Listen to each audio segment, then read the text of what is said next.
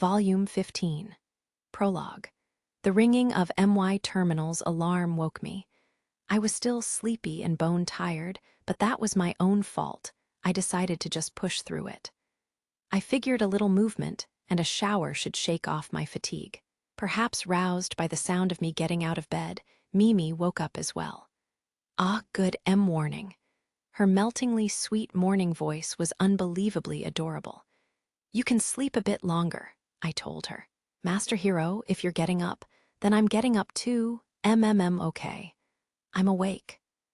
As Mimi shook off her drowsiness, her droopy expression immediately sharpened. She'd gotten a lot better at waking up in the morning compared to when she'd first boarded the ship. That proved that she'd gotten used to the mercenary lifestyle. Although I couldn't say I regretted my decision to bring her in, I also couldn't help feeling guilty when I saw Mimi like this.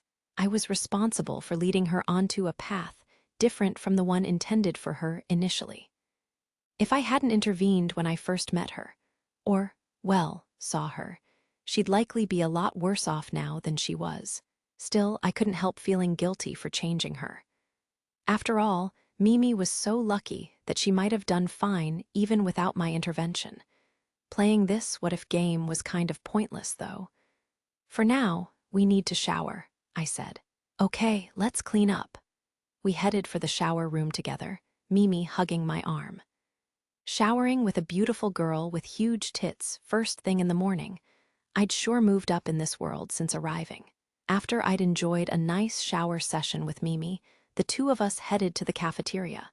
We weren't the first ones there. Good morning, you too. Morning, Elma. You're so refreshed this morning that you must have been drinking all last night. The silver-haired space elf enjoying an artificial steak, as well as something that looked like automatic cooker potato salad, was Elma, the pilot of our mercenary group's second ship, the Antlion. Although she was slim, she outshone me when it came to pure strength. She was basically a gorilla in the skin of an elf, not that I'd ever say that out loud, since I preferred not to have every bone in my body broken. Got a problem with that? Elma retorted. Alcohol is one of life's pleasures. Well, don't come crying to me if Dr. Shauko yells at you. Given how she'd responded, Elma had clearly spent the morning recovering in a medical pod. Dr. Shauko, our recently hired ship's doctor, wasn't the type to get on someone else's case, but if someone was going overboard, she probably would speak up. Oh, mornin'. I see you two are awake now. As Mimi and I started for the Steel Chef 5 automatic cooker to get our breakfast, an energetic voice resounded through the cafeteria. I looked over and saw 2 young girls, 2 dwarves, one with red hair and the other with blue hair. Good morning, Hero Mimi, Whiska said. Morning, Tina Whiska, here for breakfast. Nah, just for a breather. We've been awake a while, Tina replied, heading over to the beverage cooler.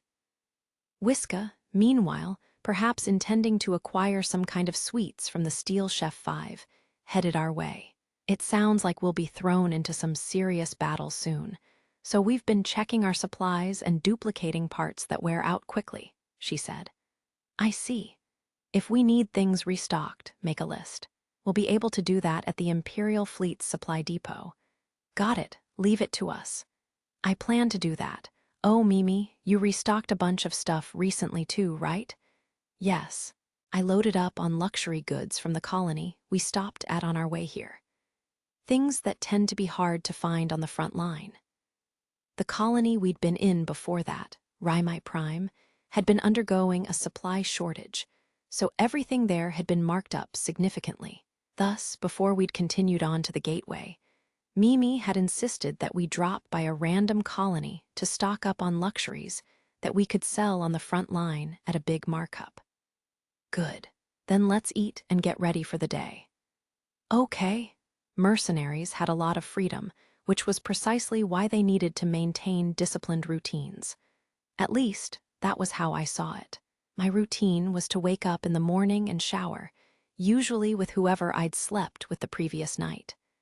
That was quite an enjoyable block of time. Next, I grabbed some breakfast, then headed to the training room to get myself moving. Someone usually accompanied me, but sometimes I went by myself. Once I finished, I'd take another shower to wash off the sweat, then make my rounds on the ship. That was partly to ensure that there were no problems, but the Black Lotus was also huge, so walking around was a good way to keep my legs in shape, another form of personal training.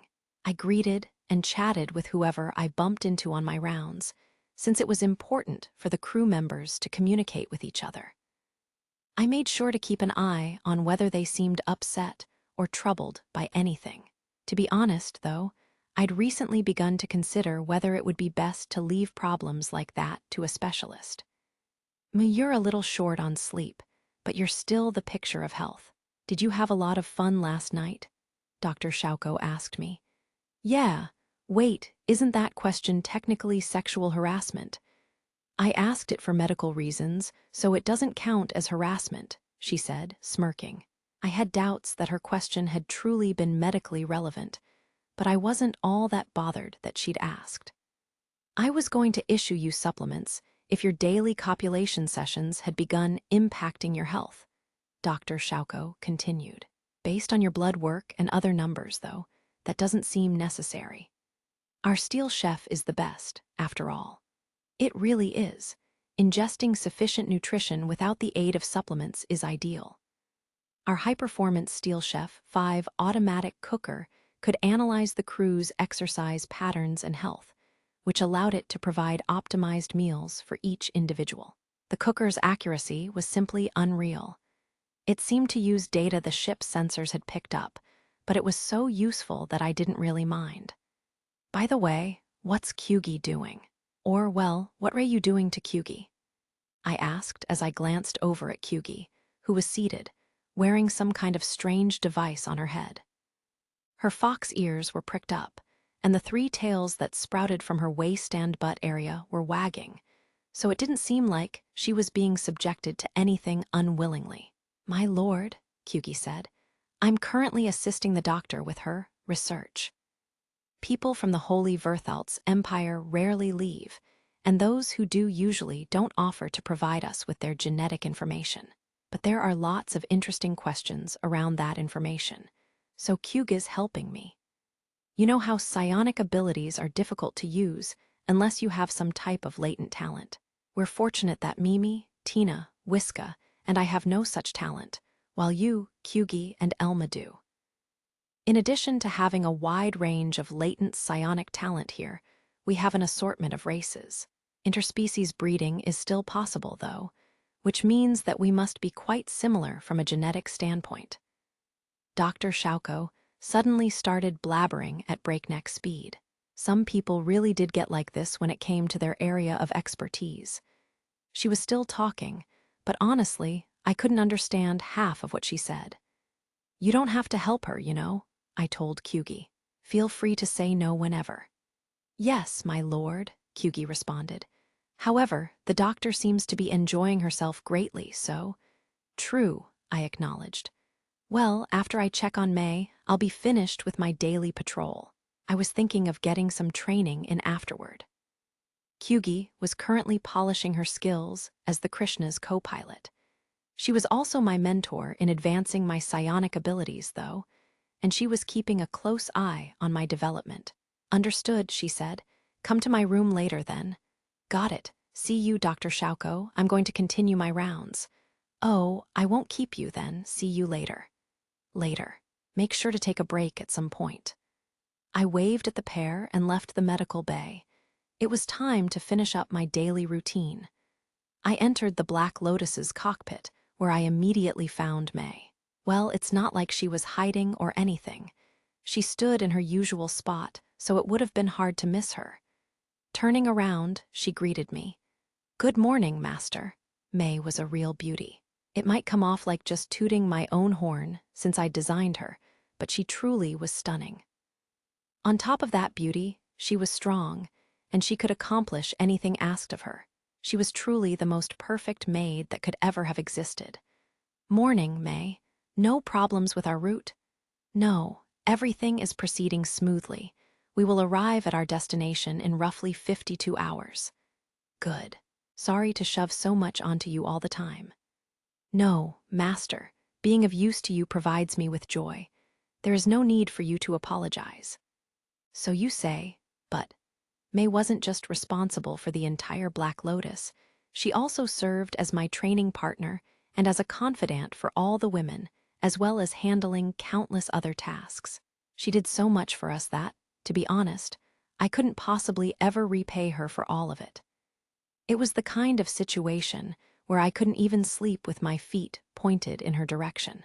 Your gratitude to me is the greatest gift of all, May told me. However, if I insist, I would not be against receiving a hug. Okay. I couldn't help but feel like that was more of a reward for me. Still, if that was what she wanted, I wasn't one to refuse. I walked up and stood in front of May, who had cables connected to her neck and lower back, and gently pulled her into an embrace. May was a Maydroid, a machine, yet she was somehow warm and soft to the touch, and she had a nice smell. It was a complete mystery. May had always been heavy, to the point that I wouldn't have been able to lift her, even if I'd wanted to. For some reason, however, I couldn't feel that weight at all while I hugged her. Thank you. That will fuel me for the next month. No need to wait an entire month. I'm willing to hug you whenever you want. I'm pretty sure you need regular upkeep in a maintenance pod anyway, don't you? If you skip maintenance for a whole month, there'll definitely be problems. As we headed toward our destination, I continued my daily routine. Mercenaries spent a lot of time in transit, which made everyday moments like this surprisingly important. They served as a contrast to the dangerous world we lived in which a single mistake could result in our ship getting blown to bits. After we dealt with the pandemic on Rhymi Prime, our next destination was the Cleon system. The system itself wasn't particularly interesting. None of its planets were particularly well-suited to life.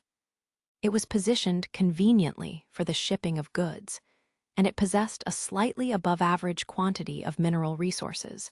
But all things considered, it was a rather ordinary star system. The problem was that the Cleon system happened to be contested territory between the Graken Empire and the Belbellum Federation. Although the Empire currently controlled it, the word land doesn't really apply to a star system. Maybe territory would be a better word. Yeah, territory it is. The territory had formerly belonged to Belbellum, but following a war between the two nations, the Graken Empire had taken over the Cleon system and its neighboring systems. Nonetheless, the Belbellum Federation hadn't given up on reclaiming its lost territory. It continued to demand the return of the territories it once held, including the Cleon system. The Empire consistently rejected the Federation's claims, asserting that it had gained legitimate sovereignty through the war. All in all, that region of space remained a contested zone where the two nations constantly engaged in skirmishes. In any case, to mercenaries like us, historical legitimacy or whatever didn't matter. All we cared about was the fact that the Cleon system and its neighboring systems were a good place to make a living, and like all good sources of income, quite a dangerous area. We usually hunted pirates who preyed on civilian spacecraft and consciously avoided getting embroiled in international scuffles. After all, although we could potentially have made money, the danger those situations entailed was also very real. Fighting pirates wasn't exactly safe, but it was nothing compared to the risks of taking on another country's official military force or undercover squadrons. Civilian spacecraft with jerry-rigged weapons were obviously easier to handle than proper combat ships manned by soldiers. We didn't need to take such risks just to earn a little more money, and to tell the truth, I preferred not to get involved. But I hadn't been left much choice this time around. After all, the leader of the Graken Empire, His Majesty the Emperor, had apparently sent the Imperial fleet orders to drag me out here. Why the hell would he do that? That was how I felt about the situation. It doesn't seem you're having an easy time of it either, Colonel Serena. We're in the same boat, given that we're both here. Colonel Serena said with a smile. "And I'm going to put you to work." It had been a while since Serena and I had last seen each other. Although her lips curved in a smile, her eyes were clearly unamused. "There's more going on here under the surface, damn it. That frigging emperor, I'm going to pay him back for this at some point." Chapter 1. The Cleon System Imperial Fleet Supply Depot. The KLION System Imperial Fleet Supply Depot's official name was way too freaking long. Going off that name alone, the location might sound like a peaceful supply depot where they stored a bunch of containers for materials. But it was actually more of a fortress, a space fortress. The supply depot was the Cleon System's only space station, and it was responsible for supplying the Imperial fleet and the noble armies that operated in surrounding systems. That naturally made it an important target for the enemy, namely Belbellum's army. That was why the Empire had needed to fortify the supply depot's defenses dramatically. Of course, there were also supply depots in systems nearby, so it wasn't like this supply depot would necessarily be first on a list of targets. "The security here is quite strict," Mimi noted, as she looked out the window of the back seat of the vehicle we rode in. The moment we'd arrived at the supply depot, Colonel Serena had greeted us. Without delay, we'd boarded a military vehicle and begun moving toward her vessel, the battleship Lestarius. "Well, yeah, this is a proper military base. There probably aren't many civilians here," Elma responded, likewise looking out the window. "Not many shops here seem to cater to soldiers stopping by to resupply or on leave." The large supply mothership we'd boarded in the Edge world, Dauntless, had held lots of civilians, which meant it had many strange stores as well. This supply depot seemed to lack anything like that, though. Colonel Serena, who sat across from us, shrugged. "This supply depot is quite close to the front line. Allowing civilians in would mean allowing spies in."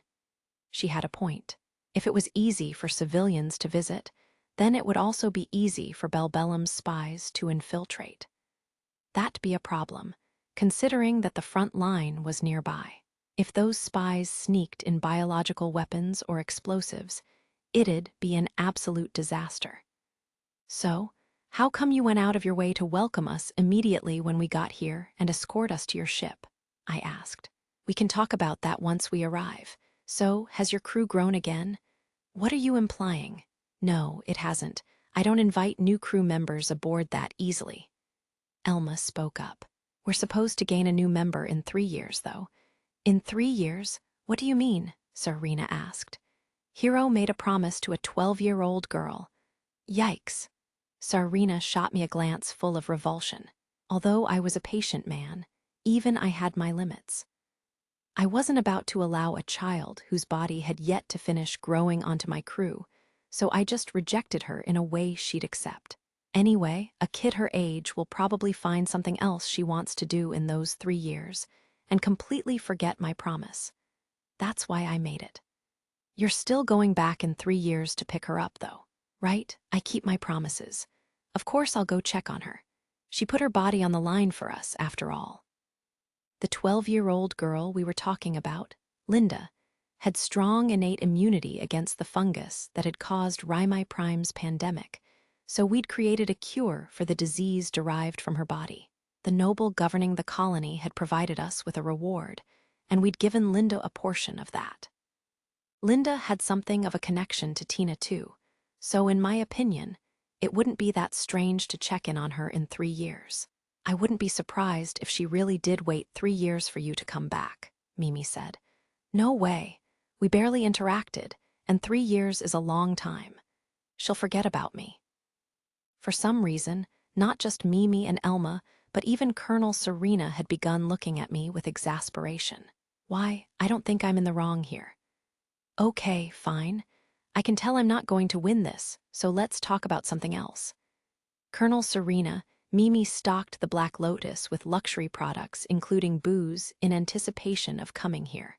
"Can you help us offload those goods?" "Yes, that'll be fine. Our fleet can handle the quantity the Black Lotus can transport. We'll take it off your hands. We have the budget for that." That'd be great for us, but are you sure? However large your budget is, it's challenging to acquire such things on the front line, and there's also a cap on how much we can receive while resupplying. However, a military cap doesn't apply to goods we acquire directly from you, Serena said, with a wicked smile. Is this really okay? You are a military officer.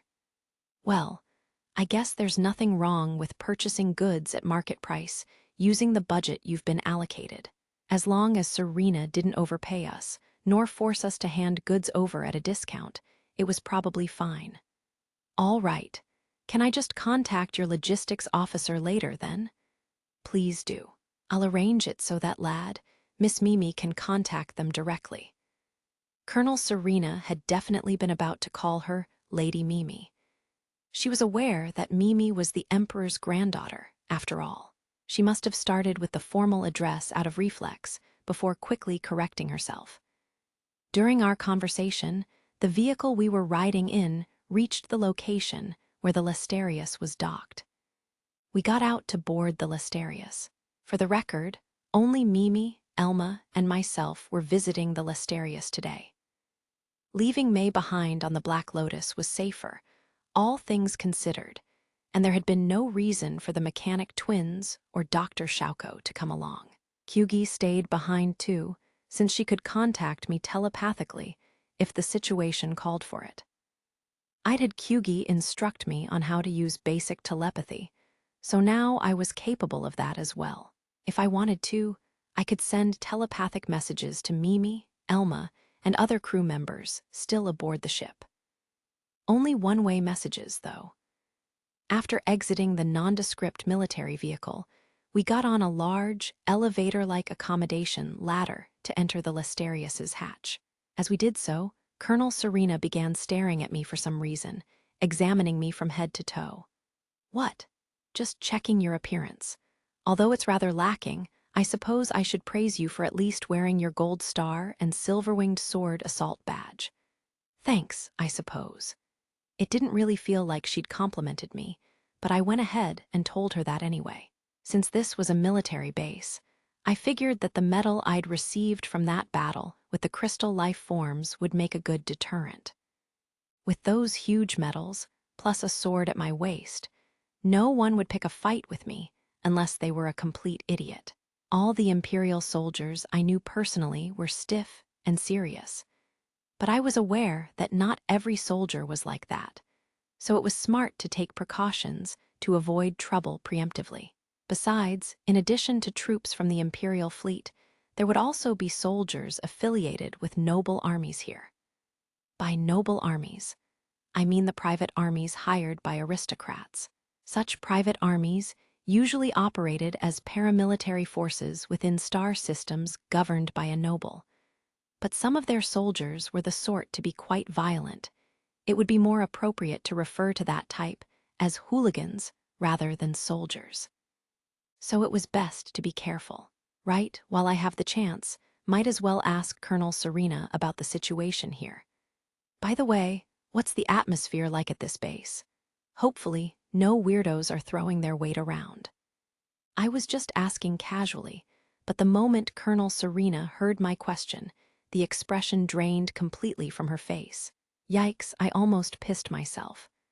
I was actually going to talk about that once we arrived on the ship, she told me. I see. I guess it's safe to assume the situation isn't good then. Well, not exactly. Actually, I guess so, she said vaguely, with a troubled expression. The situation here was apparently quite complicated, so the problems this time around would likely stem from that. I recognized the wryly smiling female officer who appeared to be Colonel Serena's adjutant, although I couldn't remember her name. I was quite familiar with Serena's aide, Lieutenant Robertson, but for some reason, I was blanking on this officer. I'll be blunt, Colonel Serena said. A noble we don't have the best relationship with is currently in charge of this supply depot and the surrounding star systems. To be even blunter, he's essentially a scapegoat. What? You mean he was sent to the front line to be ground down as punishment? Yeah, basically, that's a good way to put it. The noble in question is Count Ixamel. I see. And who's that? I asked. In response, Colonel Serena tripped. Elma heaved a deep sigh, while both Mimi and the female adjutant smiled wryly. The female adjutant's face even twitched. You really don't remember? Serena demanded. Nope. The name does seem a little familiar, I guess. That means you don't remember. But you remember those biological weapons we fought in the Cormet system, right? You haven't forgotten that, have you? Oh, I remember you dragging me onto a planet being terraformed. I haven't forgotten the grudge I developed that day. You shouldn't hold grudges over such trivial matters, Serena admonished me. But the person we were chasing back then worked for Count Ixamel. Trivial? I don't agree. That experience is what led me to buy my ninja armor. Fine, I'll admit that isn't really that important. But still. Now that you mention it, I vaguely remember you smiling wickedly and saying something like, I'll use this to corner that misbehaving noble, jheh. I'd never laugh in such an unbecoming manner. Are you Suyur? I drawled. I don't really remember. Serena hissed at me like an angry cat, so I glanced away, pretending not to understand what she'd been talking about. I did seem to recall something like that happening. At the time, though, I hadn't really cared, and I hadn't expected to get involved in a matter like that again. Thus, I hadn't really bothered to commit it to memory. Still, from what Serena was saying, the noble family being punished by the Emperor due to our actions had been spreading their influence in this star system. That was indeed a problematic situation, and that damned Emperor must have known that when he sent Serena and me here. That jerk really has it coming. Well, Colonel Selina aside, the this and that of politics is kind of out of our wheelhouse. Just what was that dazzling Emperor thinking, forcing us here with an imperial edict? Please don't insult the Emperor in my presence. It's problematic, given my position, Serena said with a smile, holding a teacup in one hand. We'd settled in the lavishly decorated captain's office of the Lestarius, the pirate hunting unit's flagship. From the perspective of imperial soldiers, the Emperor was a leader to whom they'd sworn loyalty and esteem. From my perspective, though, he was a bastard who'd send me into difficult situations just for kicks. I can't claim to understand the Emperor's intentions, Serena went on. I don't believe he sent us here simply because he values our pirate hunting abilities, so it's highly likely that we're here to change the situation as the first domino. Situation? Just what is the situation here anyway? This is disputed territory between the Empire and the Federation, and the latter sends agents who disguise themselves as pirates to threaten imperial supply lines. Right. Also, a misbehaving noble who was meddling with the Dalenwold family was sent here to be ground down. I suddenly had a bad premonition. What would the current situation's worst possible outcome be? Considering that question made me realize, to some extent, what that damn old man was hoping for. Is something the matter? Serena asked. Well, just imagining this pisses me off, but His Imperial Majesty might be trying to get this misbehaving noble to lash out. The worst-case scenario would involve the noble in question, Count Ixamel, switching sides to align with the Federation. That'd be a little too much. The Ixamels are corrupt, but the house is still composed of imperial nobles. That might sound convincing to you. I'm just saying that it isn't impossible.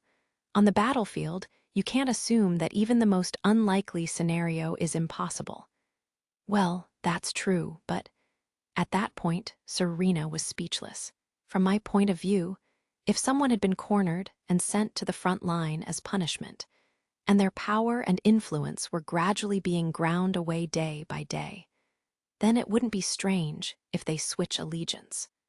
Though betraying the Empire was apparently unthinkable for imperial nobles. Is it really that unlikely that a noble would betray the Empire and side with the Federation instead? I asked. If they did, they'd lose their status and territory, Elma explained. A count owns 5 entire star systems minimum, you know. Taxes from their territory would constitute a considerable sum, and imperial nobles receive all kinds of benefits on top of that. Most would never even consider betraying the empire. I see. So it's not just a matter of pride. There are lots of benefits attached to a noble title. That said, since I'm involved, it's best to expect the worst. Isn't it a little early to give up? Shouldn't you show determination in the face of adversity? Serena asked with a disapproving expression. She looked like a delicate beauty who should be wearing a dress rather than a military uniform, but surprisingly enough, she was kind of a musclehead. In my experience, I can't prevent the worst from happening just because I want to. It's better to just prepare for it. At least then I won't panic when the time comes. Aren't you being a little too defeatist? I've learned from experience, that's all. In any case, I more or less understand the political side of things now. It's not as if mercenaries like us can do much about the situation, so I'll leave that to you.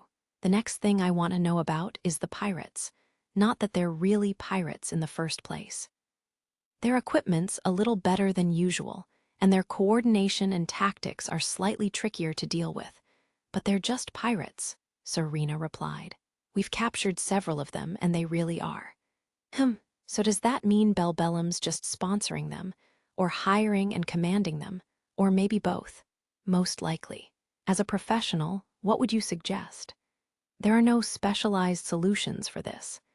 The best strategy would just be to smash their faces in until they don't think this job is worth doing anymore. Like you said, they're just pirates. If things don't go well, they'll cut ties with their sponsor and disappear on their own. It'd be nice to strike at whoever's commanding them, but whether that's possible will come down entirely to luck. Unless the enemy was totally incompetent, they'd be changing their command center frequently. They might be using a mothership, the same size as the Black Lotus, or maybe slightly bigger. Since a mothership highly capable of stealth made an extremely useful mobile guerrilla command center. If it hid among asteroids and debris, it would be really tough to find. Chopping the snake's head off is the optimal strategy. That would indeed come down to luck. Yeah, by the way, how are pirates targeting supply lines to begin with? Shouldn't the Imperial fleet be on guard against such attacks? We're so close to the front line. Maybe in contested regions like the Cleon system, but the Imperial fleet's net doesn't fully cover regions farther away. The pirates were after mainly operate in more distant systems such as Volks, Xylem, and Daemon. Oh, I see. It's not supply lines from here to the front line that are being attacked, but supply lines en route to this supply depot. That makes sense, since the Imperial fleet itself probably transports goods from here to the front line. The Imperial fleet's own logistic units would probably be responsible for shipping supplies there from the Cleon system's supply depot. And naturally, they'd be accompanied by a significant amount of protection. The pirates around here were better equipped than usual, but it still wouldn't make sense for them to attack an Imperial fleet logistic unit. I see. So, are the pirates hiding in systems near the contested region? That makes things more complicated. You can tell, Colonel Serena asked. Of course, I answered. Yep, Elma said. Yes, Mimi said. All three of us had replied simultaneously to her question. The reason that complicated things was that we had no idea where the pirates were operating specifically. The systems at a distance from the front line all had 3 or 4 hyperlane entrances, and since this region was near the front line, most ships traveling here were heavily armed. If we happened to encounter a newly acquired combat ship that hadn't yet had a bounty placed on it, we'd have no way to tell whether it belonged to pirates.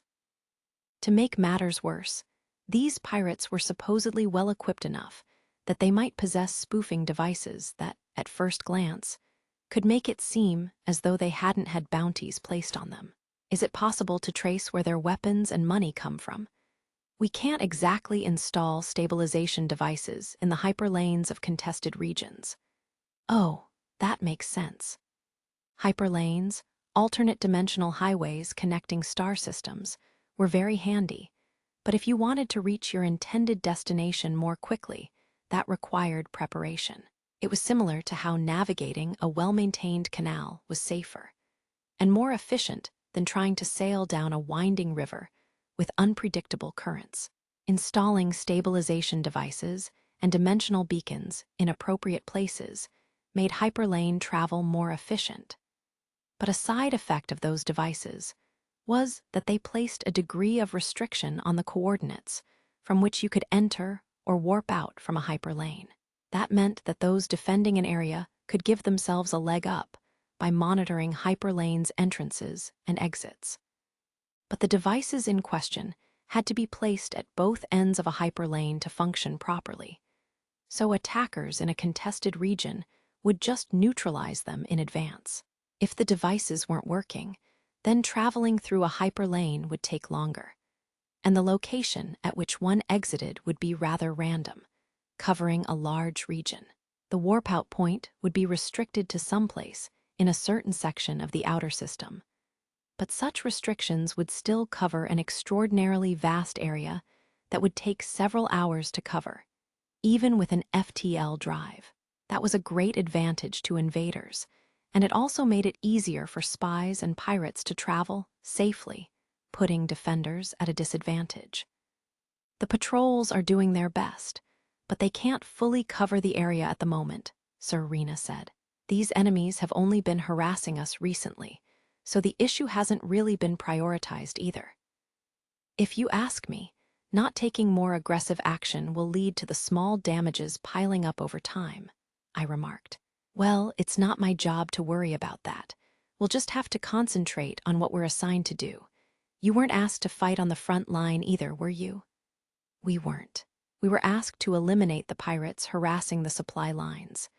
In that case, let's focus on accomplishing our mission so we can all leave happy. You seem very confident. Do you have a plan? Maybe. If the pirates aren't moving completely at random, then we aren't without options. First, we had to gather more information.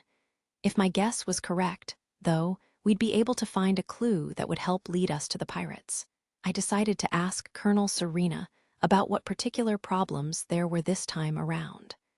Since that damned emperor had issued an edict to send me here, there had to be a reason apart from his own entertainment. Probably. According to Serena, her task was to limit the so-called pirates' activities and eliminate them if possible. However, the pirates could operate throughout a vast area, so it wasn't possible for the pirate hunting unit to create a wide enough net by itself. The unit also had slower craft like battleships and light cruisers, which made it hard to chase after those pirates they did find. Just for reference, I asked Serena about what she'd experienced so far. Apparently, there had already been a few instances of her unit just missing their targets. During one incident, for example, they'd picked up a distress signal, but by the time they arrived at its location, it was already too late. There was also an instance in which they detected suspicious craft using FTL travel, but they weren't about to catch up and interdict those craft. Their battleships and light cruisers were too slow. I mean, I guess it's to be expected, but those battleships and light cruisers are holding you back, I told Serena. Don't be so mean, I'll cry. Do you want me to cry? I'm very loud. Is that supposed to be a threat? I'm not saying they're useless. Listen up, I'll tell you my plan. I'm just putting this out there, but I'm a colonel of the Imperial Fleet, so I'm well versed in the military tactics and strategies befitting my position. And I'm quite well educated on top of that. Serena was giving me an exasperated glare. Behind her, her adjutant eyed me with a curious expression. Well, that stood to reason. They were military professionals, capable ones at that, given that they'd risen through the ranks to become a colonel and her adjutant. Could a mere mercenary, who'd never even attended a military academy, teach them strategies worth using? Well, it was reasonable to doubt that, so I couldn't exactly blame them for their reaction. That military knowledge and training created a foundation of common sense, but they hinder your imagination, I explained. You need to be more flexible and think more simply. You sure talk big, So what's this grand plan of yours? It's simple. If a single fleet isn't big enough to cover everywhere, just divide your forces and create several fleets. That'll increase the area you can cover, and you'll be able to create artificial checkpoints. I see. But no, wait. Colonel Serena brought a hand to her mouth and fell deep into thought. Her enhanced brain was probably operating at full throttle. The problems were simple. The pirates could operate freely across too wide an area, and they moved faster than us. In that case, we could simply divide the slower battleships and light cruisers into smaller groups and place them near hyperlane entrances.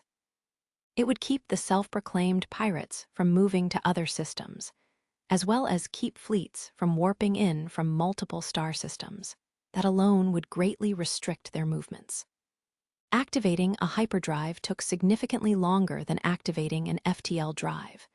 So if these pirates went to a hyperlane entrance to warp out, the pirate hunting unit's battleships and light cruisers could scan and fire on them before their hyperdrives activated. In the reverse situation, when ships arrived after warping out of hyperdrive, the dedicated smaller fleets would also be positioned to demand that the emerging ship undergo a scan. If the ship refused to comply or ignored the demand and tried to activate their FTL drive, Serena's fleet could just shoot them with their main guns. Super long-range, high-powered, high-caliber laser cannons. No small or medium-sized ship could safely take a barrage from the main cannons of an Imperial battleship or light cruiser. In fact, even the Krishna would be toast. There was no way it would escape the cannon's range without obstacles to shield it or a means of outdistancing the fire immediately. A shot from them would at the very least take down a ship's shields, and with its shields down, its crew couldn't activate their FTL drive. Engaging an FTL drive without shields could cause fatal damage if the craft encountered space debris, so a built-in safety trigger disabled the FTL drive when shields were down.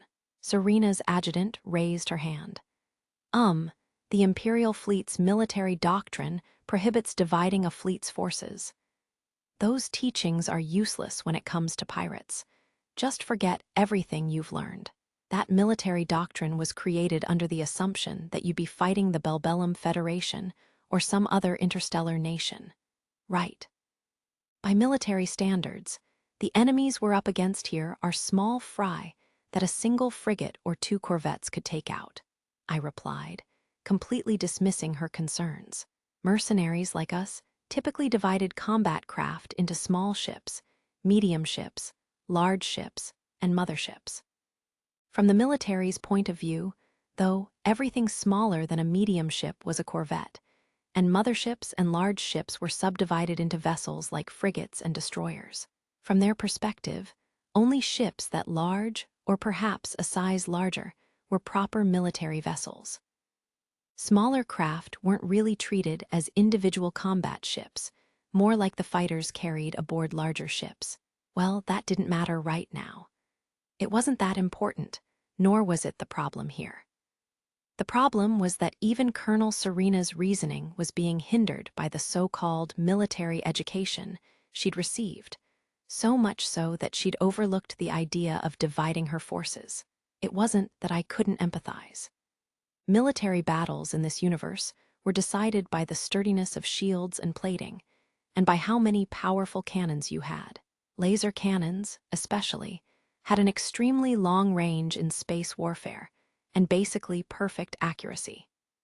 So long as there wasn't a significant difference in shield or weapon strength, a battle was determined by numbers. That naturally explained why dividing your forces was forbidden by military doctrine.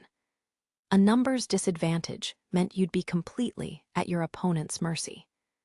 The thought of dividing our forces so close to the front line is a bit scary, but I understand what you're saying, Colonel Serena told me. It's indeed something we could do, and it should prove effective.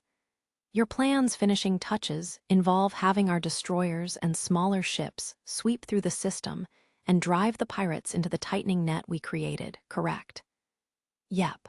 At some point, as we hunt them, we'll probably acquire the critical information that lets us just go after the head of the snake. Whether by analyzing data stores retrieved from the ships of these pirates, or by capturing and interrogating them, we should eventually find out where their commander was hiding. And taking out their commander should stop the attacks they were harassing the supply lines with, although we might also discover something that put us in an even trickier situation. Now, we just need to decide where to start the net, I said. It'd be completely pointless to create a net with no fish inside, so let's begin by analyzing where the pirates have already appeared, as well as the locations where merchant ships have vanished. I guess your side should have that covered. Yes, once that's finished, we'll put you to work. Sure, we're quite used to chasing after pirates. The pirates this time around were supposedly well equipped, though, so it was probably a good idea to take things seriously. In any case, Elma's Antlion should have plenty of ways to keep the pirates busy until the slower Black Lotus or reinforcements from the pirate hunting unit arrived. Once I get back to the ship, I'll need to go over the details of this with Elma and May. After we'd finished our first meeting with Colonel Serena, we headed back to the Black Lotus and shared the details of the meeting with the rest of the crew. I see, Tina said. So basically the usual. Yeah, since the enemy's relatively well equipped, we need to take this seriously, but we aren't being tasked with anything different from usual. You two will probably be quite busy, though. If they really are well equipped, you're probably right. We'll do our best, Wiska said, clenching her fist. If the enemy did have good equipment, then we could earn extra money from scavenging and stripping their ships. How much would be determined largely by how hard the two engineers worked, so I appreciated Wiska's enthusiasm. Why hasn't the Imperial fleet got some strategy to deal with this kind of small group infiltration tactic? Dr. Shauko asked. I've always found it kind of strange. That type of infiltration strategy typically isn't very effective, so interstellar nations rarely use it, I explained. The idea is to disturb supply lines, but these groups only really manage to reduce the civilian goods that reach the front line. They can't destroy the Imperial fleet's supply depots, and they can't sneak in the forces. They'd need to do that through the front line. Infiltrators can make a nuisance of themselves, but they can't accomplish much more than that. Based on the reports, they'd only been targeting civilian ships carrying goods like luxury foodstuffs. The cruiser fleets responsible for transporting the ammunition and rations the front line required had yet to be attacked. The Belbellum Federation was likely paying quite a bit for this operation, but all they had to show for it was a reduction in the quantities of luxury products reaching the front line, which was a minor annoyance at best.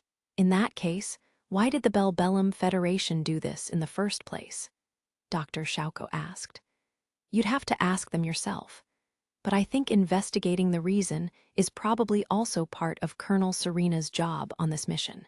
After all, her pirate hunting unit is only responsible for dealing with these so-called pirates, and her forces aren't included in the headcount of troops on the front line against Belbellum. I'd learned that directly from Colonel Serena, who'd aired her grievances to me after the meeting.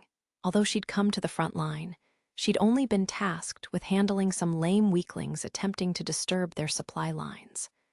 And when she went to greet her peers fighting on the front line, they'd said something indirect that amounted to, in the end, you're just in a symbolic unit created as a publicity stunt.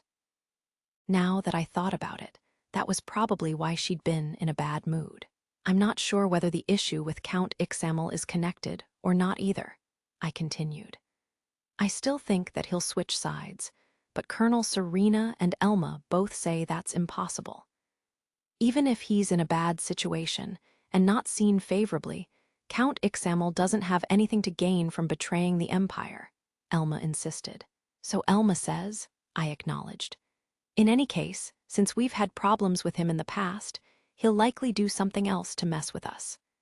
Colonel Serena gave us permission to use her name if that occurs. Even though we're mercenaries, we're temporarily under Colonel Serena's command while we're here, Elma noted. If Count Ixamel's people messed with us, that would mean picking a fight with Colonel Serena. I don't think we have much to worry about.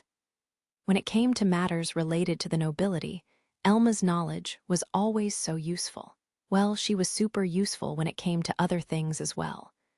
Are we capturing pirates this time too, my lord? Kyugi asked. Well, if any of them survive, I guess we can capture them. The more information we can get from them, the better. Are you concerned about something? I simply believe that I could be useful during interrogations. I would have to exert myself, but I could force the pirates to give up what they knew quickly. Oh, I see. Well, if it comes to that, we'll be counting on you. Yes, my lord. Kyugi's fox ears stood straight as she fired herself up. Compared to torturing someone, drugging them, or using a machine to peek inside their brain, Kyugi's psionic abilities were indeed a faster, more natural way to get the information we needed. I had a lot of first-hand experience with those abilities, since Kyugi had directed them at me repeatedly while I practiced creating a barrier within my mind. I'd wound up confessing a lot of things to the amusement of the rest of the crew. I planned to return the favor if I mastered the ability myself.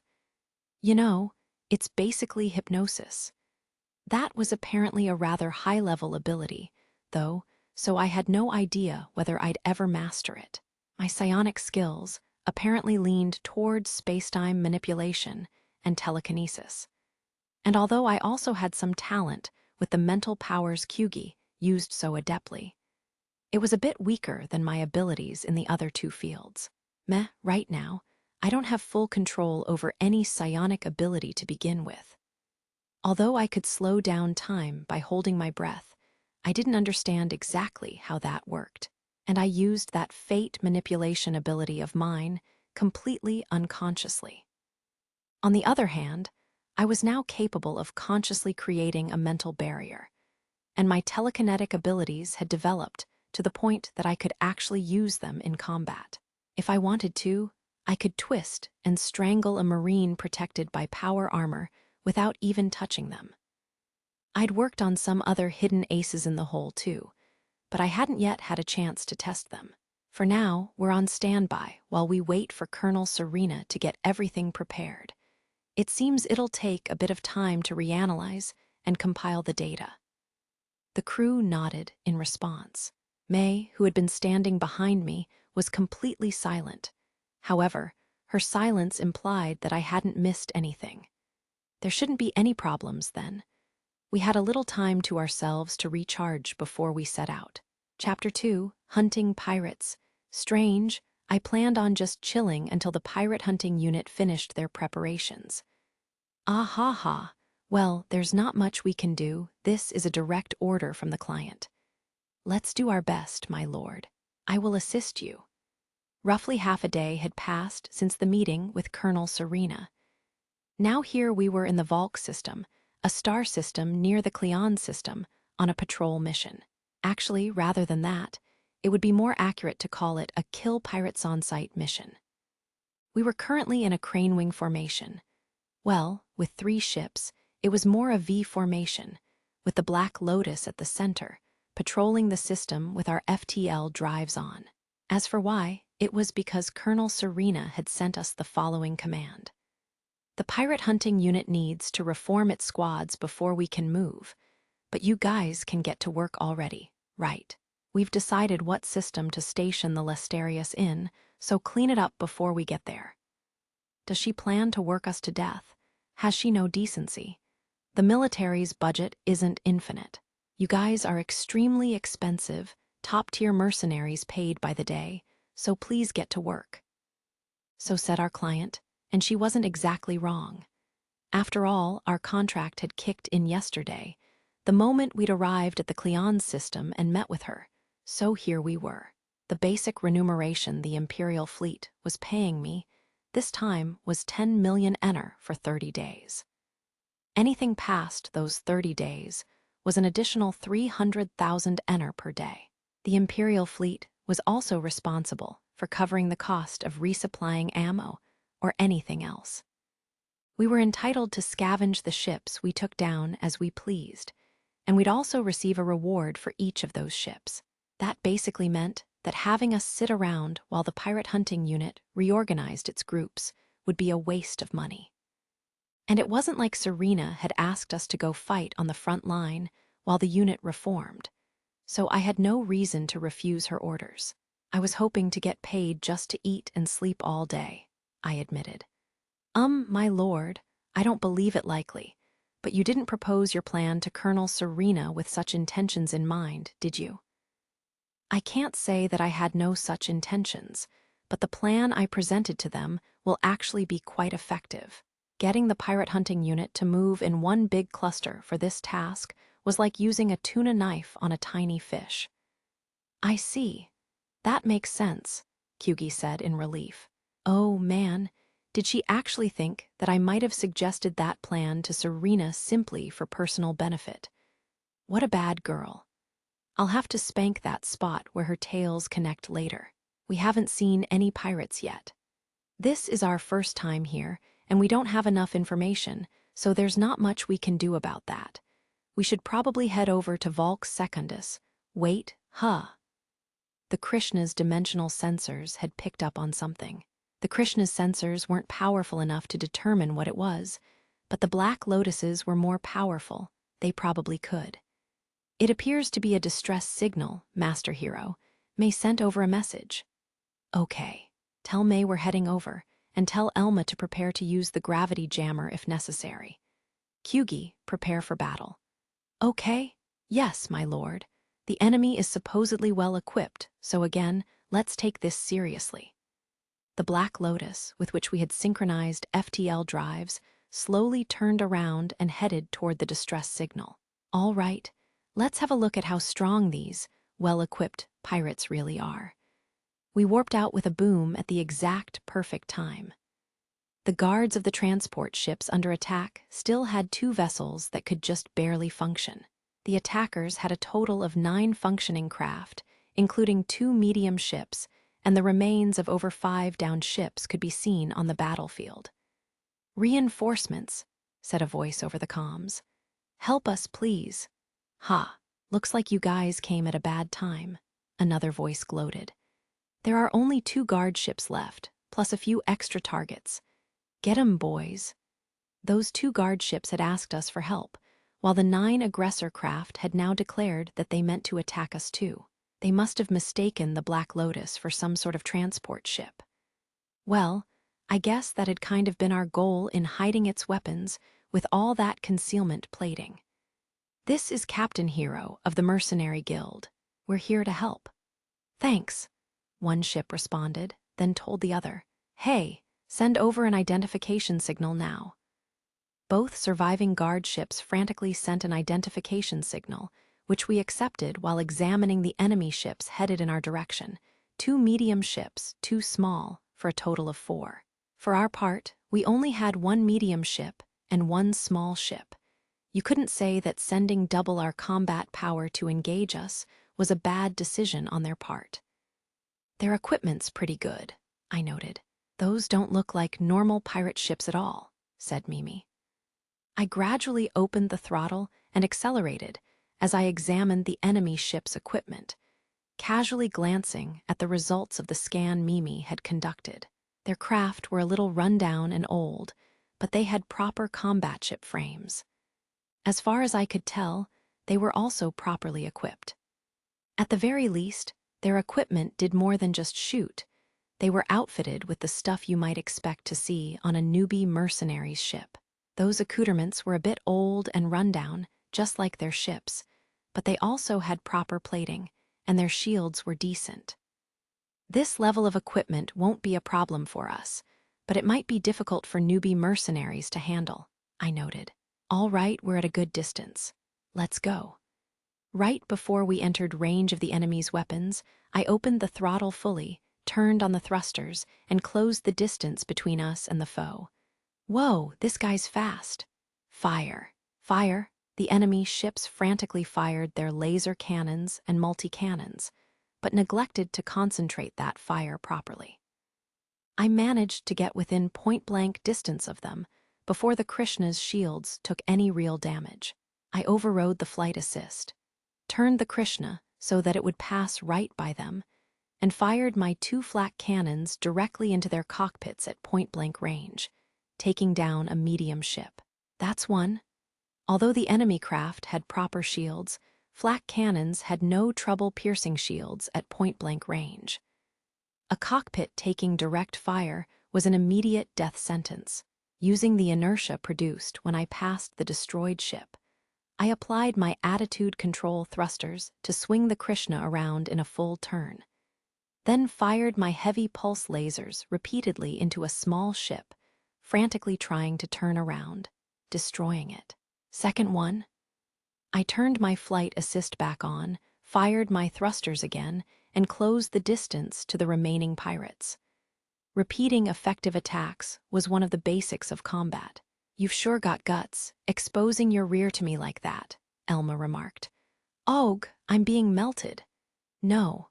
One of the small ships had revealed its unprotected underside to the Antlion, which was right behind it. The Antlion's high-output laser beam emitter melted right through it, and the small ship exploded. As for the remaining medium ship, what? That's not a transport ship. The Black Lotus turned off its concealment plating and deployed its weapons. The 12 military-grade laser cannons it boasted were nothing to scoff at. They tore right through that decently equipped medium ship as though it were paper, blowing the poor attackers to bits in seconds. Hey, the guys we sent at those ships that suddenly showed up are all dead. Damn it, we drew the short straw. Leave behind the ones about to die and run. My FTL drive failed to activate. What? What's this error? What do you mean? It's because there's a high-mass planet nearby. Come on, damn it. Work, you piece of crap. The other 5 ships that had been harassing the transport ships and their 2 guard ships tried to flee, but apparently Elma had activated her gravity jammer. Their attempts to power up their FTL drives failed. All right, things are going well. Let's clean up the rest. Yes, my lord. The remaining pirates couldn't understand why their attempts to flee weren't successful, so they weren't hard to finish off. They'd exposed their rears to us and were just flying around aimlessly. It was like shooting fish in a barrel. We really owe you one. You saved our lives. We're just doing our job. We're getting paid for this. You take care of yourselves. We were at Volk Secundus. After saving the guard ships and merchant ships, we'd salvaged what we could from the wreckage of their attackers and towed one of their medium ships, mostly intact aside from its cockpit, toward Volk Secundus, heading there with the merchant vessels that had been attacked.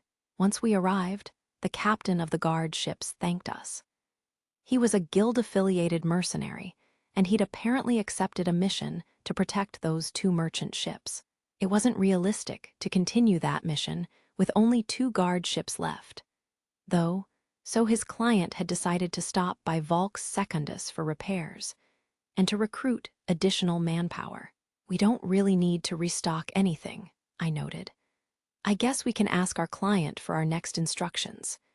It would probably be a good idea to update our client, Colonel Serena, on what had happened, namely that we'd run into pirates with slightly better equipment than usual, which aligned with the information we'd received in advance, blown them up, and managed to retrieve a medium ship with everything besides its cockpit and data storage intact.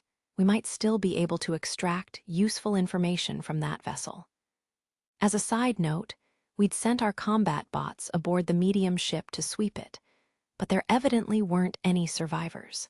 Still, the ship was bound to contain the pirates' personal belongings, so it was best to play it safe. Hopefully, the intact terminals and tablets within the ship would contain data we could use. The mechanic twins were already at work scrapping and restoring the scavenged goods and equipment, as well as the salvaged ship itself. They were even using the combat bots to help. Seeing that, I couldn't help laughing about it. In any case, our first course of action should be to contact Colonel Serena. As a collared dog, I had to bark and prove that I was actually putting in work. There's a saying, if you send a dog out for a walk, it'll get beaten by a stick. Still, I didn't expect this. Woof. Colonel Serena had looked a little creeped out on the holo display, so I'd responded to her with a nice bark. Originally, that phrase was meant as a warning that if you wander around randomly, tragedy will find you then again. I guess I was the one who told you to go to work. Still, there's really something strange about you. I encounter trouble all the time, but while the dog runs into trouble due to bad luck, in my case, I'm attracting the trouble. And rather than just sticks, I've got to worry about arrows and spears flying at me. It's not something I'm proud of, to be honest. That really isn't something to be proud of. Well, for now, you can put off restoring that ship you captured. Remain on standby on Volk Secundus. Once we regroup, we'll search the ship ourselves. Got it. We'll organize anything that might contain data to hand over to you once you arrive. Oh, we could also have May start analyzing that stuff now, though. What do you think? You can simply hand it over to us, but if you do start the analysis process now, that will definitely help. Aye, ma'am. I'll let May know. Thank you. We'll try to finish reorganizing and head over as soon as we can. I'm ending the call now. I returned a salute to Colonel Serena, then hung up. You guys heard that, right? Can someone tell Tina and Whiska what Colonel Serena just said? I'll do it, Mimi said. I'll let May know too. Thanks. Elma and I will head over to visit the Mercenary Guild. Kyugi should come with us too. Yes, my lord. I'll accompany you. Dr. Shauko was probably busy researching some weird hobby of hers in the lab, but I figured I could throw her an invite too. I doubted anything at the Mercenary Guild would interest her, though, so she probably wouldn't join us. So this is a Mercenary Guild branch? Wow, it's like visiting an amusement park. How exciting. As we watched Dr. Shauko enter the Mercenary Guild, thrilled, Elma directed a deadpan look at me. I said sorry, okay? Who would have expected Dr. Shauko to be this excited? I had no idea what was going on. The branch's entrance, far away from the counters, was designed to function as a lounge. Whether to include this lounge area in the layout was up to a branch itself, and this location happened to have one. In some fantasy novels, the Adventurers Guild would have a built-in bar attached, but this place obviously wouldn't offer anything like that. Piloting a combat ship drunk was a bad idea. A very bad idea. I coughed. Dr. Shauko? Oh, pardon my behavior. Researchers like me rarely got the chance to visit the Mercenary Guild. The security department and sales department did so at times, but not me. I told you that I joined your crew because I'd always kind of dreamed about living a mercenary lifestyle, right? All the holo movies I saw and holo novels I read developed that feeling, and now I finally get to experience it in person. That was a lot, I said. Okay, we understand why you'd react like this, but could you control yourself a little? Yeah, okay, Dr. Shauko said with a bright, innocent smile. That was a rather rare expression for her. She tended to smirk more than she smiled. Still, it would be preferable if she controlled her enthusiasm a little. After all, the area's star systems were rife with pirates armed with high-quality equipment, which meant that bastard bringing all those women around with him. How happy-go-lucky is he? Never seen him before, so those cute girls will probably either die or become toys for pirates sooner or later. What a waste. The other mercenaries hanging around in the guild were gossiping about me. Hero, I'd had a bad premonition, so before Dr. Shauko could continue, I covered her mouth. Okay, no more talking, I interrupted, then practically dragged her toward the counter. Excuse me, hello, coming through. I wasn't interested in getting caught up in trouble today. You've gotten used to preempting trouble, she remarked. I wish I didn't have to. I'm not sure what you were about to say, Dr. Shauko, but these systems are full of well-equipped pirates. Any mercenary not out there working right now is either stuck here because their ship was badly damaged and is still undergoing repairs, or they lost some crew members, so they can't head out without replenishing their numbers, or else they're just waiting the situation out, because they don't want to take the risk. However you slice it, saying the wrong thing here will lead to everyone present taking their stress out on you, and I'd rather not deal with that. Oh, I see. I was about to ask why so many people here are just lounging around, since they look like mercenaries.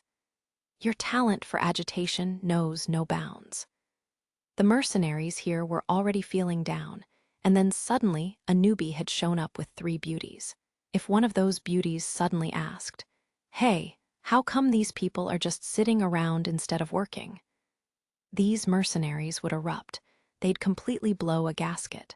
Yes, that phrase is a little outdated. "Good thing you stopped her," said Elma. "Sorry, you two, but please do your best not to attract too much attention, okay?" I pleaded with Dr. Shauko and Kyugi. "I'll do what I can, but if you don't mind, don't make the situation worse." "Come on, hero. I'm not a kid," Dr. Shauko pouted. "Now that I understand the situation, I have enough self-control not to instigate anything." Elma was sweating bullets, and I decided that I had to make that desperate plea to Kyugi and Dr. Shauko before something bad happened. Kyugi smiled and wagged her tails, while Dr. Shauko pushed out her lip, continuing to pout. "The instant we entered, you almost completely screwed everything up. You can't pout like that when my concerns are well-founded." In any case, we'd managed to successfully avoid the cliché of getting into a fight with a down-on-their-luck mercenary the moment we entered the guild.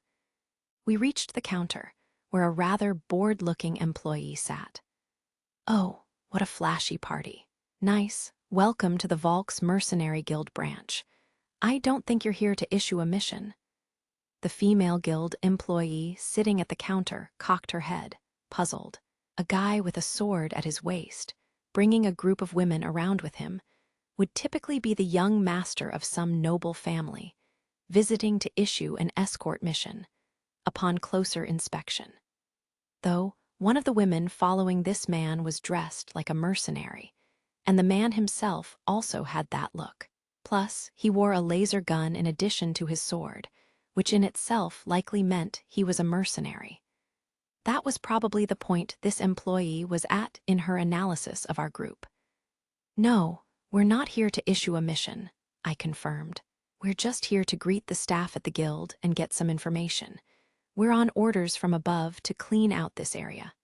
"From above? I don't recall hearing anything from the guild." "Oh, now that you mention it, I believe the military." She was about to say something that she shouldn't, so I covered the mouth of the guild employee, who was casually tapping the counter, and brought a finger to my mouth in the universal SHH symbol. It was a bit interesting that that gesture remained universal even in another universe. "That's more or less the situation," I said. "So I need the coordinates of the attacks that occurred in this system and the neighboring systems, as well as the expected routes of ships that went missing." "I understand the situation," the guild employee replied, "but we can't simply hand data like that over to anyone who asks." "I'm on a mission through the guild," I assured her. "If you look my ID up, you should find the mission I'm referring to. As you know, this situation isn't normal. I want to be careful." "This is." Having checked my ID, she seemed taken aback. "I have to consult my boss. Please wait a moment." The guild employee hastily got up from behind the counter and headed to the back. I was somewhat famous, and there weren't many platinum rankers in the first place, so her reaction wasn't that surprising. "Why did we come in person, my lord?" Kyugi asked. "If you merely needed data, couldn't you have just requested it remotely?" "Transmissions can be intercepted. Pirates are experts at that sort of thing, so under the circumstances, it's a real risk. It's safer to get data in an analog way like this." "Yeah," Elma agreed. "The pirates aren't likely to have been able to bug the mercenary guild itself." "Really? The employees here are human, though. Couldn't they be bribed?" Dr. Shauko asked. "Not guild employees. If one of them ever did something like take a bribe, they'd get chased to the ends of the universe." "Oh, that sounds kind of scary." I wasn't sure how imperial law applied here, but I'd seen wanted posters for guild employees who'd betrayed the guild. They were wanted dead or alive, and the bounty the guild offered to whoever got them was generous, even from my perspective. Mercenaries would literally chase after those bounties with bloodshot eyes, and since guild employees were usually just ordinary people, they weren't exactly equipped with the means to escape pursuers. Yeah, so there's no need to worry about a guild employee betraying us. Oh, looks like they're back. The employee from earlier had returned with a woman who appeared to be her immediate superior. Now then, let's see what I can learn. We don't typically pass data along directly like this. However, the woman the employee had brought over sighed and placed a chip on the counter. It was a data storage device that terminals could access. Your being a platinum ranker changes things. Here you go. This isn't likely not to be very useful to you in its current state, though. It's a mix of raw and processed data. No need to worry. We'll analyze it ourselves. Our operator is quite skilled. I inserted the chip into my terminal and glanced through the data. Mimi was a proper operator now, so she could analyze this data and pinpoint where the pirates had likely made their base. If she needed help, we had May. I was also rather adept at this type of analysis myself. One way or the other, it'd work out. Oh ho, I see. Looks like their base is probably in the neighboring Xylem system, I said, after skimming through the data. The guild employee and her boss both stared at me in surprise. What's with that reaction? When you suddenly start gawking at me like that, it's kind of creepy. Are you also a data analysis expert, Captain Hero? I called up the terminal's miniature holodisplay and explained my reasoning. No, I can't do any complicated data analysis. This is more of an experience and intuition kind of thing. Look, attacks were reported here, and several merchant ships went missing traveling along this route, right? I indicated the spot.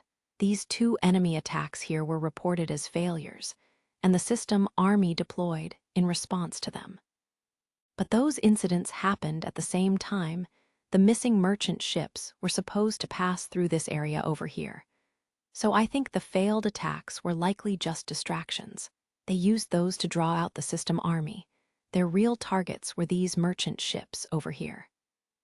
The system army forces that responded to the decoy attacks were supposed to head to the area around the Xylem system hyperlane entrance after. But because of the decoy, they arrived late. A similar decoy attack seems to have taken place in the Xylem system. It was only brief, but it created an opening during which defenses on both sides of the hyperlane were understaffed. However, there haven't been any reports of missing ships on the Xylem system's side. That confirms that this incident with the failed attack is related to the missing merchant ships on this side, which implies that the pirates hunt here in the Volk system, then transport their loot to the Xylem system. Similar incidents involving such decoy attacks and missing merchant ships have occurred here repeatedly. I continued. Here's 1, 2, and this one makes 3. That means the pirates are already using this as an established strategy. From that, we can infer that they somehow acquired the patrol routes of the Volk systems and Xylem systems army, as well as a way to determine merchant ship routes. I don't know whether an insider is leaking information, or if the pirates have some system in place that lets them acquire it, but somehow information is getting leaked. Well, it's not my job to figure out how they're doing it. I'm mostly concerned with whether I can use this information to take them out. I glanced over at the guild employees and saw that they'd dropped their jaws in shock as they stared at me. Hey, you guys seemed interested, and I went through the trouble of explaining, so could you at least pay attention? And it's not appropriate for young ladies like you to have your mouths hanging open like that. You're both pretty, so you shouldn't do something so unbecoming. Wow, color me impressed. Hero, you might have what it takes to become a scientist, Dr. Shauko remarked. No way, I'm not that good at using my brain. This is more the instinct of a professional relying on experience. There's nothing scientific about it, nor is there any math backing up my assumptions. I am probably right, though. Hero tends to activate weird skills at weird times like this, Elma said. What's weird about this? The employee's superior raised her hand. Excuse me, sorry. Would you mind repeating what you just said one more time? Actually, would you be willing to record your analysis so we can reference it in the future? Huh, I'd prefer not to spend a lot of time on this. Her eager request made me back up in surprise. I'd rather keep from getting involved in anything troublesome. It'd just be a teeny tiny bit of your time. Look, we provided the data you needed, right?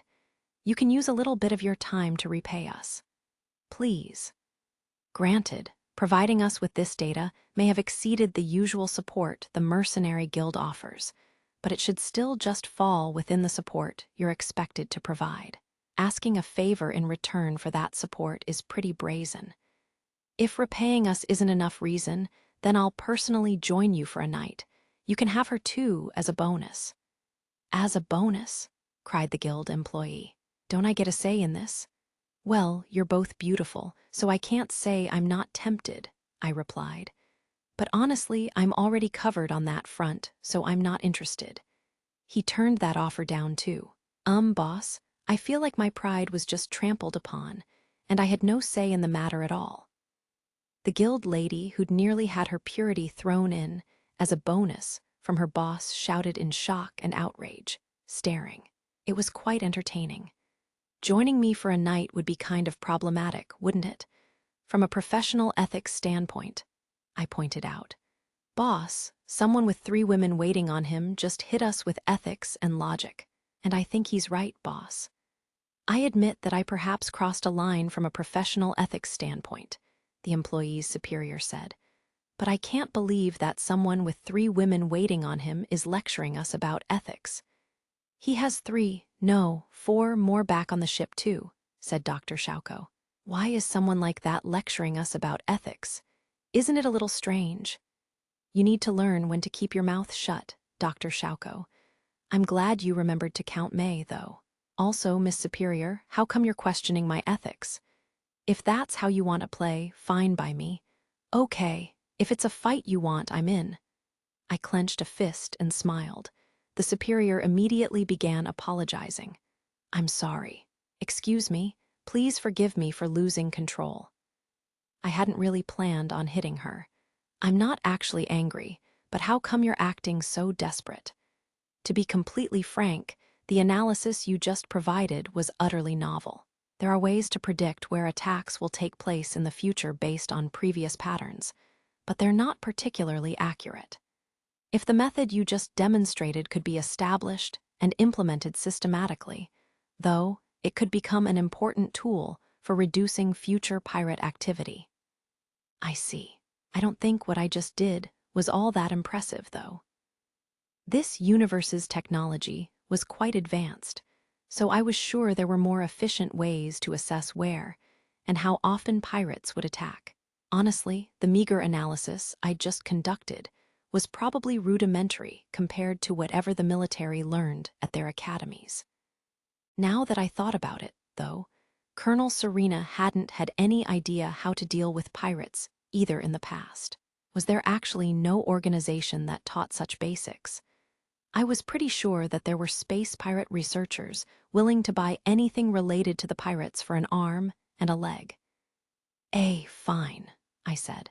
That show you two just put on was kind of funny, so I'll explain again. But since this is my analysis method, if the guild manages to derive any value from it, I expect credit, as well as a cut of whatever profits come of it. We can promise that you'll be credited, but I can't guarantee a cut. A cut would be more important. Well, whatever. I'll start explaining. I repeated the analysis I'd given before, also analyzing a past situation that had already been resolved, which effectively proved that the answers I'd provided were quite accurate. That incident took us several months to sort out, and countless merchant ships were attacked in the interim. So, this is the skill of a platinum ranker. I'm not sure my rank has anything to do with it. This was just my experience with Stella online coming in handy again. I hadn't demonstrated any impressive deductive skills. Pirates in this world simply operated the same way as pirates in Seoul. Why they behaved in such a manner was above my pay grade. The excited superior was acting as if understanding my analysis method would get her a promotion. Leaving her to her own devices, I departed from the Mercenary Guild. That woman had truly been a unique individual, but truthfully, I doubted we'd ever see her again. In any case, I'd gotten what I came for. The Volk system was likely just the pirates' hunting ground. It was possible that the Xylem system contained only a storage location rather than their base. But I could leave the final decision on what to do to Colonel Serena. She was this expedition's leader, so it was only right to require her to make such a decision. Mimi and I spent half a day reviewing the large quantity of data we'd received from the Mercenary Guild. Eventually, Colonel Serena and her female adjutant came to visit the Black Lotus.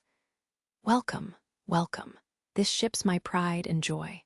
Welcome to my humble, well, it's not really humble abode. It's a little messy. Well, no, it really isn't. Anyway, sit down wherever you like. This is an okay stopping point." The ship wasn't messy at all.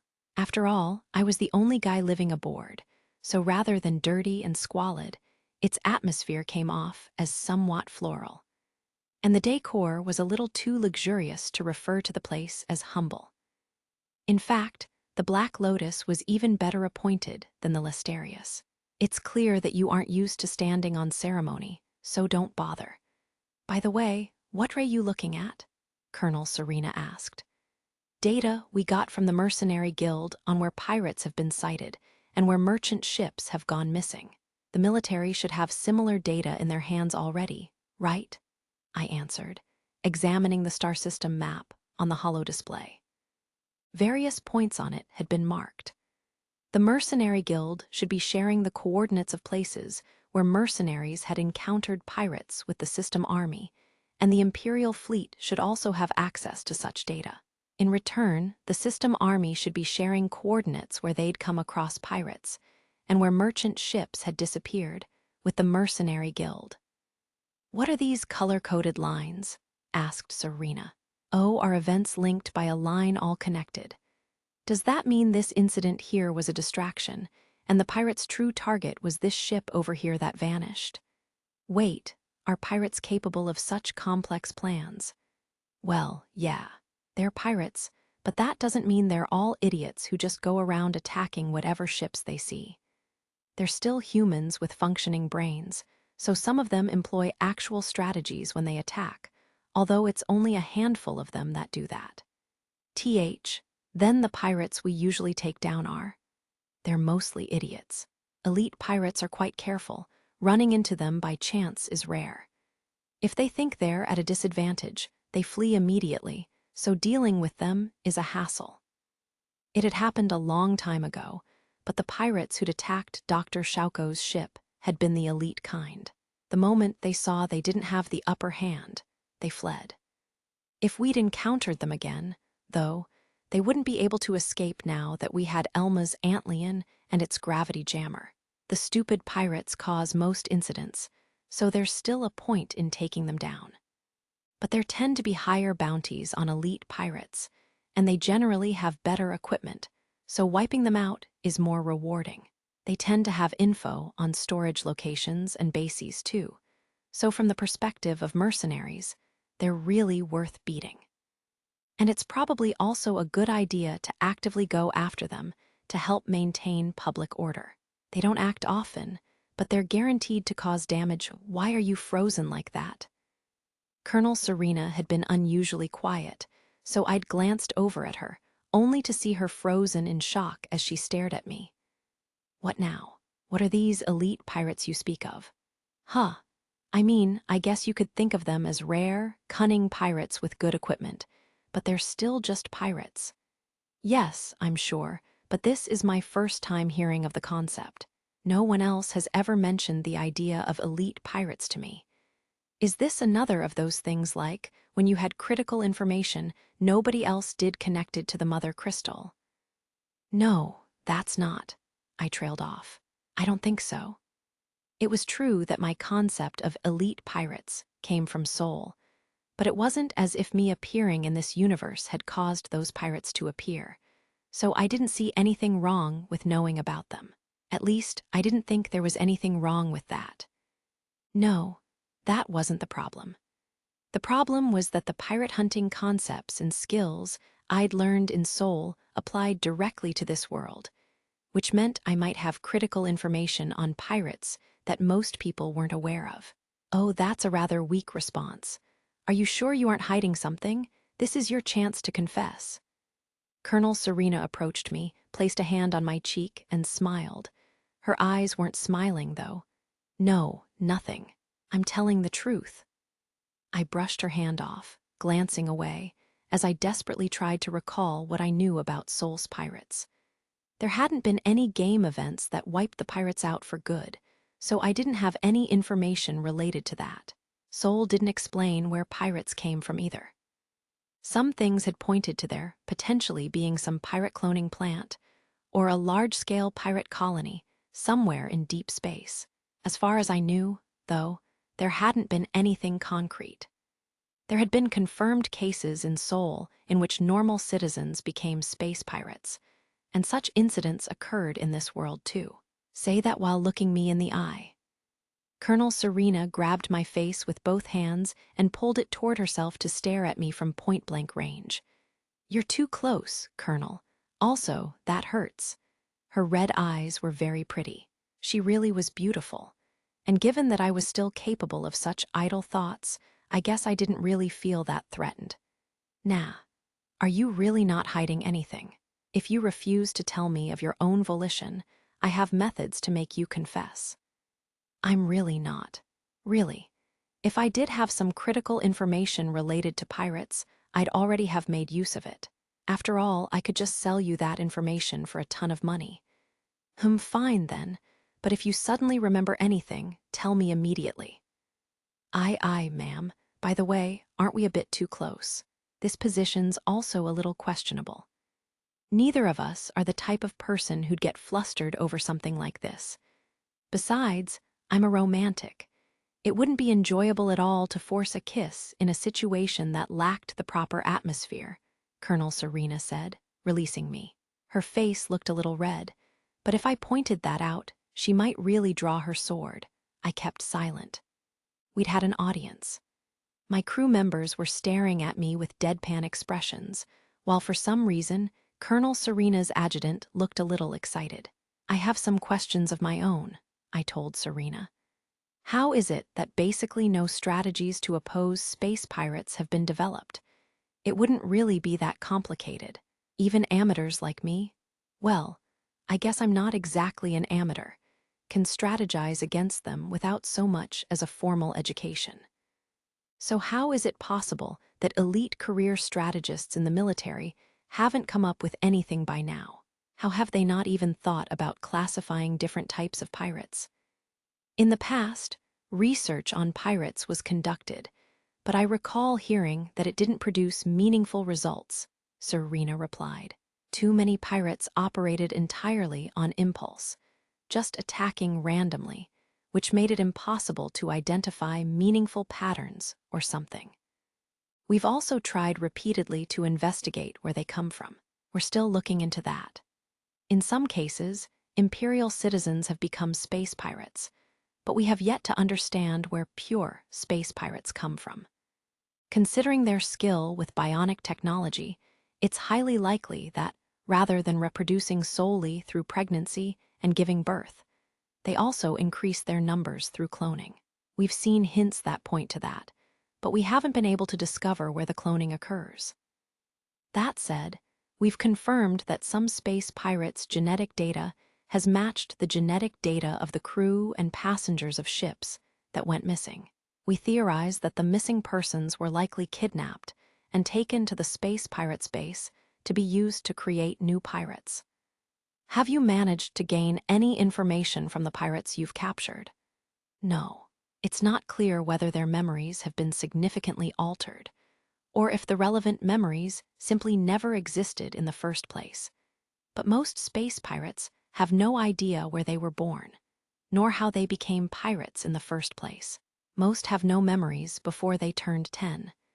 The only exceptions are children born naturally between space pirates, or between a space pirate and a victim. Those children seem to grow up normally at the pirate base. That's pretty detailed. So our space pirates may be some type of space monster. It was unsettling to think about that. An enemy of unknown origin that could understand human language, interbreed with humans, and make use of human technology, and that even possessed its own highly advanced biotechnology. Are they like not space elves but space goblins? No, they look no different from humans. Well, let's put aside the topic of space pirates for now. Ready to set out? I asked. Yes. I came here because I wanted to meet briefly beforehand. That was my original plan, at least. May I move to the main topic now? Okay. Mimi, Kyugi's sorry, but could you get drinks for everyone? I'll tidy up here. Okay? Yes, my lord. I watched Mimi and Kyugi rush off to the cafeteria, then began clearing the tablets and terminals laid out in the lounge. I saved the data displayed on the holodisplay, then stored it away. I figured I should go talk to Elma as well. She was likely helping the mechanic twins in the hangar. The pirate hunting unit has finished reforming its fleets and deciding on placements, Colonel Serena announced. The reformed groups are already en route to their assigned hyperlane entrances, and we've picked a time to begin the operation. Understood. So we'll be the beaters. On the lounge's holodisplay, I looked over the data Colonel Serena and her adjutant had brought. The strategy was quite simple. We'd create a net and sweep through the area until we caught all the pirates. I'd done something like this before. In the end, it was the most effective strategy for wiping out pirates that liked to hide and fly around randomly. In terms of this strategy, beaters meant the hunters responsible for driving prey into the kill zone where the other hunters were hiding. We'd basically be hunting dogs. Woof. You won't be the only ones responsible for acting as hunting dogs, Serena told me. We've created groups consisting of corvettes, frigates, and destroyers. You'll work in coordination with them. Okay, I see your unit has grown a lot bigger. Yes. After you pointed out the issue, I sent my superiors multiple requests for reinforcements. Fortunately, the Imperial fleet operates on supremacy of firepower. It uses cruisers and battleships as its main fighting force, and generally treats corvettes and destroyers as superfluous. Thus, we were able to acquire a number of superfluous destroyers and smaller ships from other units. Supremacy of firepower? Don't you mean of large ships with giant cannons? Well, either way, I guess you aren't wrong. It was a fact that in a battle that involved direct shooting from a great distance, the strongest vessels were giant ships with heavy plating and big cannons capable of barraging enemies from afar. In an open area that lacked asteroids or other objects to serve as cover, my Krishna wouldn't stand a chance against a cruiser or battleship. It was possible to take down a battleship by firing reactive anti-ship torpedoes into it, or by shooting flak cannons point-blank into their bridge or generators. I would definitely be taken out before I got close enough to even fire at those, though. If I was capable of performing a dimensional jump to bypass the range disadvantage, that would change things. Unfortunately, I didn't possess that sort of ridiculous technology, nor psionic abilities with comparable effects. In general, directed energy weapons like laser cannons were difficult to evade. Since they couldn't be dodged, you had to resist them with shields and plating. That meant you wanted to have thicker shields and plating than your opponent, so that you could buy time, and you wanted powerful cannons to hopefully take down your opponent before your shields gave out. That was the correct way to fight, so it was natural that the Imperial fleet's fleet makeup leaned toward battleships and cruisers. You seem somewhat bothered. Nah, not really. I told you before I don't think they're mishandling things, right? Lining up a bunch of long-range firepower and shooting it all at once is strong both on paper and in reality. Of course, It mattered how you lined up that firepower. If the enemy targets were really spread out, it took time to re-aim the cannons. Formations and coordination were incredibly important in large-scale space battles that involved a lot of battleships and cruisers. You wanted to divide the enemy's firepower, focus your own, and whittle away the enemy's strength. Excessive firepower was wasteful. It was key to deploy an appropriate, but not extreme amount. Optimizing how your fleet directed its power could significantly alter how much damage it did, as well as alter a battle's ultimate outcome. Or at least, that was what I'd heard. Unfortunately, I'd never really had a major role in such a large-scale battle between players. I'd participated as a wildcard at times, but that was about it. So all I knew about fighting such battles was what I'd heard from others. "We're getting off topic," I said. About the operation, I don't really have anything to say. It's a solid plan, so there's nothing to pick at." "Really? If you're holding back out of concern for my feelings, don't. There's no need to." "There really isn't anything to say," I insisted. "Do you see me as some incessant nitpicker? You almost always fuss about something, so yes." "No, I don't. At least, I don't think I do." I glanced over at Mimi and Elma, who had awkward looks on their faces. What are those expressions supposed to mean? Mimi seems uncomfortable about saying it, so I will, Colonel Serena said. "There usually is something you nitpick about.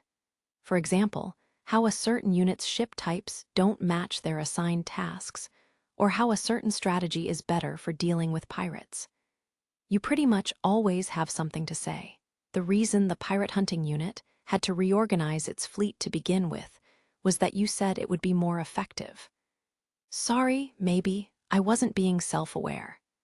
I hung my head as I apologized to Colonel Serena. I was the type to apologize when he was in the wrong. "I don't really mind," Serena responded. "Your anti-pirate tactics provide useful stimuli to my rigid, military doctrine-trained mind. The veterans of the pirate hunting unit learned from you early on, and they experienced how effective your approach was. So there hasn't been much discontent with my decision. That said, the newer members were a bit upset that I value the opinions of a single mercenary so much. Sorry, I guess. Forgive me, though what I'm telling you will really be effective. I'm praying that you're right. If we suffer heavy casualties or fail to produce results, I'll become quite a laughingstock." "That's a very sinister smile on your face, Colonel.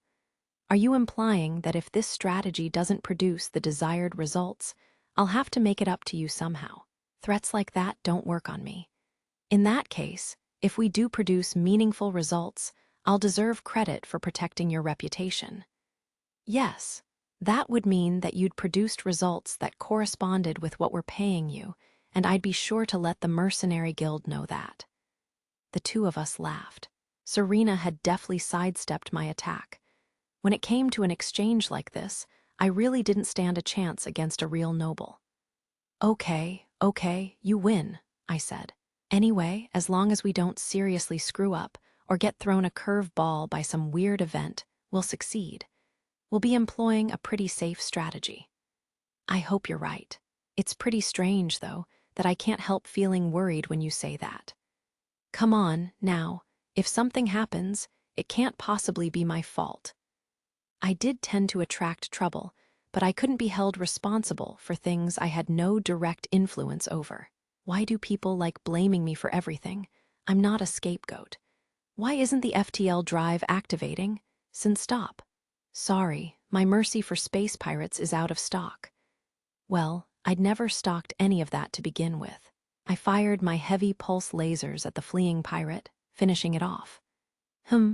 Its thrusters are destroyed, but the ship itself still seems to be intact. Lucky pirate. Since thrusters received a lot of a ship's power, 80% of pirate ships exploded once their thrusters had been taken out. I guess proper ships are also equipped with functional safety features. Yes, Mimi said. That just means more work for us, though. Oh, it's surprising to hear a sentiment like that from you, Mimi. Well, once the Black Lotus is here, we can just send in some combat bots. The work Mimi mentioned would consist of cleaning up the pirates who were likely still alive, capturing a pirate ship and loading it onto the Black Lotus while there were still pirates aboard, alive and well, would endanger Tina and Whiska. Thus, we had to neutralize the pirates and clear out the ship first. If a ship exploded, we didn't need to bother with those extra steps. So, as Mimi said, an intact ship would indeed be more work. However, it would also allow us to earn more. My lord, are we going to take hostages? We don't take hostages. Not typically, that is. Given the current situation, we should, if possible, Mimi noted.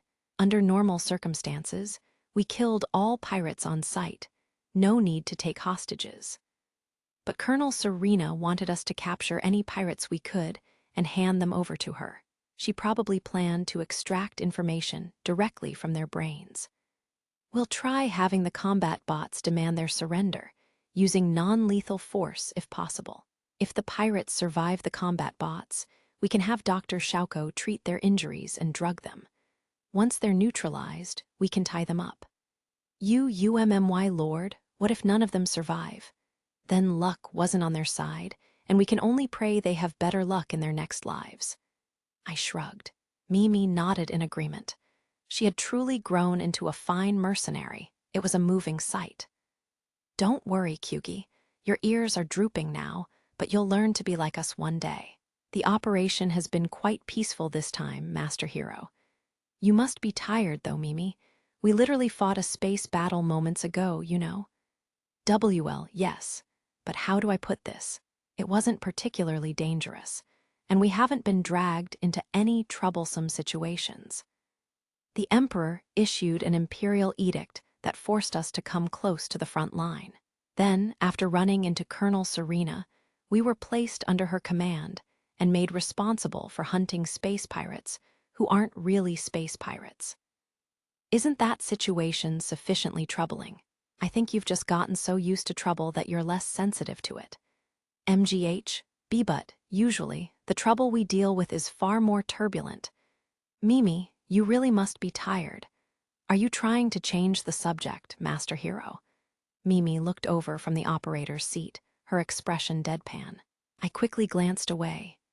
No, of course not. Wasn't it good that nothing problematic had happened thus far? It was important to prepare for potential problems, but it wasn't beneficial to get too worked up about things that might not happen. In my opinion, at least.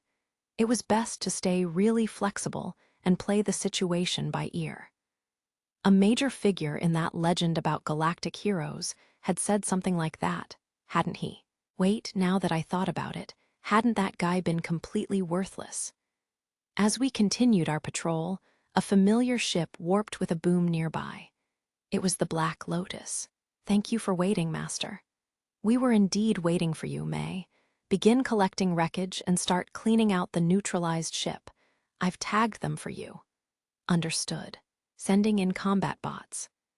Against a medium or large ship, we would have used specialized offensive transport pods to send in combat bots. We couldn't do that when dealing with a small ship, though. We had to send combat bots directly into the ship manually. The bots needed to float through space, grab onto the ship's hatch, and break in. From the perspective of the people aboard, that was probably terrifying. Hero, some pirates fled into the area we're responsible for, Elma told me. Never a moment's rest. Should we help? No, it looks like the ship stationed there will chase them directly into the kill zone. Guess we don't need to move, then. But for now, keep tracking them, just in case. Got it. Elma ended the transmission. In addition to its gravity jammer, her Antlion was equipped with all kinds of high-quality sensors and electronic warfare equipment, so it was much stronger on that front than the Krishna. That made it easy for Elma to track the pirates using FTL travel to flee, as well as the pirate hunting unit corvettes chasing after them. Since the Black Lotus was larger than the Antlion, shouldn't it have even better sensors? Indeed it did, but the Black Lotus was slow. The Antlion had good sensors, and it was a bit faster, so it was gradually becoming essential to our hunting team. Actually, at this point, it already was essential. It really had been a good purchase. Master, I've captured the pirates. Copy, neutralize them, but prioritize safety. I'll let you decide whether to keep combat bots on them until they've been neutralized and tied up. Understood. Once they've been transported to the Black Lotus, I'll monitor them directly until they've been completely neutralized. Thanks.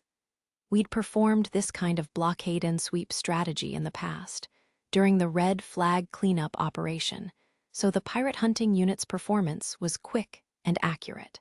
At this rate, we should be able to finish things up quite easily. At that moment, an incoming call suddenly appeared on the Krishna's main screen. It's from the Lesterius. Colonel Serena was contacting me using the military's secret transmission channel, and I suddenly had a foreboding premonition. Hello. This is the obedient and skilled mercenary hero. What are you talking about? This isn't the time for idle chatter. Oh my, can I end this call then? I seem to have suddenly recalled an urgent matter. Actually, my stomach's starting to hurt. No, the Belbellum Federation has suddenly begun to move more aggressively. We've been ordered to temporarily halt our pirate sweeping operation and head to the Cleon's supply depot. We're to guard the depot and remain there as reserves if necessary. Oh, damn it, Mimi, I said, glancing over. It's not my fault, Mimi said with an awkward smile. She was right, it wasn't. Yet the moment I'd thought that we could finish our job here without complications, this happened. I had to be cursed. Was it the fault of that fate manipulation ability of mine? I really had to learn how to control that, or I wouldn't last. Is the situation really that critical? It would be better just to focus on our present task, wouldn't it? I agree, it would. But I can't ignore direct orders from a defense commander. Colonel Serena appeared quite displeased herself. We'd been just moments from capturing those squirming fake space pirates before being interrupted. Studying the data we've managed to acquire will take some time, Serena continued. So let's just view this as an opportunity to take a breather and analyze it, considering the forces we have stationed and the reinforcements that can rush over from the gateway. I don't believe it's possible for the Empire to lose. But the risk of things going sideways does exist. You should keep your guard up too.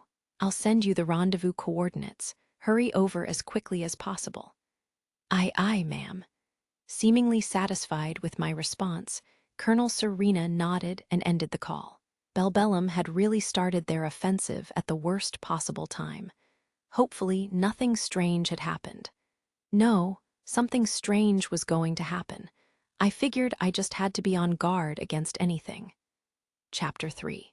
Cleanup duty, or the calm before the storm. Good work, boys, I said, watching one of Colonel Serena's subordinates escort captured space pirates from the medical bay through the lounge. Quite a few of Serena's people were aboard the Black Lotus.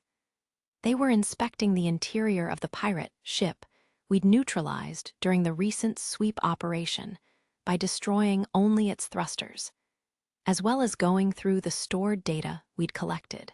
They were looking for information on the hideouts of the pirates, the organization behind them, the routes through which they'd acquired their ships, and any connections to the Belbellum Federation.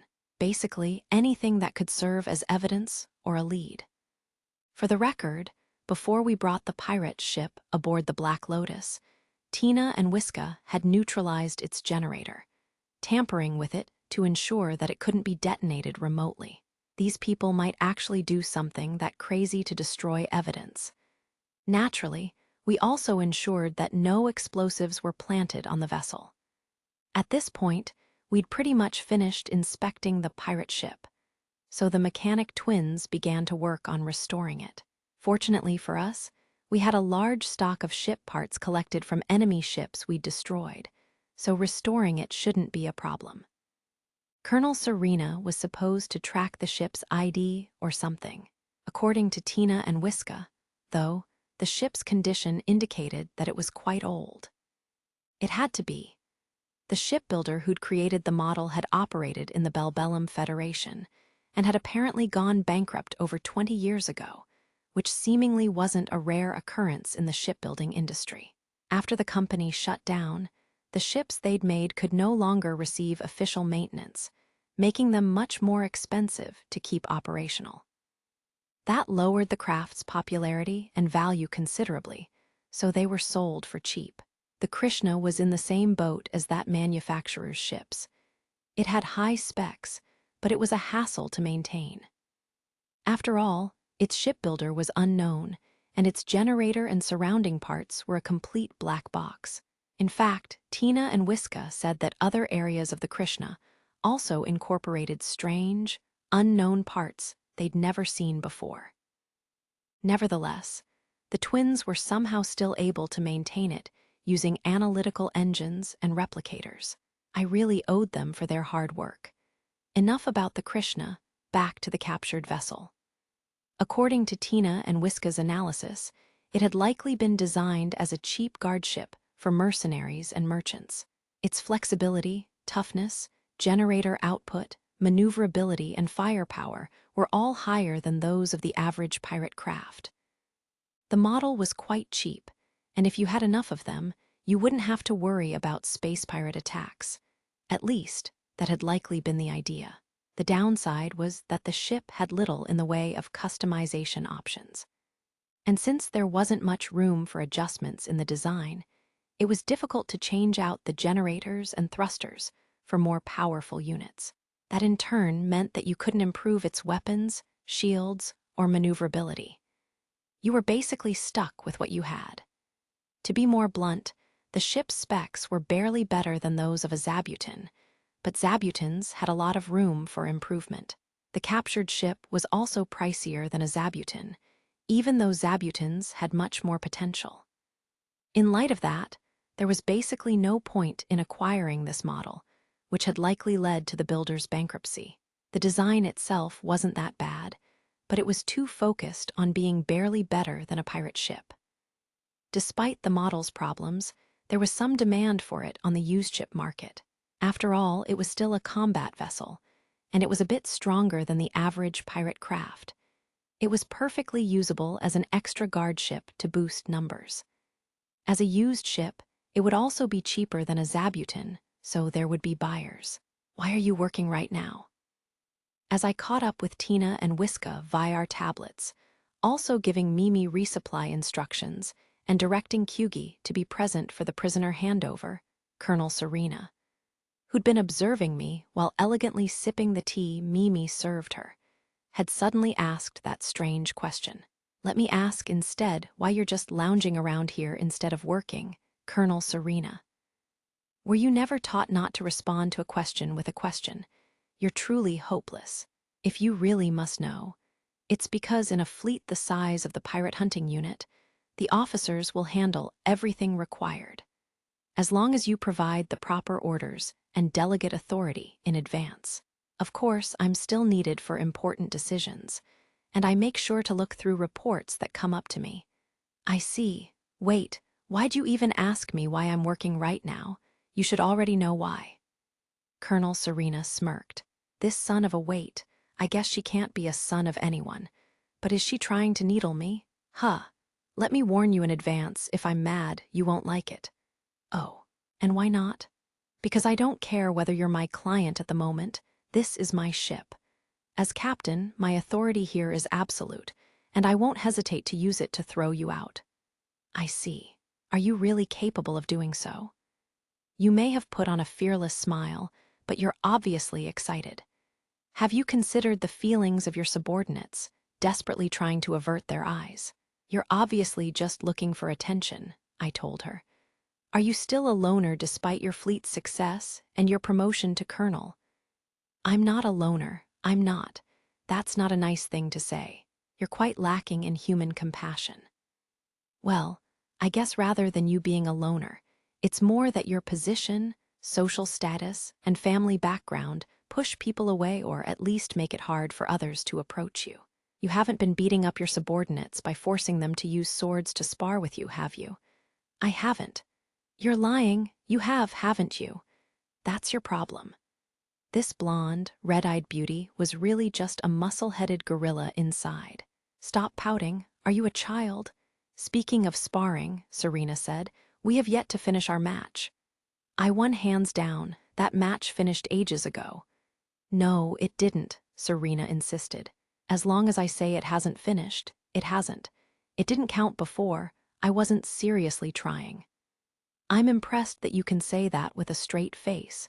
You literally stamped your feet in frustration with tears in your eyes." Sighing, I sat down across from Colonel Serena. May, who'd been waiting to one side, silently served me a cup of tea. "That's May for you." Most people would get the impression that tea had just magically appeared in front of them. "So, what brings you to the Black Lotus?" I asked Serena. "You must have a reason for coming, right? You're not just here to play around because you're bored, are you?" "Huh. Huh."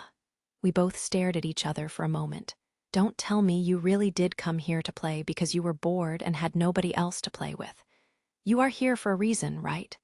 You must have some topic that we need to discuss in person, don't you?" "Please, Colonel." "Oh, of course. That's right. You're obviously lying. Seriously? You're kidding me, right? Aren't we technically supposed to be on standby for combat? This location isn't directly connected to the front line, so there won't be any sudden ambushes.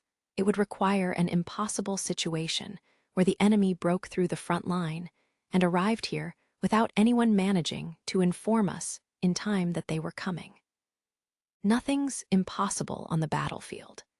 It's literally impossible to ambush this supply depot without being caught by the security net made up of dozens of manned and unmanned patrols." Serena insisted. "Could you do that?" "Not through normal means, no," I admitted. The Krishna's specs were incredible for a small ship, but the craft wasn't particularly stealthy. For one thing, however stealthy your ship was, you couldn't hide its energy signal when you activated hyperdrive. That ruled out sneaking through the layers of security around a military base through normal means. But you could still spoof your identification signal, ship registration, and ship ID. Or you could sneak through with help from a traitor. But shouldn't we be concerned that they'll use unconventional means, given that we have an unreliable ally?" I added. "Are you referring to Count Ixamel? I believe I already said this, but while he may have a black mark against him, an imperial noble would never betray the empire. That would mean giving up their status as a noble." Elma agreed with me, didn't she? "I understand where you're coming from, but should we really dismiss the possibility? He's the kind of guy with connections to space pirates. I don't think it's a good idea to apply common sense to him. We don't have concrete evidence that he's connected to spare pirates." Although Colonel Serena said that, her face told me that she was 100% certain that Ixamel was linked to pirates. "If you agree with me, then you should take my concerns more seriously." "Fine," she continued. "Since you're so concerned, I'll be as careful as possible. It's true that common sense seems to fly out the window when you're involved." Was that a compliment? It didn't sound like one. "Who knows?" Colonel Serena responded with a smile. "Beautiful people were so lucky. All they had to do was smile, and you'd want to forgive them. But I was accustomed to seeing beautiful people, so a single smile wasn't enough to fool me." "Let's have a thorough discussion later about what exactly you meant by that. If someone asked whether we were in a dangerous situation at the moment, then technically we were. Still, it was much less dangerous than that time we'd had to fight against crystal life forms. In that battle, we'd had much less manpower. We'd more or less just gathered anyone we could nearby and sent them out to fight. If we hadn't done that, we might have been overwhelmed. On the other hand, since the Cleon system was near a contested region, significant forces had been deployed in the area to deal with potential threats. Thus, even if the enemy were to suddenly attack, the pirate hunting unit wouldn't be called to participate under normal circumstances. It wasn't viewed as one of the fleets officially stationed here, but it wasn't as if the Empire had such an overwhelming advantage that, in the event of an actual incident, it could let potential fighting power just sit idle.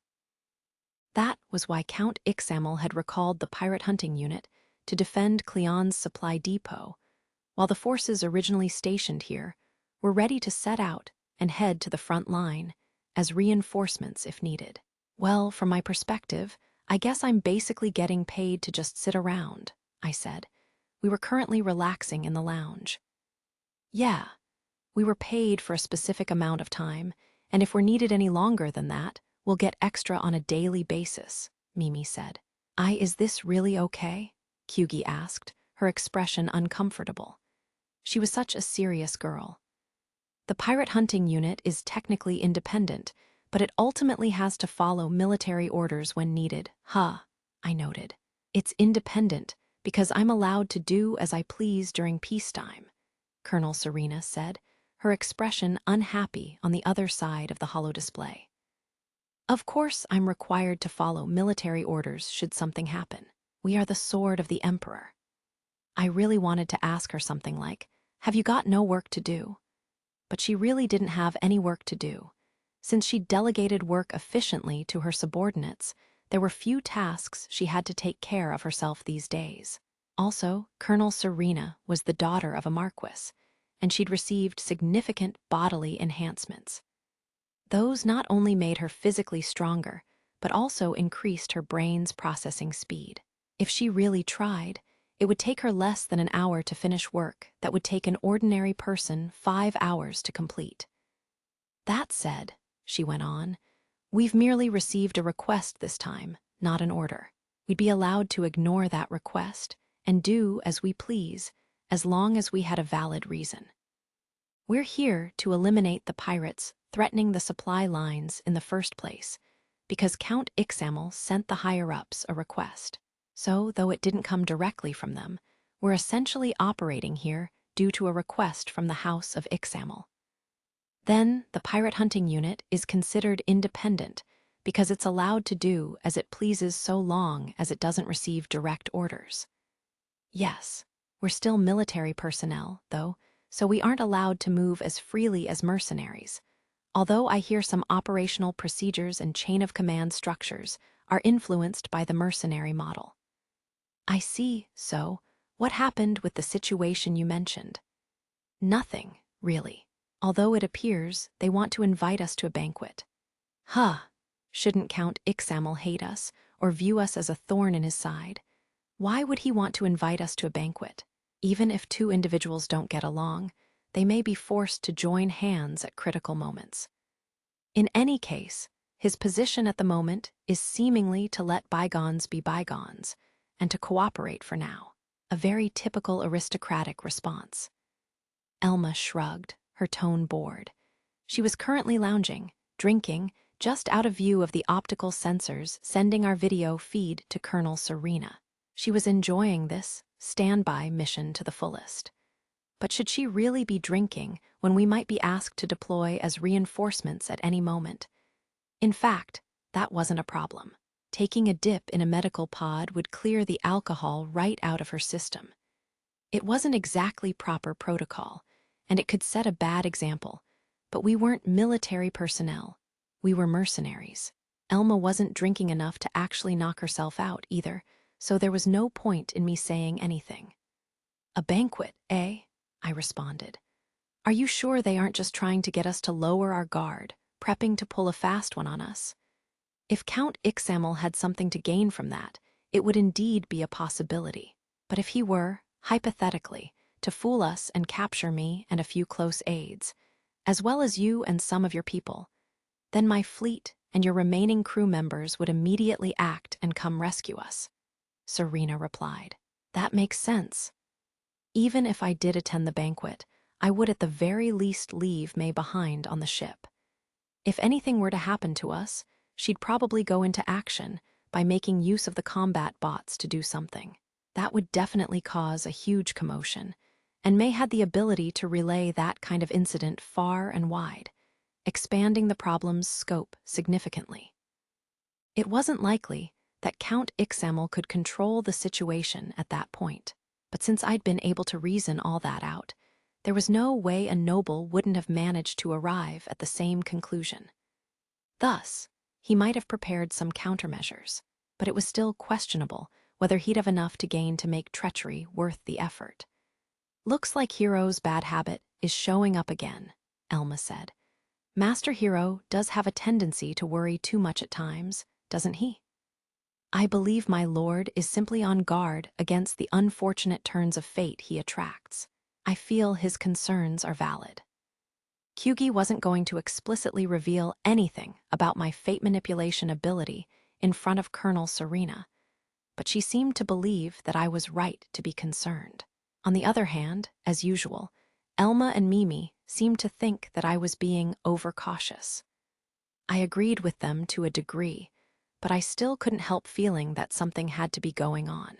Under the circumstances, the only way the Imperial fleet could possibly lose this conflict would be for the gateway to suddenly become unusable, making it impossible for reinforcements to arrive, and for the Belbellum Federation to then take advantage of that opportunity and attack immediately. "If nothing happens, then sure, I'll look like an idiot," I said. "But that's fine. I'm going to continue to be on guard against all possibilities.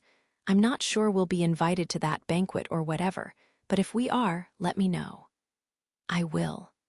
Colonel Serena didn't seem particularly pleased. I guess that wasn't a surprise, since she didn't exactly want to be here on standby in the Cleon system. If we hadn't suddenly been called back, we'd probably have cornered the space pirates by now. In any case, I'd gotten kind of used to Noble's whims swaying situations. I figured I should just take the opportunity to rest while I could and be ready for when something went down. Damn it. Stop running. Why would I? I suddenly accelerated, avoiding a direct hit from the laser cannons fired at me from behind. Then I used an asteroid as a shield, blocking the enemy ship's locked-on aim, or at least I pretended to.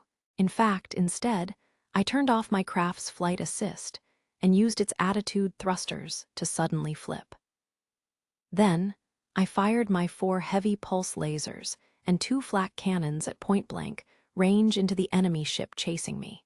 What? Boom, you're down. Next. Perhaps because it had hurried as it pursued me, the enemy ship had swung wide around the asteroid, and it ended up exposing its unguarded underside, its vulnerable belly to me. The belly of a spaceship usually had rather flimsy plating, so once you'd pierced a ship's shields, a direct cannon shot to the belly was considered a square hit to the ship's vital parts, and it tended to count as a kill.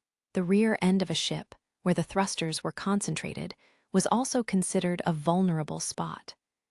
Bastard, stop looking down on us. I'm going to freaking kill you. I'd be cool with fighting 3 of you at the same time. How about it? One-on-one's fine, damn it. Their energy was good, but they weren't smart to get hot-headed. Why did I say that? The second guy had just charged straight at me. Speed wasn't the most important part of close-range combat, you know. I exchanged some head-on fire with the newly arrived enemy vessel, then slowly turned around, taking advantage of the fact that the enemy ship's momentum made it turn slowly as well. I landed heavy pulse lasers squarely on its belly. This ship was a lot sturdier than a pirate craft, since it was set to have military-grade shields and plating. Still, it didn't last long under the Krishna's firepower. The poor thing exploded before it could turn around fully and aim at me again. Next, you sure you want to fight one-on-one? Bring it on. I'll take you out. They really are hot-blooded, I mused, preparing to shoot down the newly arrived ship. Since I didn't have anything better to do, I decided to keep playing with them until I tired them out. Woohoo, I said with a smug expression, looking at the mountain of ener chips on the simulation room's table. That wasn't what I was hoping to see, Colonel Serena complained. She was smiling, but a vein in her forehead was clearly twitching. Hey, I helped your soldiers train and received ener in return. Pilots from the Imperial fleet paid me in exchange for a valuable opportunity to face a peerless platinum ranker in simulated combat. Wouldn't you call that a win-win? Please stop ruining your image as a peerless platinum ranker by being such a money grubber. We were right to bet on the results if I was going to fight. That made it more fun, didn't it? After all, I was always going to win. Nothing's as fun as betting on myself when I know that, Colonel. For the record, these chips I'd just won were like private cards that could safely transfer small amounts of ener to someone else. People used them when they didn't want to communicate directly with someone else's terminal, or when the other party didn't have a terminal to begin with. They were like Suica cards. We only bet 10 ener per match anyway. That's an extremely low price for a safe simulator battle against a platinum ranker. It doesn't matter, said Serena. If gambling spreads through the fleet, it'll affect their discipline. I hereby forbid you from making bets with my fleet's pilots in the future. Understood. Fine, I replied, stuffing the ener chips into my jacket pocket. Since Colonel Serena wasn't asking me to return the money, she likely intended for the lost funds to serve as punishment for the pilots concerned. As for you guys, I believe your superiors are waiting for you with strong praise, Serena quipped to the 3 pilots. Look forward to it. Yes, ma'am, they replied, saluting Colonel Serena. Seeing that reminded me that she really was a high-ranking military officer. It also seemed as though the 3 pilots gave me looks of respect for some reason. I didn't understand why. If you have so much excess energy, how about joining me instead? Colonel Serena suggested. Smiling, she placed her hand on the sheath of the sword at her waist. Huh, no thanks, I responded immediately. Serena had way more stamina than the average person. It was a side effect of her bodily enhancements. Her sword was huge and definitely heavy, yet even after swinging it during multiple consecutive matches, she never seemed tired. But for my part, I did get tired after 5 matches. You have time for them, but not for me. Yeah, you're a pain in the ass and exhausting to deal with. Are you trying to sell me a fight? You are for 100% off. Can you not do that? Smiling while that forehead vein is clearly twitching is creepy. Look, your pilots are trembling. Even curious onlookers are evacuating. Okay, fine. Just for a bit, all right? You owe me a favor. You're right. In light of that, I'll repay you by overlooking the fact that you made me mad. That doesn't seem very fair. I got up from my seat and followed Colonel Serena, who had turned around and started walking away. Well, you guys heard, I told the pilots. Let's play again if the chance presents itself. Sir, yes, sir. They saluted me for some reason, still gazing at me respectfully.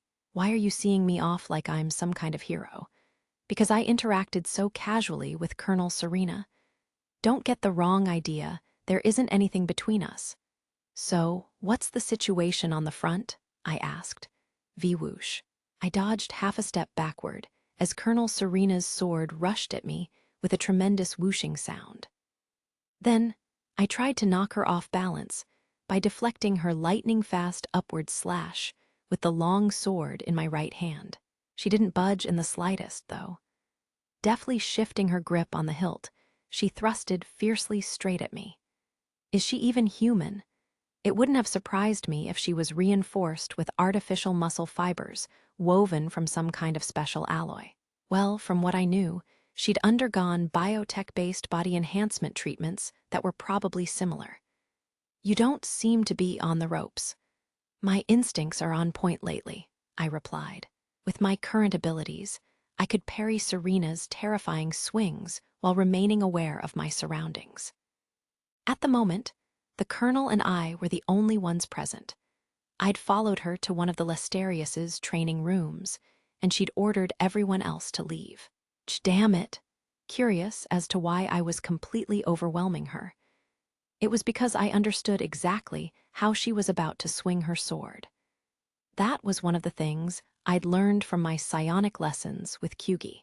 I was now capable of predicting exactly what the other person would try to do next. In the Holy Verthalt's Empire, Kyugi's specialty was referred to as the second magic, which, to put it simply, was anything related to mental abilities like telepathy. As her pupil, I had improved significantly at the second magic, telepathy-related abilities as well. My sensitivity to aggressive mental waves, such as those that corresponded to malice or the intent to kill, had improved greatly.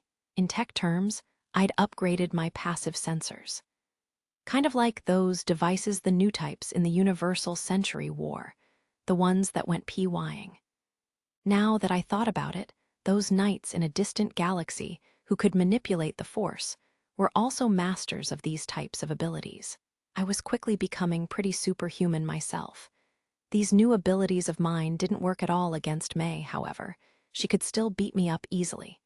"You're cheating, somehow, aren't you?" Even if I was, I don't see any reason to reveal my trick. Hiya! I'd taken advantage of an opening to strike Colonel Serena's butt with my sword. How many rounds had this been now? I kind of wanted to stop, to be honest. This isn't fair.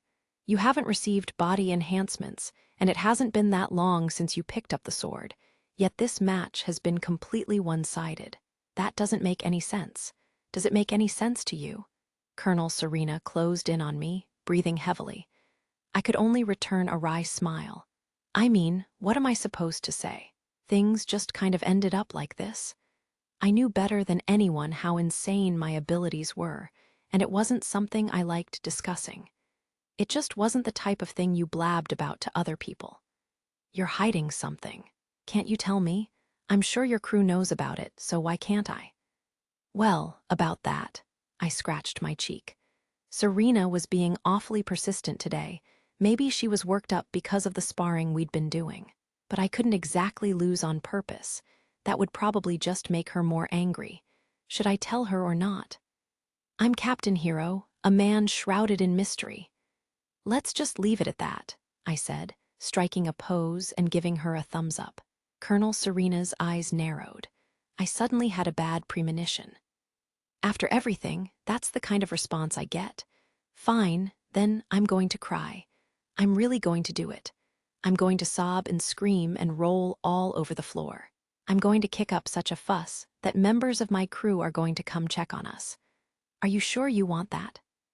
At that point, she lowered herself to the floor in one smooth motion, sitting in a seiza position. You're actually being serious. Wait, stop, you idiot. You're putting my reputation and your own dignity on the line just to get me to confess something. Isn't that going way too far? This woman came up with the most terrifying plans. You were right, Chris.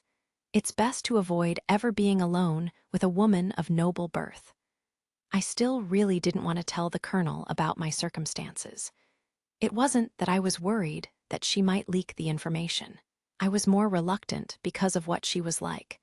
She was a tough woman who, as one could see, wouldn't hesitate to use whatever means were necessary to get her way.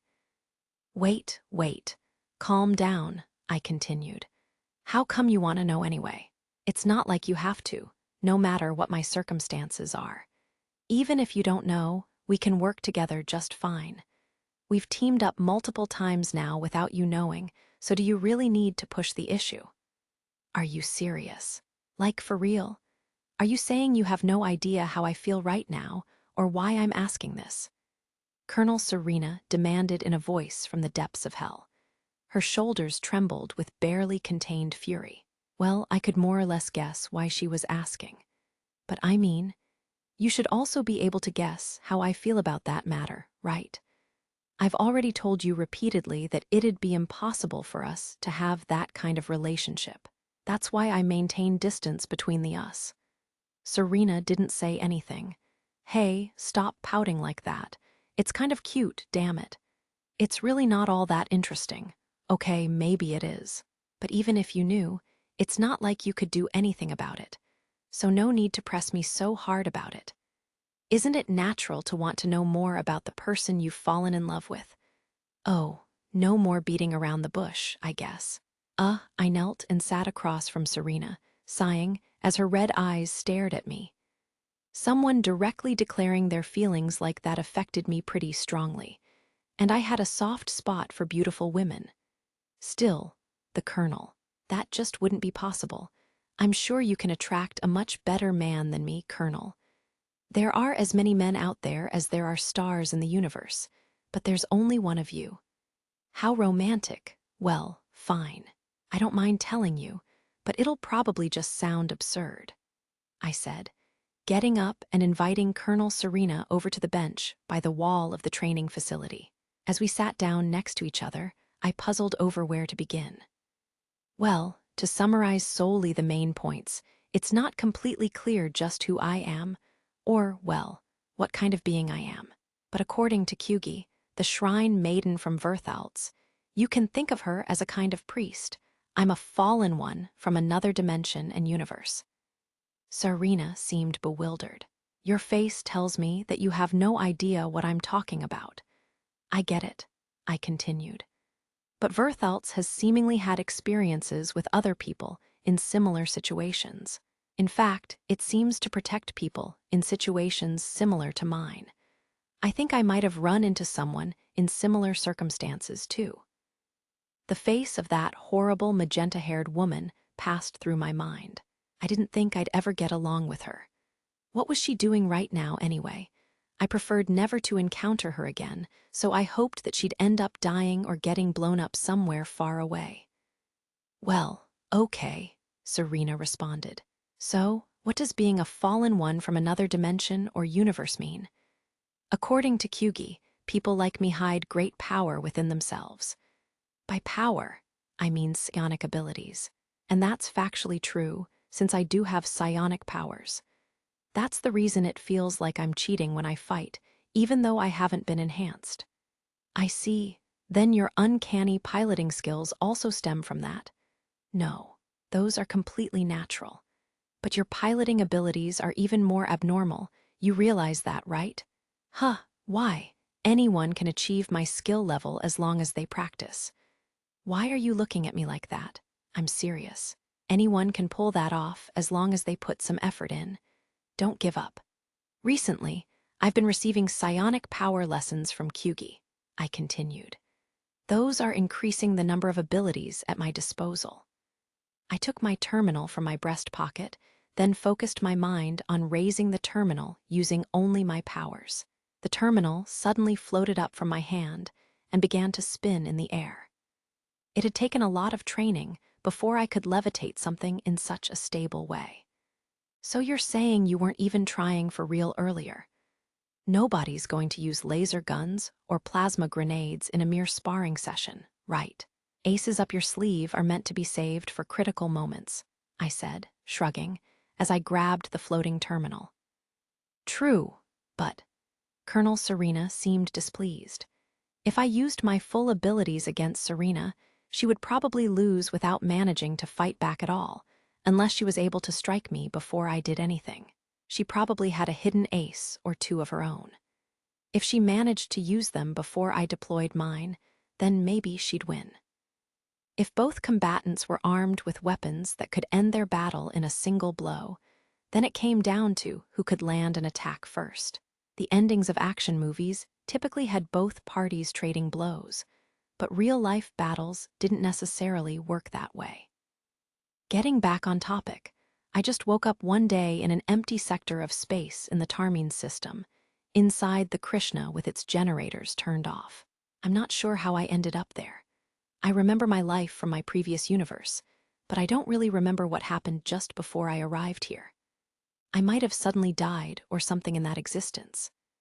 If I had to hazard guess about that period, I figured I'd probably finished work for that day, gone home, eaten dinner, and then fallen asleep while playing Soul, but I didn't really remember.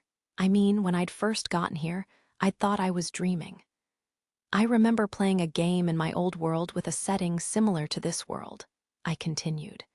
Initially, I figured this was a dream, but soon after I woke up here, space pirates attacked me. I took them out and headed to Tarmin Prime, but they wouldn't let me enter. That was when you showed up and helped me. At that point, I spent several days aboard my ship and realized this wasn't just a dream. At first, I wasn't sure what to do. Fortunately, though, I had a ship and the skills to pilot it, so I decided to start working as a mercenary in this universe. You know what happened after that, right? Yes, But do you really expect me to believe this story of yours? Colonel Serena asked with a deadpan look. I couldn't blame her. In her shoes, I'd probably think that I was just making up some ridiculous story to pull a fast one. I had an ace up my sleeve, though. According to His Majesty the Emperor, there are 0 traces of my existence prior to my appearance in the Tarmine system. He essentially had no choice but to assume that I just randomly popped up there out of nowhere. The Emperor said that? Yeah, I had an audience with him while I was staying at the Imperial Palace in the capital. Even if you don't trust me, you should trust the Emperor's judgment, right? It's not that I don't trust you. Although she said that, she still didn't seem to accept my story. That wasn't exactly surprising, though. I told you, didn't I? That it would just sound ridiculous. Anyway, that's my secret. The reason I knew that stuff about the Mother Crystal was that the situation lined up with that game I played in my old world. Now that I've revealed it, the trick seems kind of lame, doesn't it? No, in fact, I'd like to hear more. I can't help wondering what other information you might possess. Crap, that was a mistake. Still, I see. The incident with the Mother Crystal does support your claim. You knew information that not even the Empire's scientists knew. That's an indisputable fact. After mulling things over for a while, Colonel Serena looked up and stared at me with a serious expression. Hero, won't you become mine? No. Immediate rejection? Why didn't you at least consider it? Her serious expression collapsed as she instantly burst into tears. Yeah, sorry, Colonel, but that face is way cuter. When you're all serious, the difference in our demeanor makes it hard to approach you. I've said this many times, but I prefer the relaxed, mercenary lifestyle. You don't intend to abandon your position as an officer of the Imperial Fleet, right? That's that. Neither of us will give up our present lifestyle, so there's nothing we can do. But even if you continue as a mercenary, all you do is go around and hunt pirates, right? Serena argued. You could do that as a member of the Imperial Fleet as well. Wouldn't it be the same? Why do you have to be so stubborn? It wouldn't be the same at all. How much are you guys even paid? My counterargument momentarily stunned Colonel Serena. No, I mean look. If you'll be mine, you'll become a member of the Hall's family, a Marquis's household. You'll at the very least be elevated to the status of Baron, and you'll have at least 1 or 2 star systems to your name. Not interested. Besides, I already have a wife. This is my first time hearing that, Colonel Serena shouted in shock. Now that I thought about it, I'd never told her. I registered as a family with Mimi. Not that it's changed anything, really. And that's all right with you. You've suddenly calmed down. Colonel Serena's expression had immediately turned serious, and I'd instinctively recoiled. She was right. It felt a bit strange that Mimi and I hadn't acted like a married couple since tying the knot, but Mimi didn't seem interested in things like that. Or she seemed to prefer the current situation, which included everyone else. With May at the center, the girls were all basically colluding. No, cooperating, sharing me. In any case, they got along well. My circumstances are a bit unique. That's another reason I can't become yours. GRR, Colonel Serena groaned in frustration. To be honest, I was a bit flattered she was interested in me, but we had our own lives, and we were in very different positions. We weren't willing to give up certain things. It was possible for relationships between 2 people, even people bound by fate, not to work out. Things in life rarely went exactly the way we wanted. Sue, how did your tryst with Colonel Serena go? Dr. Shauko asked. Nothing happened. I helped relieve her stress by sparring with her, and then we talked for a bit. That was all. Really? Elma asked. After sparring with Colonel Serena, I'd returned to the Black Lotus, where unfortunately I was accosted by a drunken Dr. Shauko and Elma in the cafeteria. After the simulated battles and sparring session, I was a bit exhausted both mentally and physically. I'd wanted to rest for a bit, but that didn't seem to be an option. There was no point resisting these 2 either. If you want to know what we talked about, I don't mind sharing, but it wasn't really anything that interesting. "We'll decide that," Dr. Shauko said. "You're seriously drunk." Dr. Shauko wrapped an arm around my shoulders, grinning as she blew her alcohol-laden breath my way. Meanwhile, Elma leaned against me from the opposite side. The sensation on my left was quite pleasant, but the one on my right was painful. "Ouch. Stop pinching my thigh." She insisted that I tell her about my secret, or I guess my origins, where I came from. I already told you all before. But she really wanted to know. She threatened to cause a scene, bawling like a baby if I refused to tell her. Wasn't that a little desperate? Going that far is definitely a turnoff. See, Colonel, your actions were so ridiculous that these two drunkards have regained their senses. I figured she wouldn't go around spreading rumors, so I decided it'd be okay to just tell her. Then she suddenly proposed to me and asked me to become hers. Clatter. Kyugi, who'd been speaking to Mimi, had suddenly sprung up and knocked over the chair she was sitting in. She stared at me, the fox ears atop her head twitching. I think they faced in my direction. "I mean, I turned her down," I said. "Neither of us are willing to give up our current lifestyle, and I already have all of you. I guess I don't hate her, though, and I do respect her." The way Serena was kind of klutzy in her personal life was a little cute, but still. Anyway, nothing physical happened, and I wasn't interested either way, so relax. "Well, it would be weird if you yielded to the Colonel at this point," Elma remarked.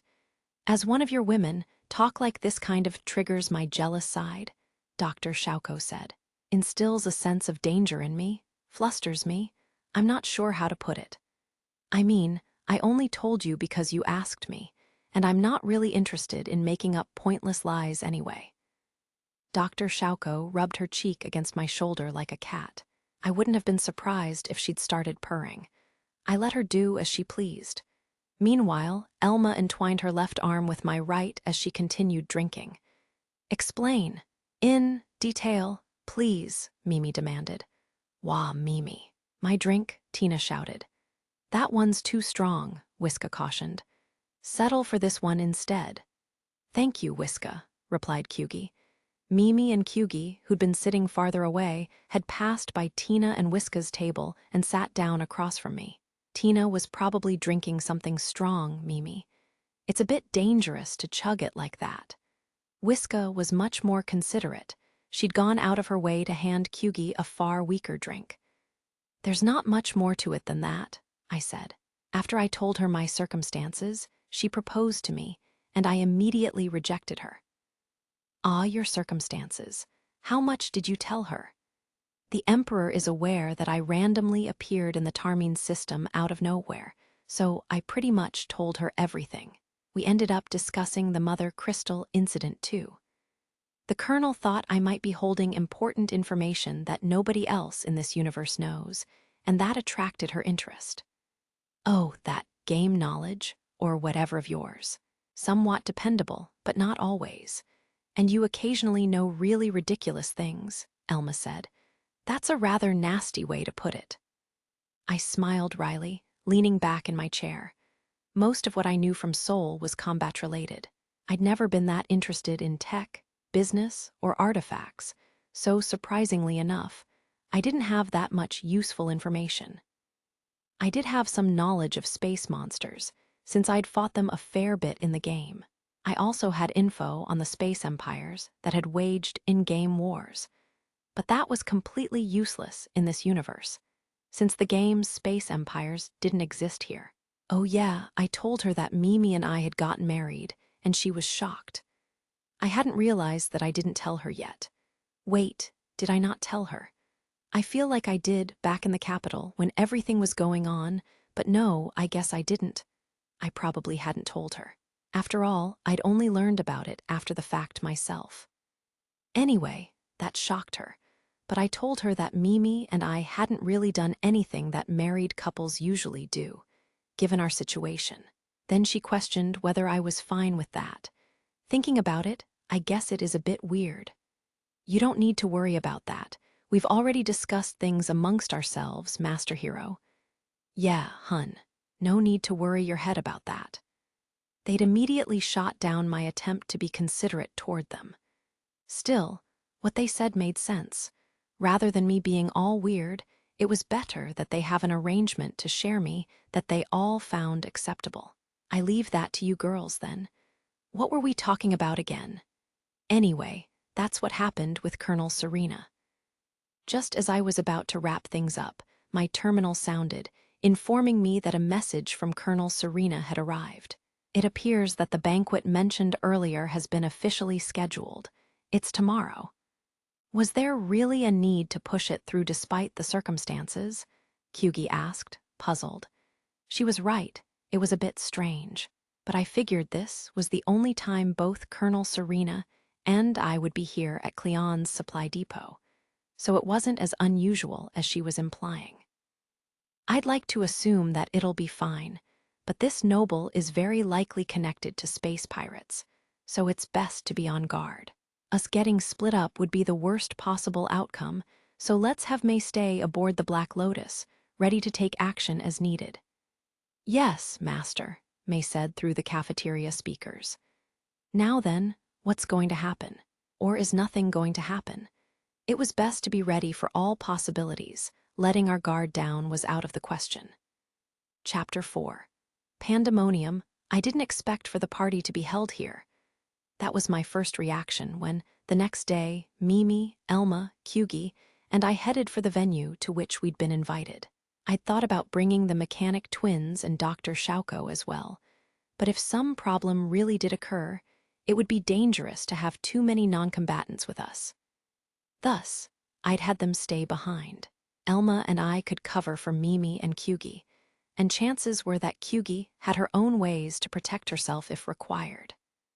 The only true non-combatant with us was Mimi, so no matter what happened, we could probably deal with it. How fancy, Mimi said. How antiquated, Elma remarked. Those were our honest impressions upon seeing the structure, a battleship that towered before us. I didn't know this ship's name, but it was indeed grand. It seemed a little on the old side, but its angular design and multiple large-caliber laser cannons were quite fearsome. Since it was about the same size as the Lesterius, or perhaps larger, it wasn't possible to see the entire ship this close up. Kyugi, your mouth's still hanging open. My apologies. I was a little overwhelmed. Kyugi, who'd been looking up at the battleship too, blushed as she hastily closed her mouth. I understood where she was coming from. The giant, angular ship we stood before was the epitome of a battleship. The Lesterius, which had been made by Ideal Starways, had a more aerodynamic design. By the way, you look good in those new clothes. Really? Thank you, Kyugi said, her face still red. She looked down, examining her garments. Kyugi wasn't wearing her usual shrine maiden garb today. Her outfit was more similar to a mercenary's. That said, its style still leaned toward that of her old shrine maiden clothes, and had clear traces of their influence. When we'd gone to buy her a mercenary outfit, the tailor had used the shrine maiden garments as inspiration for the new ones they sewed her. The new outfit just consisted of a jacket and skirt, but it was still a masterpiece that maintained a shrine maiden feel. The skill of a professional was really something else. I've got to say, there are a lot of people here. Soldiers and people who appeared to be laborers bustled around us. We were technically close to the front line, so I figured they were taking precautions in case of trouble. Those aren't Imperial Marines, Elma observed. They're probably Count Ixamel's private soldiers. There are a lot of them. Colonel Serena's Lesterius was about the same size as this ship, but I'd never seen so many people coming and going from it. While the ship was large, it probably didn't need this many people to keep it running. At least, not according to Whiska and Tina. Is this not a normal ship? Kyugi asked. It's old, replied Elma. It might have been made back during the war against machine intelligence. What does that imply? During the war, they minimized the ship parts that computers can control, since they didn't want machine intelligence taking ships over. That would make this ship at least 100 years old. It might even be older than that, Elma said, glaring suspiciously at the ship in front of us. Now that she mentioned it, I recalled hearing that the Graken Empire's nobles kept machine intelligence at arm's length. They didn't seem to trust them fully. As a count, he could easily buy the latest ship if he wanted to. Why is he still using an antique? Dr. Shauko asked. He's probably on guard against machine intelligence. They can get into anything connected to a network. That's kind of scary, I said. It was believable, though. May could easily run the Black Lotus by herself, so machine intelligence could probably take over even Imperial fleet ships if they chose to. They'd probably come to some sort of agreement with the Empire not to do anything like that, though. I wonder whether it's because doing otherwise would cause problems for his business. Stop that line of thought immediately. Aye, ma'am. Since Elma was getting angry at me, I decided to stop there. Count Ixamel was a noble I suspected of having ties with space pirates. And if he really was dealing with them, he couldn't let machine intelligence access his ship. So, if my theory was correct, it explained why he still used such an old vessel in this day and age. Even if a machine intelligence didn't go so far as to take over his ship, it would cause the Count huge problems if it cracked into his surveillance cameras and recorded evidence of his crimes. You think I might view Count Ixamel in too negative a light? Well, both the Emperor and Pirate Slayer Colonel Serena viewed Count Ixamel as suspicious, so something was definitely wrong with him. Even if that weren't the case, there was no way I'd have a good impression of him, considering how he'd messed with Count Dalenwald and Chris. Let's head in. Looks like the accommodation ladder is over there. Okay, Mimi responded energetically. Yes, my lord. Kyugi followed 3 steps behind me as we headed for the ladder. As for Elma, she continued to stare suspiciously at our surroundings as she walked beside Kyugi. As I approached the ladder, I called out to the sentry. I'm the mercenary hero. I got an invitation, so I came. Am I on the list? The sentry wore high-quality combat armor, and he was equipped with a likewise high-quality laser rifle. Those were gilded in gold, as was the rest of his equipment. Count Ixamel seemed to be doing quite well for himself. Let me check. Yes, you're on the list. Are those people behind you part of your entourage? 3 appear to be missing. We're technically on standby for combat, so I had them remain aboard the ship so that we're prepared to set off at a moment's notice. Is that a problem? No, come in. A guide is awaiting you inside. Got it. Later, let's go. Done speaking with the sentry, I stepped onto the accommodation ladder and headed aboard the ship. There, I was greeted by a sight that made me doubt whether this ship really was antique. Wow, how pretty. The interior's quite luxurious. A pristine carpet covered the floor, the ceiling radiated bright light, and the walls were spotless. A group of what appeared to be maids and butlers was waiting for us. The space that presented itself was dazzling, completely at odds with the ship's imposing exterior. Space is at a premium on spacecraft. This is quite a bold way to use that valuable resource. This area was likely meant as an entrance hall for receiving visitors. Perhaps this whole block of the battleship was a dedicated independent reception area. A dandy-looking man resembling a butler approached us. Welcome to Count Ixamel's flagship, the Majestic. You are Captain Hero and his entourage, correct? That's right. This ship's incredible, I replied. The man proudly bowed his head in respect. Thank you for the compliment. The history of the House of Ixamel is carved into it. Please follow me. Colonel Halls has already arrived. I see. I don't believe we're late, but it wouldn't be good to keep her waiting. Lead the way. The man bowed again, then began leading us along. Kyugi had approached me. Anything? I inquired. Nothing at the moment, she replied. By anything, I was asking whether she detected someone with hostile intentions toward us. I'd grown sensitive to that kind of thing myself, but I wasn't picking anything up. Kyugi was way more experienced than me, so if even she wasn't detecting anything, then we probably weren't in danger. I still wasn't going to lower my guard, though. Hopefully nothing bad happens, I muttered. Aren't you asking for too much? Elma responded. Hoping nothing bad happens is too much. Ah ha ha, Mimi chuckled, smiling wryly at my exchange with Elma. She and Elma were probably on the same page. At any rate, it still seemed like if Count Ixamel captured us, the drawbacks would far outweigh anything he might gain. So logically, we had nothing to worry about. The elderly butler led us to a relaxing area that appeared to serve as a banquet hall. The spacious room contained a large table covered with a white tablecloth. 2 men of noble bearing were already seated there, as were Colonel Serena and her adjutant. Lord David, I've brought the mercenary hero. Good work. Lord Hero, ladies, please have a seat. When the older man seated at the table invited us to sit, we did as he asked. We had no reason to refuse. Then the gentleman who'd invited us to sit told me with a bright smile, "What lovely company you keep. I very much approve. Lately, I've been so busy that I haven't had the time to appreciate such flowers." "Oh, don't worry, I understand. I don't intend to cast blatant, discourteous gazes, but you see, the strain of the recent days has been piling up on me." What you just said was already pretty rude. Still, for whatever reason, his comments didn't tick me off that much. He seemed to have some kind of strange charisma that made his words less annoying. "Oh, pardon my manners," he continued. "I've yet to introduce myself.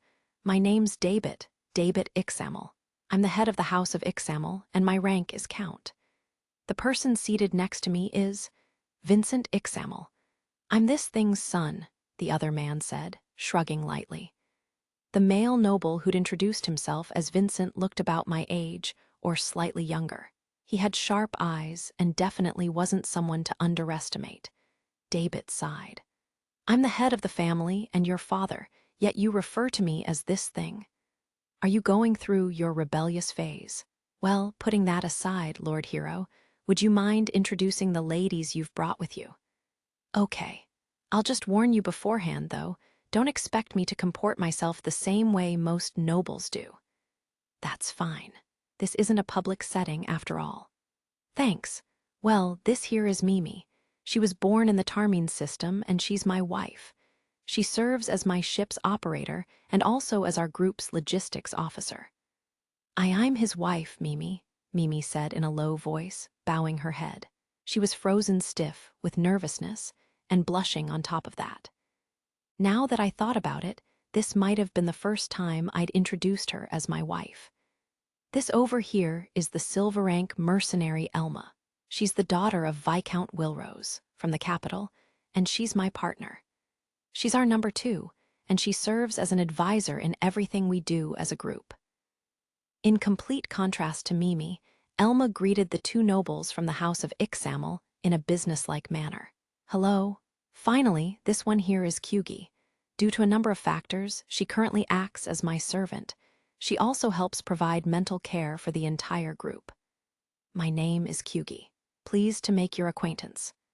Kyugi introduced herself with an elegant bow. Seeing these 3 like this, they're each quite unique in their own way. I wonder how Tina, Whiska, and Dr. Shauko would introduce themselves if they were here. I more or less knew what May would do. "So they're your wife, partner, and servant. I suppose that indeed befits a hero who earned a silver-winged sword assault badge and gold star and lived to tell the tale. Given how strange all platinum rankers are, I guess you aren't that unusual. In fact, you're on the normal side. You at least operate within reasonable boundaries," Vincent said with a cynical smile. Considering how many women served at my side, I could only accept his judgment of me as a lecherous bastard. Regardless, he had said something quite interesting just now. "You know other platinum rankers?" "Just one, and we only communicate through messages. They're a weirdo. They refuse to show their face or reveal what they look like." I recalled fighting someone like that during the tournament in the capital, although I'd already forgotten their name. When I thought about it, I'd never really looked into the other platinum rankers. I wasn't likely to meet them to begin with, and I wasn't interested in seeking them out. "I see. So all the other platinum rankers are rather strange in their own way. I don't think you're normal either, frankly, even compared to other platinum rankers. Anyway, conversation is good and all, but how about we wet our throats? Good idea, David said. Bring the drinks over. At his order, the maids and butlers waiting by the walls immediately moved to prepare some kind of aperitif. They began pouring golden liquid from an expensive-looking bottle into glasses that appeared to be crystal. I'm not much of a drinker, I said. No. Well, this isn't that strong, so if you aren't allergic, please join us for a glass. So what should we toast to? Let me think. It's rather basic, but since this is our first introduction, how about we celebrate encountering new faces today? Here's to meeting new people. David raised his glass and downed the golden liquid. Everyone else, including myself, followed suit and raised our glasses to drink. The beverage was rather refreshing, without much sting. It wasn't sweet, it had a more acidic quality, but it was easy going down. Still, it was definitely alcoholic. This was one of those drinks that would get you dead drunk in no time if you let its seemingly mild taste fool you and you chugged it. My face was already heating up. I really must apologize, Colonel, David told Serena. I called you back here for mere standby duty while you were in the middle of an operation. Given the current situation, though, we'll need as much reserve strength we can get in the event that something does happen. I do feel that it's likely that our current forces could repel the Federation, and reinforcements from the main Imperial fleet should arrive within a few days. No need to apologize, Commander, Serena replied. In your position, I'd likely have made the same decision, and as the Emperor's sword, I do what must be done. Thank you, Colonel. David and Colonel Serena seemed to plan to continue discussing matters related to the Imperial fleet. Since David's attention was focused entirely over there, Vincent was likely the one responsible for entertaining me and my crew members. I've looked into your history, and your battle results are quite unique, he told me. It's also quite unusual that you mainly hunt pirates. Do you have some sort of preference for that? I wouldn't say so. They just happen to be everywhere, and as long as you know how to take them down, you can make good money. But it also wouldn't bother me one bit if I ended up hunting them to extinction. Society at large would even thank me for it. They're the perfect prey, don't you think? I see. Just for reference, how much can you make hunting pirates? That depends on where you hunt, but generally, at least 1 million ener per week. Probably a bit more than that, since I have more ships with me these days, although we're still working on our coordination. Oh, I should have expected that, since you're a platinum ranker. And given how many women you have around you, you'd have to be capable. Pretty much. If a big job comes in, I focus on that. I also transport supplies in my mothership's cargo hold. I'm not going to share where my big jobs come from, though, or what they entail, so don't ask. Vincent listened with interest. I was on guard at first, but he doesn't seem too different from most nobles. He was really good at hiding warning signs, or perhaps he had nothing to hide to begin with. At the moment, I didn't sense any hostile intentions, but we might still be in danger if our hosts were the kind of people who could hurt others as naturally as they breathed. People like that wouldn't emit hostile emotion to begin with. Your glass is empty, Vincent said. Yeah, but you don't want more alcohol, right? We have alternative drinks prepared. The food will be here soon as well. Vincent made a hand signal, and a maid brought me another drink. It appeared to be some kind of fruit juice, since it was vivid pink. Its color made me a bit hesitant to accept it. Anyway, here's to our newfound bond, Vincent said. Cheers. But I don't think this bond will last very long. We were acting friendly, but I hadn't forgotten or forgiven what they'd done to Chris. In my defense, I had absolutely been on guard, but you wouldn't normally expect your host to drug your food, would you? Colonel Serena had been eating as well, and Kyugi hadn't balked either. Elma had been drinking to her heart's content, and Mimi was also seemingly enjoying herself. The two nobles in our group had assured me that an imperial noble would never betray the empire. And since I hadn't detected any malice or hostile intentions, I figured I'd lower my guard a little. Given those mitigating circumstances, I deserved some leeway here. In any case, I'd screwed up. I had no choice but to recognize that. It started with the sound of Mimi collapsing forward onto the table. Thump. Don't tell me. You're kidding. What do you have to gain from this? Realizing what had happened, Colonel Serena attempted to stand, but couldn't. Elma looked as though she was about to pass out. As for me, I was barely holding on despite the desire to close my eyes and fall asleep. They hadn't used lethal poison, but instead some kind of sedative. This is bad. I glanced over at Kyugi. She returned my gaze sleepily, pleading, please stay calm. Stay calm, huh? I understood what she meant. Count Ixamel and his people didn't know it, but I was essentially a bomb, one far more dangerous than even a reactive warhead. Hey, I said aloud. What? Vincent's voice was devoid of emotion as he glanced over. I didn't like his eyes. They clearly stated that he saw us not as humans, but as objects. I probably directed the same kind of gaze at pirates. This is all I'll say. Whatever you do, don't touch my girls. And why not? If you do, I'll destroy all of you. Destroy us. That's quite the bold threat from a loser who's about to pass out. Don't complain that I didn't warn you. Whatever you do, don't touch them. Having said that, I let myself pass out.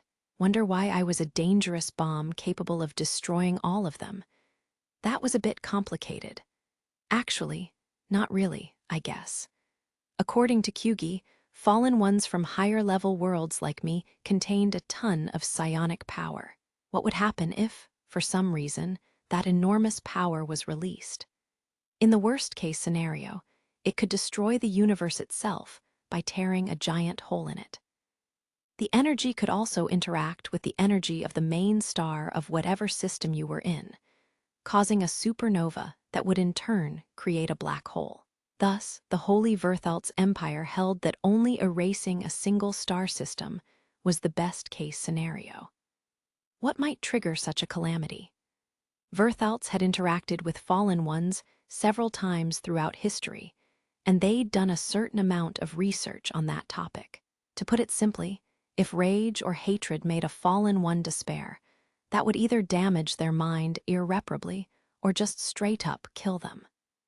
Either would trigger such a catastrophe. This is the worst. Before waking, I dreamed about all the terrible stories I'd heard in Verthalt's temple. Then I found myself sitting in a chair fixed to the floor, my body bound by what seemed to be some kind of tough cord. My arms and legs were chained by some type of cuffs fixed in place by my hips. I could turn my head, but beyond that, I couldn't move at all. Since my neck was free, I took the opportunity to glance around at the room I was being held in. It was surprisingly decent looking. Carpet covered the floor, and there was even a table and sofa in front of me. Rather than a prison, it resembled a drawing room. As I looked around the room, its door opened, and Vincent entered accompanied by 2 soldiers. Are they monitoring my vital signs? They're coming in the moment I woke up. Well, it's not like it matters. Sleep well? Vincent asked. I returned his bored gaze, smirking. Terribly. Is drugging guests and tying them to chairs fashionable among the aristocracy now? That's quite an acquired taste. As I said that, I focused, using my will to grab and twist my chair's armrests. I moved my arms around as much as possible to disguise the sound of the armrests bending and ensure that my captors wouldn't notice anything amiss. Your attitude in the face of these circumstances is impressive, but your life and your women's lives are in the palm of my hand, so choose your words wisely. You drugged us, took us hostage, tied me to a chair, and now you're declaring victory. How cool. Vincent's brows twitched at my provocation. It was working. I said to watch your words. A single order from me will result in your women enduring a fate worse than death. Oh, wow, I'm really scared. So, what are you trying to make me do with that threat? Do you want me to suck you off or something? Huh. I shouted this to cover the sound of my telekinetic hands breaking the metal armrests. Next, I targeted the sword at Vincent's waist. If I'd simply wanted to kill him and his soldiers, I could just have used telekinesis. If I wanted to get information out of them, though, I'd need to put myself in an advantageous position. To start with, I should slam them into the wall. Grabbing the sheath of Vincent's sword with my mind, I began to form a kinetic wave capable of knocking the trio into the wall behind them. Something like that was child's play for me now. "You're a mercenary. Work for us," Vincent said. "We'll pay you, and if you do your job, we'll return your women to you safe and sound." "Are you an idiot? You drugged me and took my girls hostage. You think I'll just obligingly obey you?" "Yes, you will. You're not the type of man to abandon your women. You're a piece of shit. I'm going to smash that pretty face of yours." "What? MMGH." I used my invisible hands to bring his sword toward me, then unleashed the imperceptible kinetic wave to throw Vincent and the two soldiers back into the wall. They crashed against it and let out groans. Whatever bodily enhancements they might have received as imperial nobles, they'd have no way to avoid this kind of sneak attack unless they had psionic powers themselves. With Vincent's sword, I sliced away the tight cords binding my chest, then took a deep breath and slowed down time in my surroundings. In a single step, I rushed over to Vincent, who stared at me with shock, his nose bleeding, and cut off his right arm. I also took the opportunity to chop one arm off both the soldiers who accompanied him. As I breathed out, time returned to normal, and Vincent and the soldiers' screams echoed through the room. "Gah, what the? How? Who knows?" I used the sword to cut off the cuffs dangling from my arms, then started searching the soldiers' equipment, stealing their first aid nanomachines as well as their laser pistols, laser rifles, and other weapons. I made sure to destroy the laser weapons so they could no longer be used. Now our roles are reversed. Tell me where you're keeping Mimi and the others. You want this, don't you? I asked, dangling the first aid nanomachine injector in front of Vincent. I'd cut off one of his arms. He was currently pressing his remaining hand against the severed arm's stump, but that wouldn't do anything except ease the pain. Regardless of what enhancements a noble had received, they could still die from blood loss as long as they were human. That meant that Vincent would die soon unless he was injected with first aid nanomachines that could stopping the bleeding. Why, you bastard? Do you think you're going to get away with this? Who knows? Still, I don't intend to show mercy to anyone who threatens the lives of my crew and me. If I have to, I'll just go crying to the Emperor or Princess. I could always go to Colonel Serena or Count Dalenwold for help too. And if the situation called for it, I could simply flee the Empire, I said, raising Vincent's sword in a battle-ready pose. Although he was missing an arm, this was still a noble I was dealing with. He might try to fight back and lunge at me with inhuman speed. No stalling. Tell me or die, you choose. A mere mercenary like you wouldn't dare kill a knob. So you choose death. With no hesitation, I separated Vincent's head cleanly from his neck. It flew through the air, his face still locked in the shocked expression he'd made when he heard my words. Vincent had had no intention of talking, and keeping a noble like him alive was risky, so I decided it was best to simply kill him immediately. That was just common sense. That have consequences. Well, all I had to do was muddy the waters by killing the head of the family too, right? Whatever. If things really get untenable, I can just leave the Empire. So, which one of you wants to speak? Whoever speaks up first gets to live.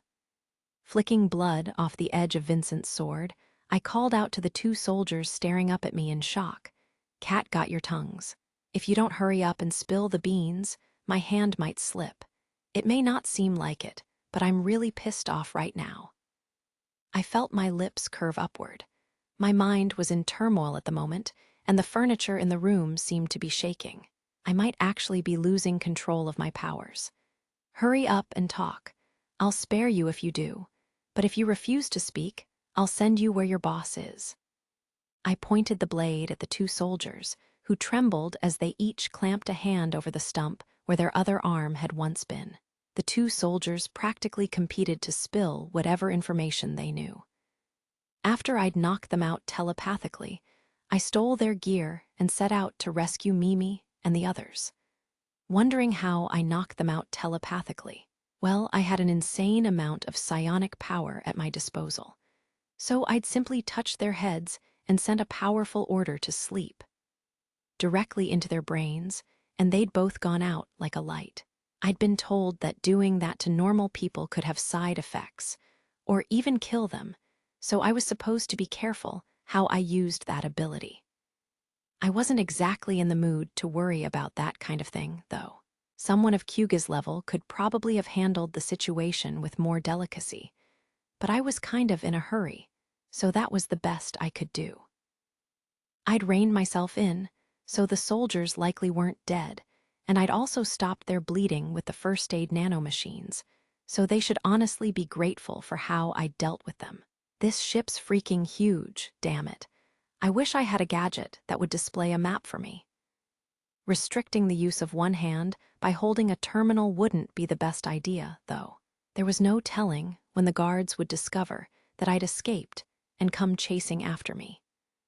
I figured I should probably look into adding some kind of SC-Uter-like wearable device to my arsenal. As I indulged in that idle thought, I made use of the information I'd received from the soldiers, heading toward the room where Mimi and the others were supposedly imprisoned. On the way, I ran into a pair of soldiers. "Your halt. What are you doing here?" "I decided to accept Sir Vincent's proposal," I replied. "I'm here to check that my comrades are all right. Look, I have his sword with me, which proves he trusts me." I showed the sheath of Vincent's blade to the two guards who stopped me. The guard who'd called out to me looked at it, while the other guard raised his laser rifle, ready to aim at me on a moment's notice. He wasn't pointing it at me yet, but it probably wouldn't be long before he did. "Wait," one said. "Let me check." "I can't have you doing that." "What?" I held my breath and sliced the two soldiers in half in one quick motion. The bodies of the bisected soldiers, who appeared to be in complete disbelief, collapsed to the ship's floor, covering my shoes with blood and guts. I had no choice. They'd had their guard up against me, so I couldn't have touched their heads and put them to sleep. Besides, to knock them out, I would have needed to focus. In a situation like this, I'd had no choice but to cut them down. I'd already killed Vincent, and it was obvious that Count Ixamel was at odds with me and Colonel Serena. Now that things had come to this, violence was the only option. I hate this. If I get hit by a laser rifle set to lethal output, it's curtains for me. I'm not in power armor or even combat armor. Right now, I'm completely defenseless. Oh well. I swung Vincent's sword into a nearby wall, slicing out a portion, just the right size to serve as a shield. A laser weapon transferred heat to the surface of the target. Its beam hit, ultimately destroying the target. They were destructive, but they didn't have much penetrating force. And a battleship's internal walls were made of sturdy material designed to withstand shipboard combat, so they should be able to withstand several laser blasts. Or, in the worst-case scenario, at least one blast. If this shield broke, I could always make another one by cutting another piece from the wall. I was doing a lot of damage to Count Ixamel's ship, but that wasn't exactly my problem. I telekinetically levitated my makeshift shield and used it to cover myself as I rushed toward my destination. Before long, I encountered more soldiers. What? Halt! I refuse. I pushed my wall shield into the soldiers I'd met while rounding a corner, then cut them down as they stumbled from the impact. They hadn't done anything wrong, but anyone who impeded me was my enemy. I had to cut my enemies down. The bigger a commotion I caused, the less attention Mimi and the others would be paid. That might allow them to somehow escape on their own. Although Mimi didn't fight, Elma was even better than me at hand-to-hand combat, and way better than most people with a laser gun. Then there were Kyuga's powerful psionic powers. They really should be able to escape on their own. What's going on? There are injured men over here. Code 03, Code 03. Sector 2B, Code 03. Requesting backup. More soldiers had noticed the disturbance and rushed over. I'd experienced in-person combat many times in Seoul, and a certain rule had to be followed when you faced multiple enemies alone.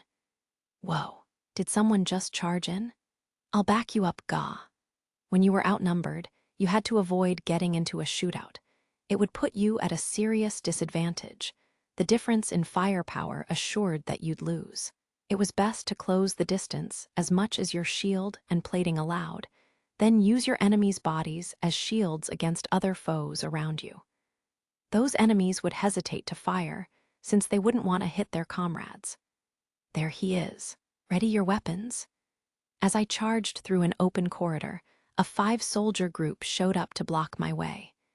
They raised their laser rifles and laser pistols, pointing them at me. They probably intended to break through my defenses in one concentrated barrage. I wasn't about to let them. Clenching my free left hand, I muttered, "Come here." What? My weapon. Ga, I pulled their weapons toward myself telekinetically, disarming them. Then I charged the stunned soldiers and cut them down with my blade. I didn't need to do anything fancy. It was quite easy to use a blade to slaughter unarmed humans. I continued telekinetically manipulating the laser guns I'd stolen, using the firearms themselves as projectile weapons. Given my current skill level, I couldn't quite shoot them, but even using them as projectiles probably made them sufficiently scary weapons from the enemy's point of view. What the? Ga. Gua. I cut down the soldiers who'd been struck by flying laser guns and stumbled. Then I used their corpses as shields or new projectile weapons.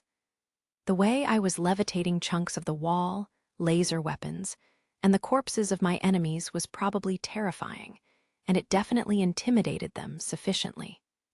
See corpses. He's manipulating corpses.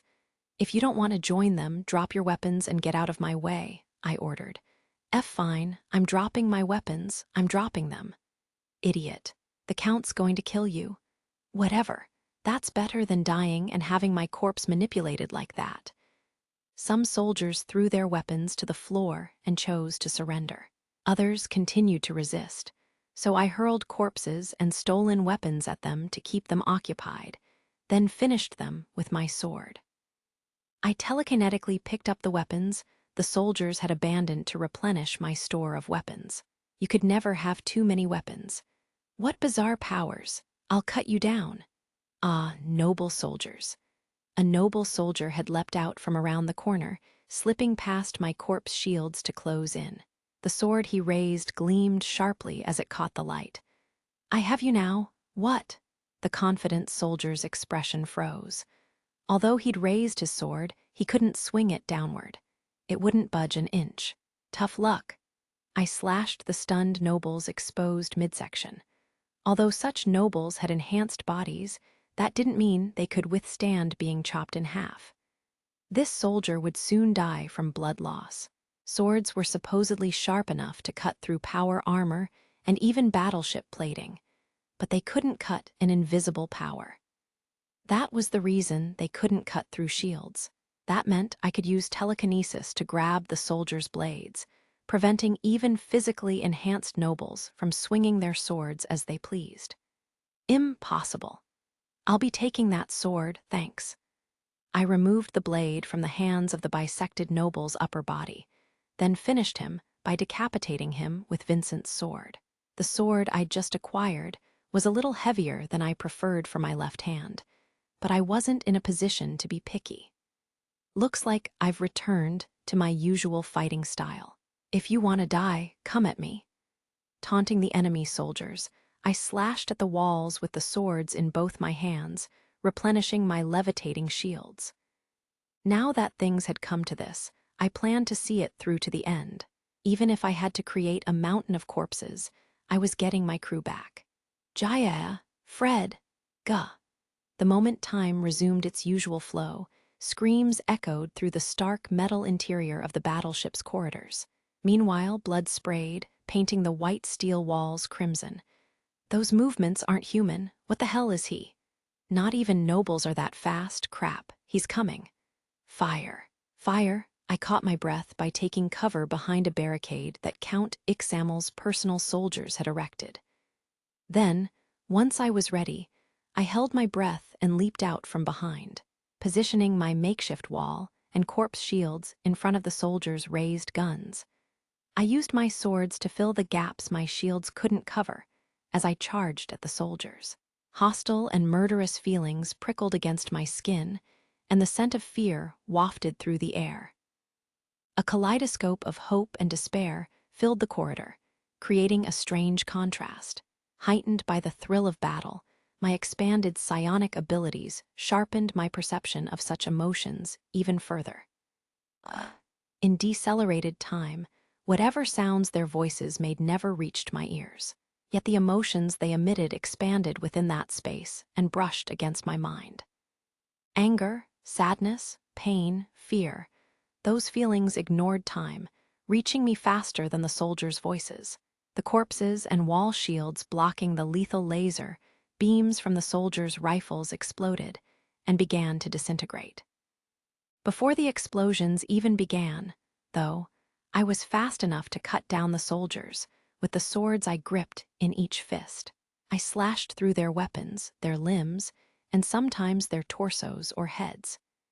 If they were behind barricades, I would even cleave through those, along with the men hiding on the other side. Damn, there's a lot of them. I hid once more behind a barrier my enemies had erected and took a breather. Since I'd used my time manipulation ability repeatedly, I wasn't sure how long I'd been fighting. Frustration burned in my chest. The thought that something might happen to Mimi or the others while I wasted time here made it impossible to calm down. Still, I had to maintain a cool head. I didn't have a proper personal shield, nor was I protected by combat armor or power armor. A single mistake could cost my life. "Pinade," a soldier cried. "Do it," another urged. "You think I'll let you?" I deployed my wall shields, jumped out from behind the barrier, and used my telekinesis to catch the Pinade, an abbreviation for plasma grenade, and throw it right back at them.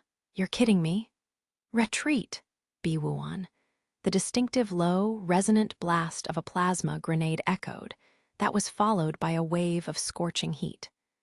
I could feel it burning against my skin even at this distance, so the soldiers caught at close range had no doubt met a gruesome fate. If the plasma explosion hit them directly, they'd have been utterly incinerated. These guys are actually willing to use plasma weapons aboard their own ship, I noted.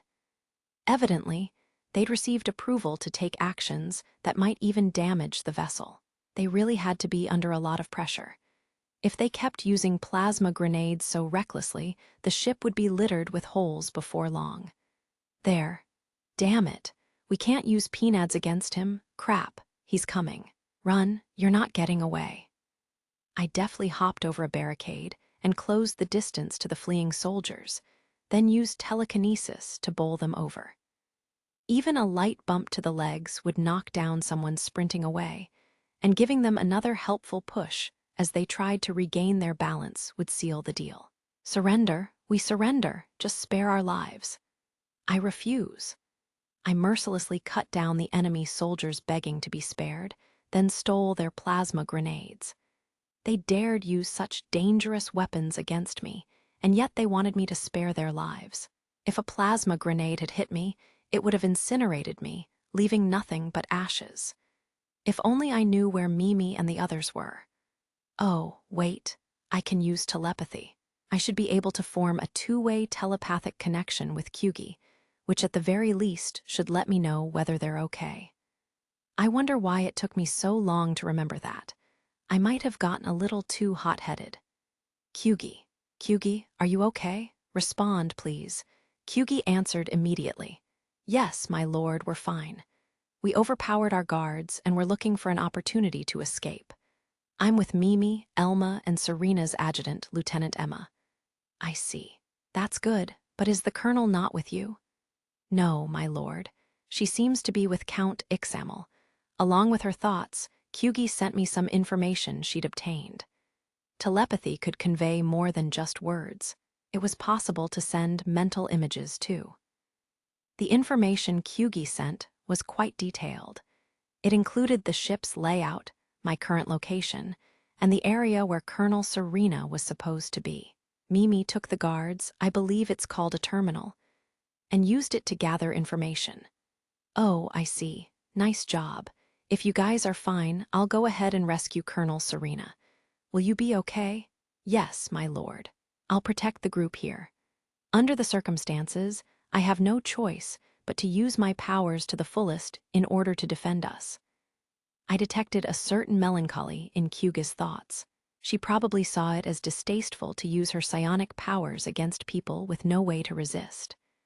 From what I knew, the Holy Verthelt's empire had strict, self-enforced rules about how magic, psionic power, was to be used.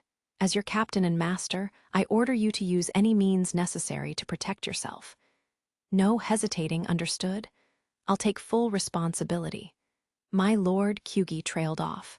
Very well. Orders acknowledged. I will not hesitate. Good. That's a good girl. I'll go rescue Colonel Serena now. If anything happens, let me know. Yes, my lord. I stopped communicating with Kyugi and began to reorganize the information she'd sent me. This is the shortest route to Colonel Serena. After checking the route, I activated a plasma grenade I'd stolen from the enemy soldiers and threw it at a wall. Biwuan.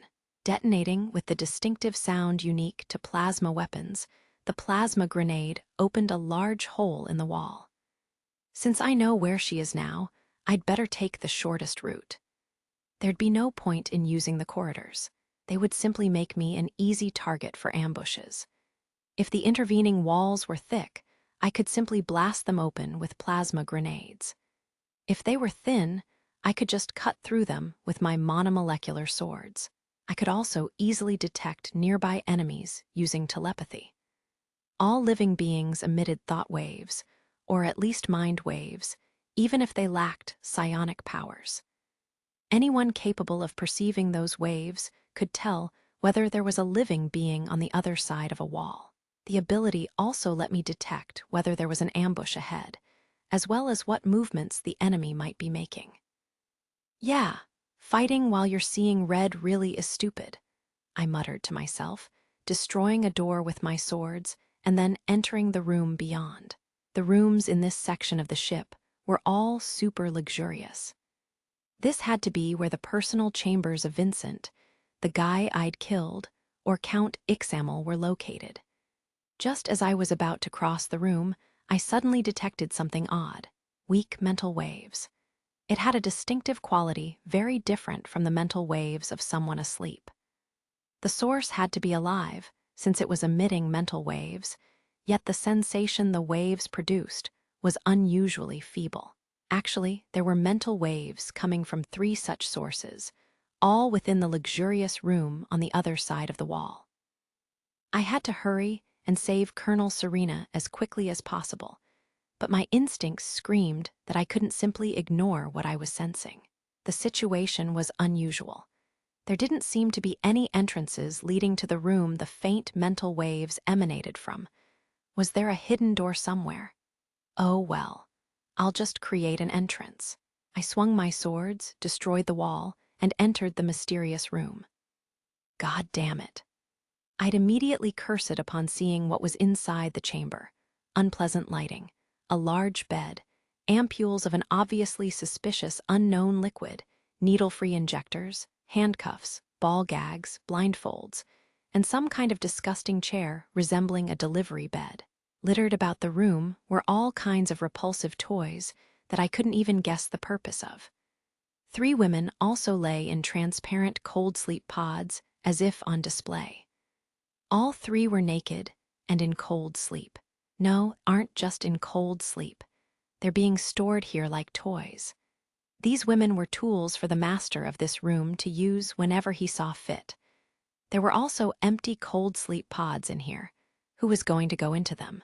Who did the master of this room intend to store here? Disgusting. That was my honest reaction. At the moment, though, there was nothing I could do for these women. Waking them up from cold sleep would take time, and it would be even longer before they were ready to move, if they even regained consciousness. Also, there were clearly dangerous drugs in the room.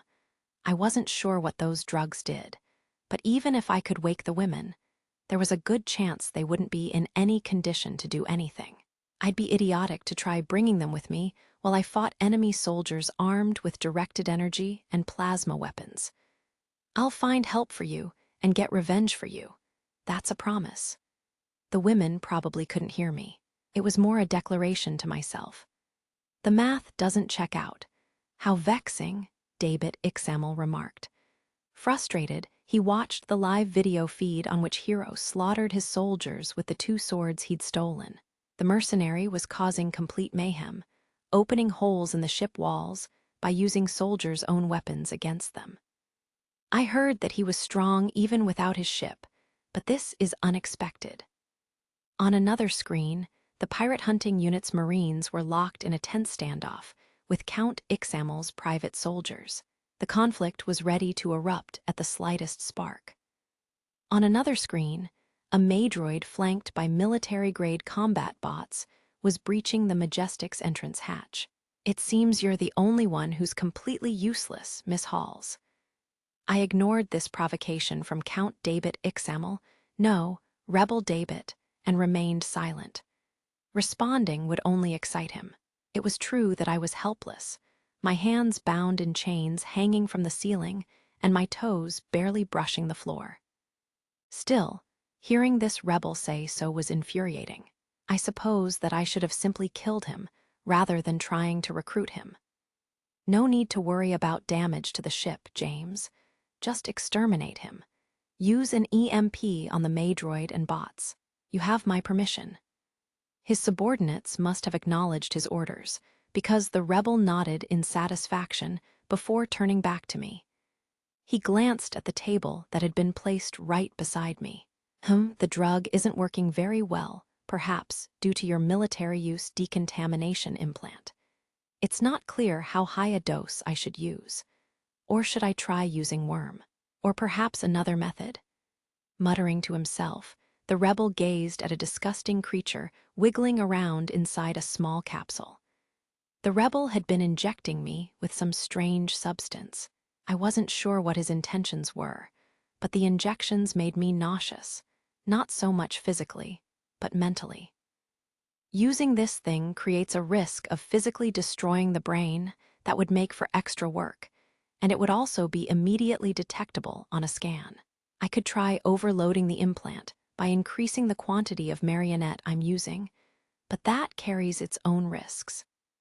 As the rebel kept muttering to himself about some ridiculous matter, the ship suddenly began to shake. That was followed by a bending, scraping sound, as if the ship itself were being crushed and broken apart. "What's going on?" the rebel shouted in panic, looking over at the holo display. When he saw what was happening, his jaw dropped in shock. My own mouth might have hung open in astonishment, too. I had no idea what was going on. Hero had somehow carved 10 meters worth of holes through the ship in the direction he was moving. The holes resembled those a cannonball would have created if it managed to pierce through the ship, but there was no evidence of anything like a cannonball nearby. There was, however, some kind of dark mist radiating from Hero's body. What the hell is that? What's going on? Even as the rebel David reeled in shock, Hero pressed forward without breaking his stride. I wasn't sure where he was going, but his demeanor was anything but ordinary, and all he had in his hands were 2 swords. No, there also appeared to be objects floating around him. Still, I didn't see anything capable of unleashing the destruction the holo display had revealed. "Here," David muttered, blanching. "Is he headed here?" According to Kyugi, David Ixamel had only taken Colonel Serena with him. What were his intentions? That question reminded me of what I'd seen in the room with the cold sleep pods. I had an ominous feeling. Count Ixamel clearly had nefarious intentions, and if I kept wasting time, he was going to destroy Colonel Serena I was sure of it. In short, I had no more time to spare. I'm done holding back. Muttering that phrase was part of a routine. Such routines were useful when I wanted to control or fully unleash my psionic powers. I could keep demolishing the walls with plasma grenades and my swords, but that'd be far too inefficient.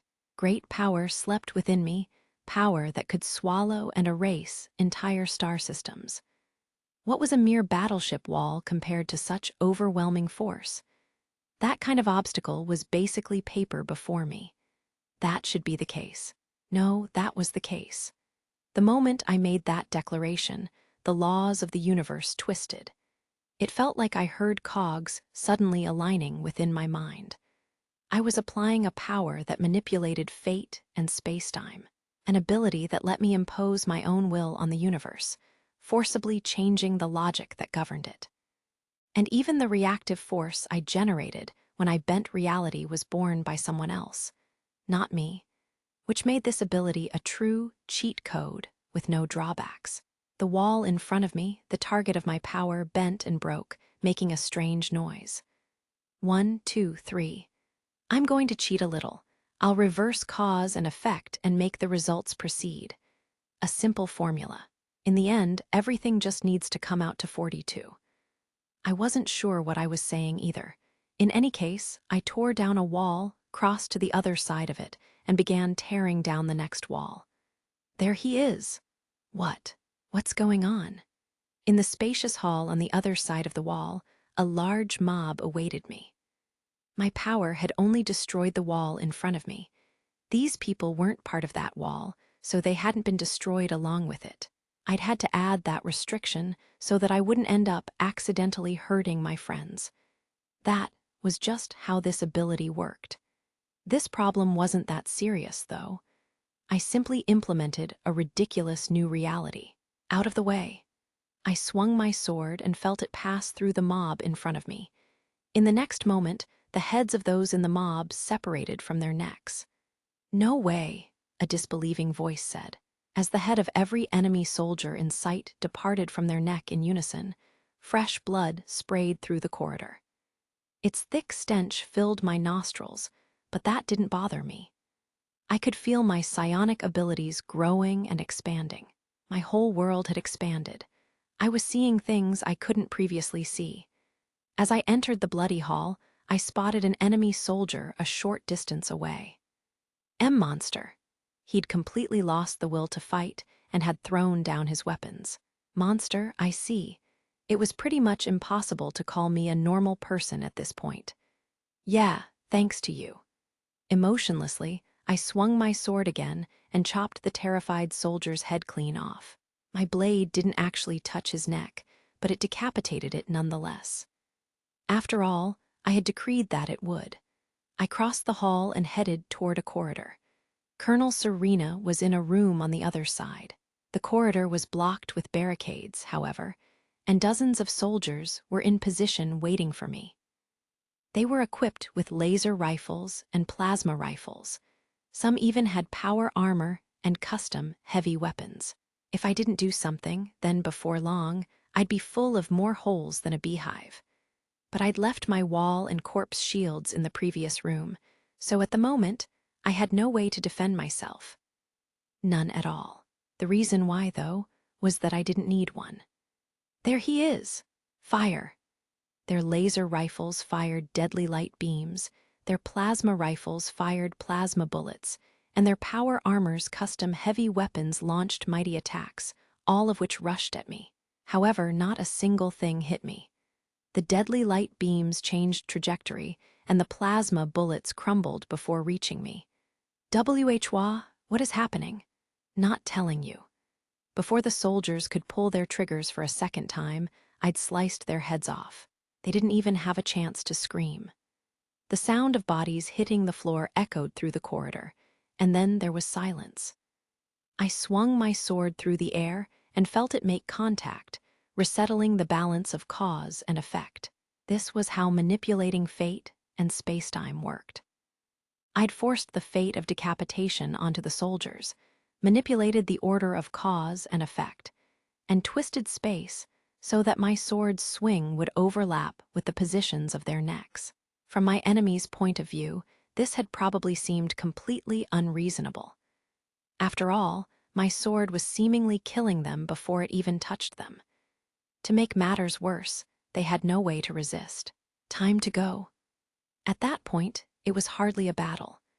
The enemy soldiers couldn't keep up with me. They'd never arrive where I was. After all, I had manipulated fate, decreeing that I wouldn't run into any more obstacles.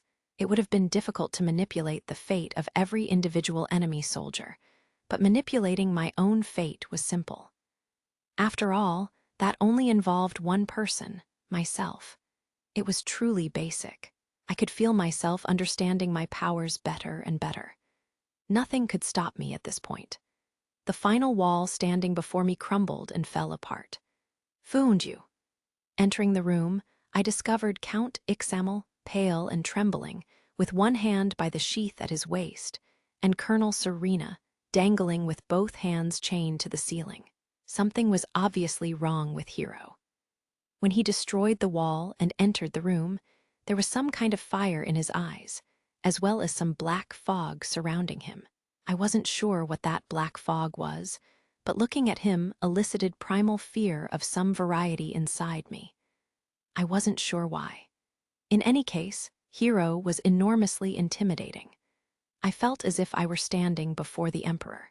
Hero glanced at me, then immediately glared at Count Ixamel. "You goddamn beast, I'm going to kill you." This was bad. I had to stop him. "No, don't, you can't. We need to capture this rebel alive." The moment Hero clicked his tongue, the chains binding me fell apart, and the rebel went flying into the far wall. The impact seemed to knock him unconscious. What had happened just now? Hero must have done something, but I had no idea what. While I was lost in thought, the door to the room suddenly opened, and a white figure jumped at Hero. My lord? It was a member of his crew. I believed that her name was Kyugi. I didn't know much about her, though. I'd heard that she'd come here from the Holy Verthalt's empire specifically to serve Hero, but I didn't know much more than that. "Master Hero? Hero, hey, are you okay?" After Kyugi, Miss Mimi and Miss Elma entered the room as well. Emma, my adjutant, followed. I was glad to see that she was safe. "Colonel, are you all right?" "Yes, for now. He injected me with a strange drug, so I'll need to be checked by a doctor sooner rather than later." I glanced over at the unconscious rebel. In any case, I had to resolve the present situation first. With their leader captured, hopefully the rebels' soldiers would stand down. My lord! The moment I sent Count Ixamel flying into the wall with telekinesis, Kyugi charged into the room. She immediately jumped at me and hugged me. In that instant, my mind suddenly cleared. You could say that I regained my composure.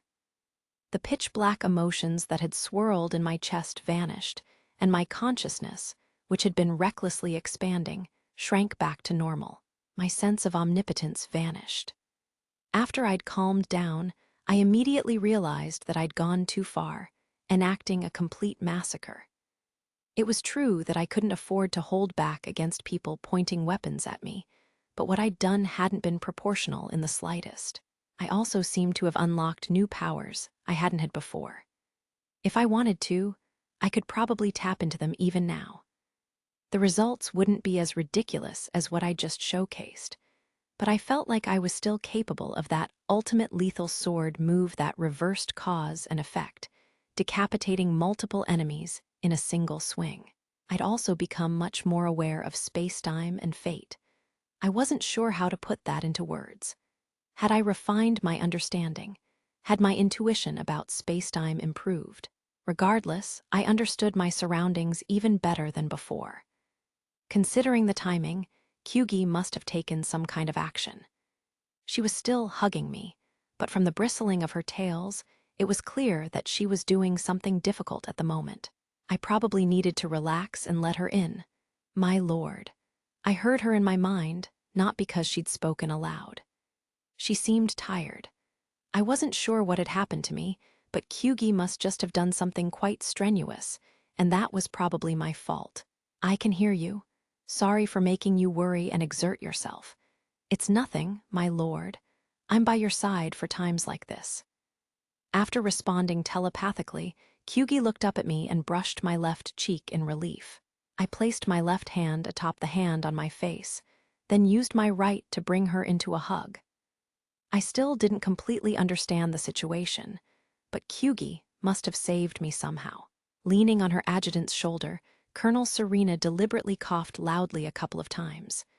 Yeah, no more getting lost in our own world. It's good to see that you're okay, Colonel Serena. You are okay, right? Yes, thankfully. I'm feeling right as rain right now.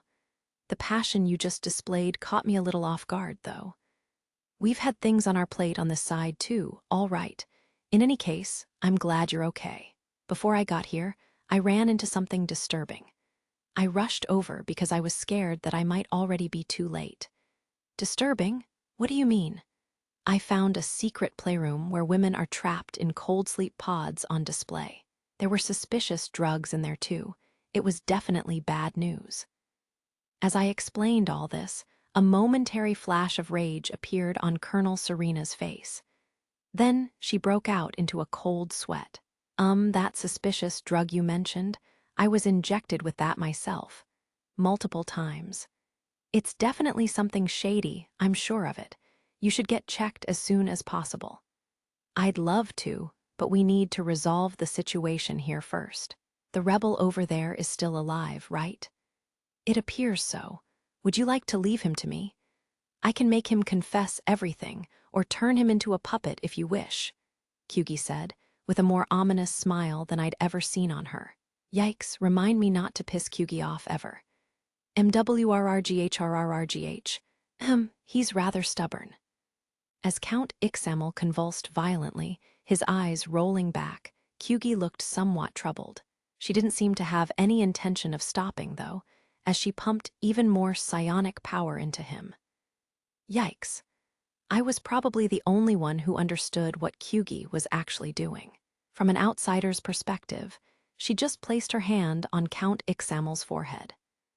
She was actually using telepathy to mess with his brain, though, and very forcefully, which made it clear that she didn't care whether she ended up breaking his mind. That was how it came off to me, at least. Maybe she was treading more carefully than I thought, but it sure didn't look like it. Anyway, yeah, yikes. As I shivered, watching Kyugi work, Elma called over to me. You look awful. That was when I first looked at myself. She was right. I was covered in blood. None was my own, of course. I was desperate. I woke up chained to a chair, and the rest of you had been captured and were being held elsewhere. Heaving a deep sigh, I stabbed the sword I held into the floor before sitting down on the sofa. I'd now damaged the floor and covered the sofa with blood, but that wasn't my problem. So, what happened on your end? I asked. Kyugi handled everything. The moment she woke up, she immediately neutralized our guard, stole their equipment and terminal, and then used the guard as a puppet. That girl is seriously unbelievable. Yeah, if she decides to use her telepathy in an offensive way, that's what happens. If Kyugi really wanted to do something, normal humans with no means to resist psionic powers couldn't stop her. She could even manipulate my mind unless I created a mental barrier to block her. It was incredible. The guard just suddenly fell over, then got up and started undoing our restraints. I was so confused, Mimi said, wiping my face with a wet handkerchief. She'd evidently poked around the room and found a bottle of water. She was pretty dependable now. As we waited, Colonel Serena and Kyugi finished up their interrogation session and walked toward us. As for Count Ixamel, Colonel Serena's adjutant was tying him up.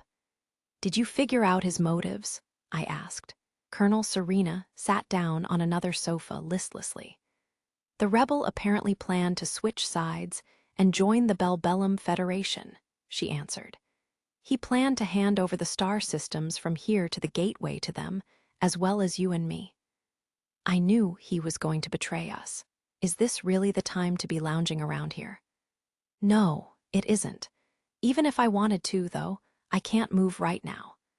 That strange drug he injected me with overloaded my decontamination implant, and too much movement might trigger the drug's effects.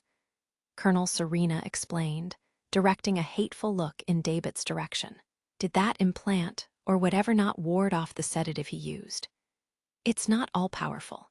It works against poison and unknown materials, but it won't respond to normal drugs. That means it's completely ineffective against any sedative typically used by nobles and the military. Is that how it works? That's how it works. Just what did that man inject me with? I should have forced him to spit it out. In any case, the pirate hunting unit's Marines are currently taking control of his ship. Your Maydroid is also Master. Just as Colonel Serena was mentioning her, May suddenly arrived. When she saw that, Serena just shrugged. I apologize for arriving so late. That's fine. It's enough that you're here now. What are you carrying? Your equipment and everyone else's. I also retrieved the Colonel's sword. Thank you, Colonel Serena said with a sigh of relief as May took out a familiar blade. I figured that, as a noblewoman, she must prize her sword. I felt a little safer with my own trusted blades in my hands myself.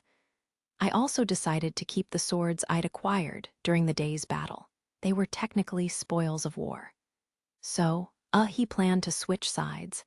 Considering that he took action, aren't we in a pretty bad situation? We have yet to re-establish communication with the various sectors, so it's difficult to draw any conclusions. We have neither secured this vessel's bridge nor seized this base's command post, and the extent of this man's reach remains unclear. Furthermore, no frontline reports have come in yet. You're saying we don't know anything? Not about the present situation, no. However, we do know what this man's plan was. Your cute but terrifying crew member got it all out of him, Colonel Serena said, glancing at Kyugi. Kyugi merely smiled, her fox ears twitching twice. As I said earlier, he planned to hand us over to the Belbellum Federation, along with a certain amount of the Empire's territory. Serena continued.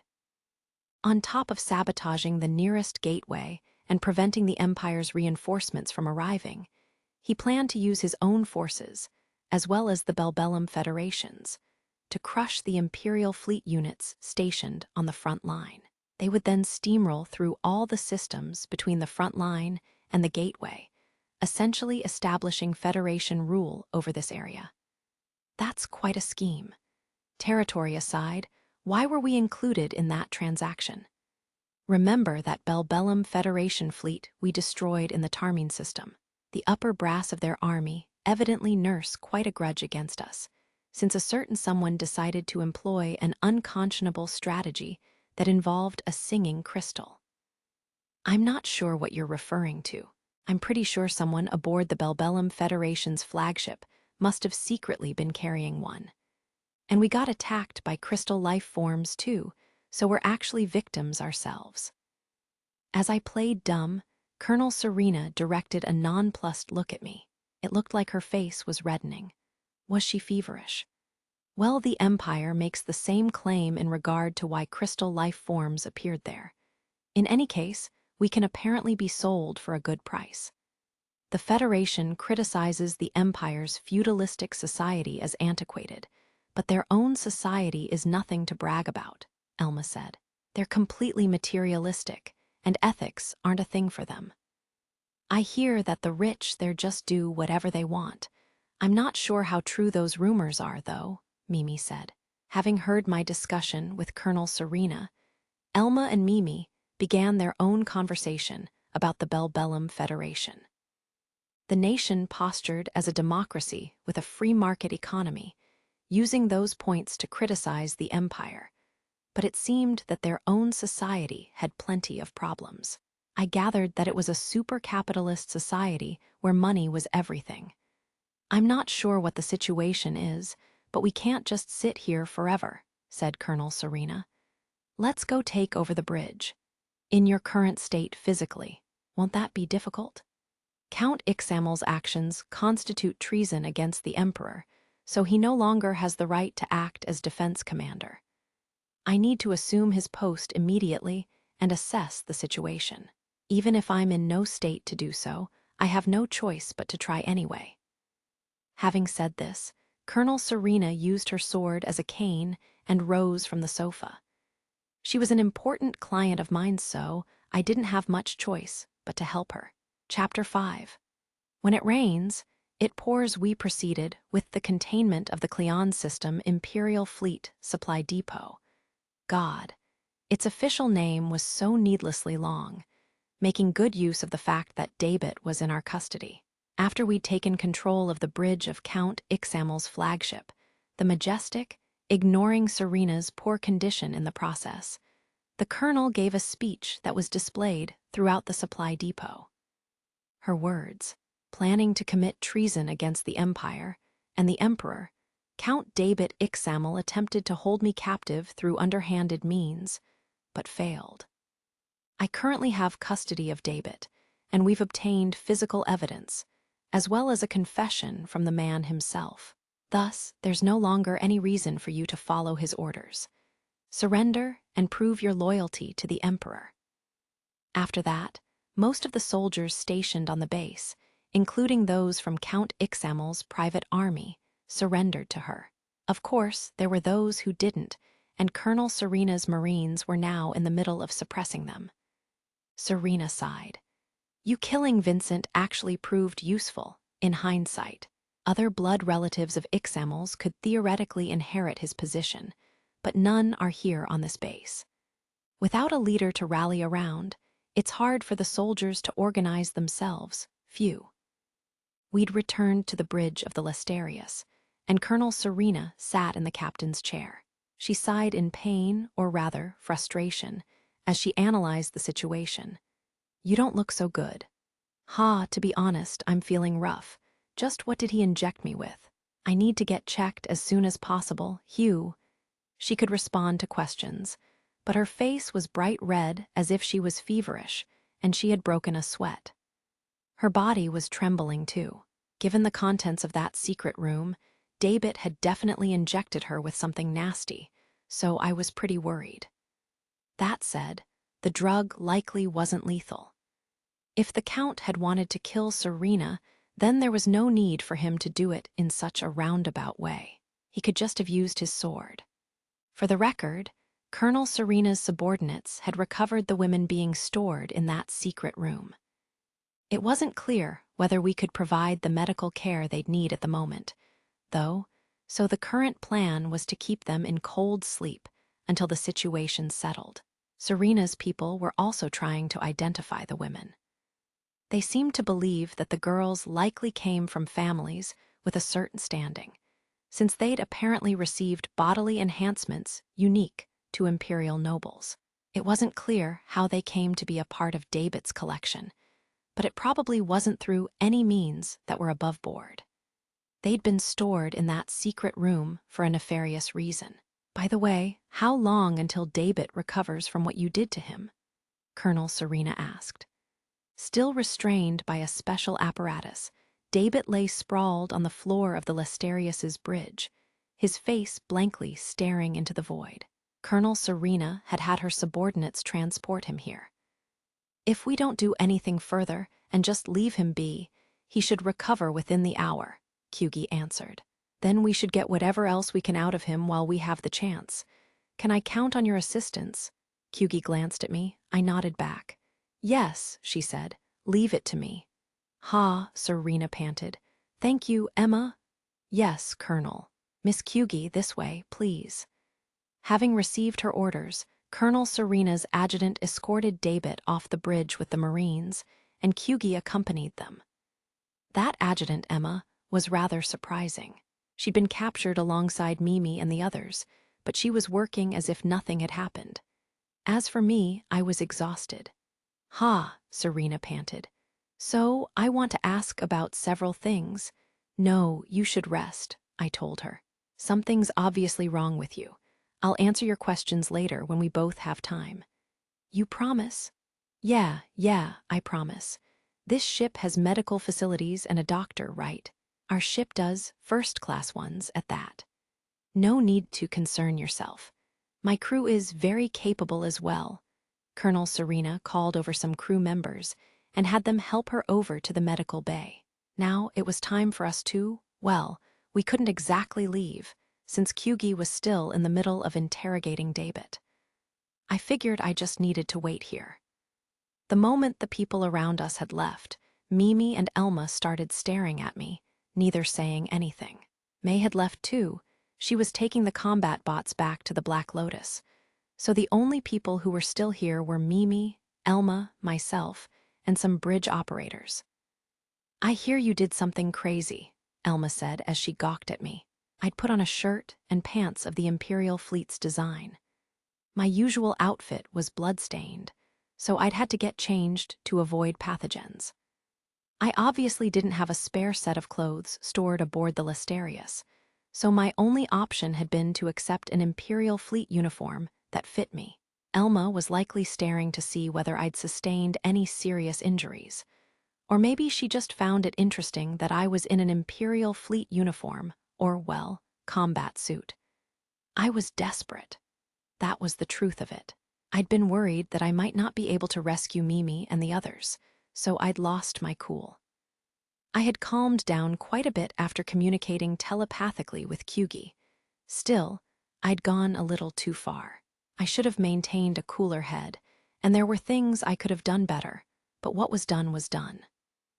That said, it would probably be best to reflect on my actions to avoid making the same mistake in the future. You seem uninjured, which is good, but how do I put this? You turned into, like, a dark hero out of a comic book, Mimi said. I saw the video footage. Please don't, I replied, folding my arms, closing my eyes, and tilting my face toward the ceiling. I really had unleashed my psionic abilities and gone wild with them. I'd held my breath and used time deceleration repeatedly, and I'd killed many soldiers with my swords. To top it all off, fueled by bloodlust, I'd awakened my ability to manipulate spacetime and fate. At this point, I was already on an entirely different plane from those fictional knights and Dark Lord who could control the Force. Even I had to admit that I'd become some kind of ridiculous monster. "So, are you okay?" Kyugi was panicked. "She said you were in a really precarious state or something."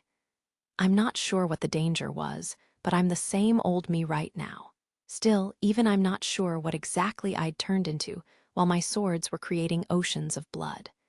Fighting in person is way different from fighting with the Krishna.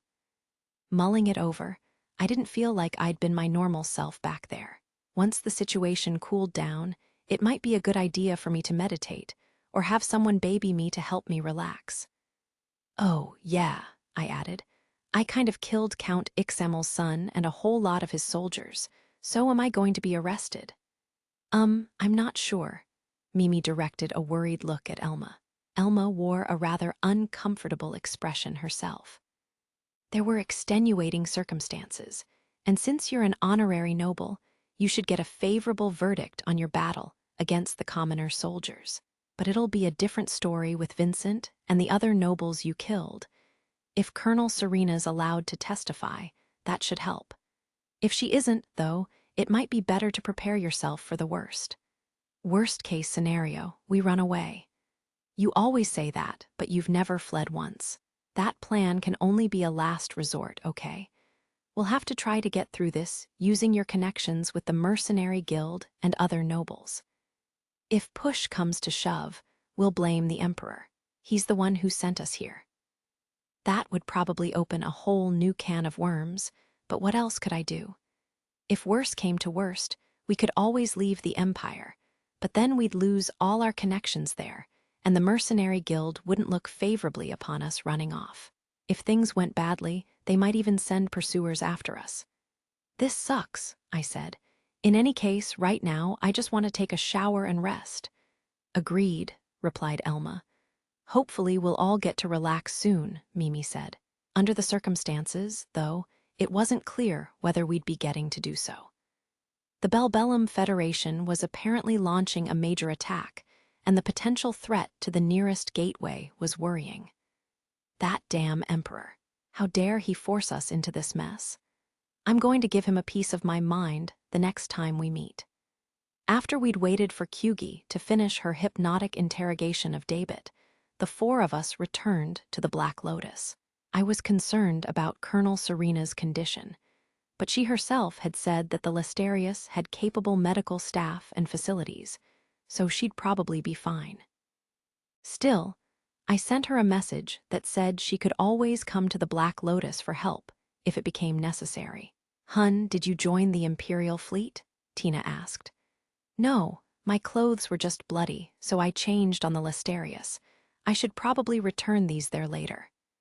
As we talked, an unknown individual in a full hazmat suit approached us. Wait, that wasn't an unknown individual. It was Dr. Shauko. "Hero, take off those clothes right here, then go clean up with a shower. Blood spreads disease really easily, so make sure you're thorough. You other three need to clean up too. I'll take your clothes and decontaminate them. Right here, we already went through thorough sanitization when we entered the ship. Right here. I've also had to decontaminate the areas you've gone through since entering the ship, and I don't want any extra work." "Okay." When the doctor insisted, it was best to comply. She was a professional, and it was best to listen to professionals at times like this. "Put them in this box here," Dr. Shauko instructed. "Okay." "Whoa-ho, nice. Keep stripping," Tina exclaimed. This wasn't a strip show. Wait, at this rate, I would be naked.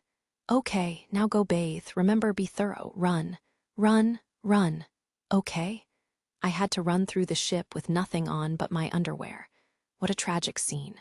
But although I wasn't happy about this, I had to obey Dr. Shauko. I was the captain, but I couldn't go against the doctor's advice. "I was waiting for you to arrive. Over here." Oh. May was waiting inside the tub, seated in a seiza position. She had prepared a familiar, cheap-looking air mattress and some transparent liquid that definitely wasn't body soap. "Now come and leave everything to me." "Okay." Whatever happened should be fine as long as I left everything to May. Given how much stress I'd been under, I deserved a little reward. Once I returned from bathing, Elma directed an exasperated look at me. "You look pretty refreshed," Elma said. "Baths are the best." I didn't pay her any mind. I was in a good mood, and on top of that, an enraptured fox was experiencing heaven right in front of me. Kyugi had finished bathing before Elma, and I was now drying and brushing one of her tails. I was a lucky man, getting to enjoy her fluffy tail like this, and Kyugi enjoyed the thorough brushing herself. A win-win situation. "Kyugi's tails are the best, right?" Mimi said. She was sitting beside me, brushing another of Kyugi's 3 tails. Mimi was also freshly washed, since she'd bathed along with Kyugi. "It's good to see that you're feeling fine," I told her. "A lot of people experience trauma after fighting in person like that." "I'm not completely unbothered, but it is what it is," Mimi replied. "And after all, I have so many kind companions looking after me." Yeah. Despite what she'd said, it was clear that she'd enjoyed the praise. She was so cute. Just then, my terminal made a ba-dun sound, the sound produced when someone was about to get a Muay Thai kick in the rear. That had to be Colonel Serena, but why was she calling me? I hadn't expected any communication from her until it was time for our ships to head out for battle. "Yo, it's Hero." "Phew, ha," Serena panted. "You seem to be doing well. Must be nice, ha." That's kind of a weird thing to get mad about. It sounds like you're in rough shape. Could your doctors not do anything for you?" "Unfortunately, no, ha. I'll tell our doctor to prepare to accept a new patient. Should we go get you?" No, that won't be necessary. I'll bring a sample of the drug I was injected with as well." "Got it. I'll have May meet you at the entrance." "Sorry for the trouble. It's fine. I'm hanging up. Come over as fast as possible." I ended the call, then prepared to go inform May and Dr. Shauko. The Lestarius was one of the latest battleship models, so its facilities should be decent. Was this situation simply outside its personnel's expertise? "May, Colonel Serena's coming aboard the ship. Sorry, but can you head to the accommodation ladder to welcome her? She seems really under the weather, so she'll probably need help to get to the medical bay. Prepare whatever you need." "Yes, Master. Leave it to me." "Thanks." May shouldn't have problems handling her end, so next up was Dr. Shauko. Dr. Shauko got a second. What is it? Feels strange anywhere. No, I'm fine, but Colonel Serena isn't. The enemy held her captive for a time, and while she was restrained, they injected her with some kind of fishy drug. I'm not sure what her full symptoms are, but her face was red and her breathing was uneven. She said she'd bring a sample of the drug over here with her. Well, without seeing her myself, I can't say anything. I wonder what that drug's purpose is.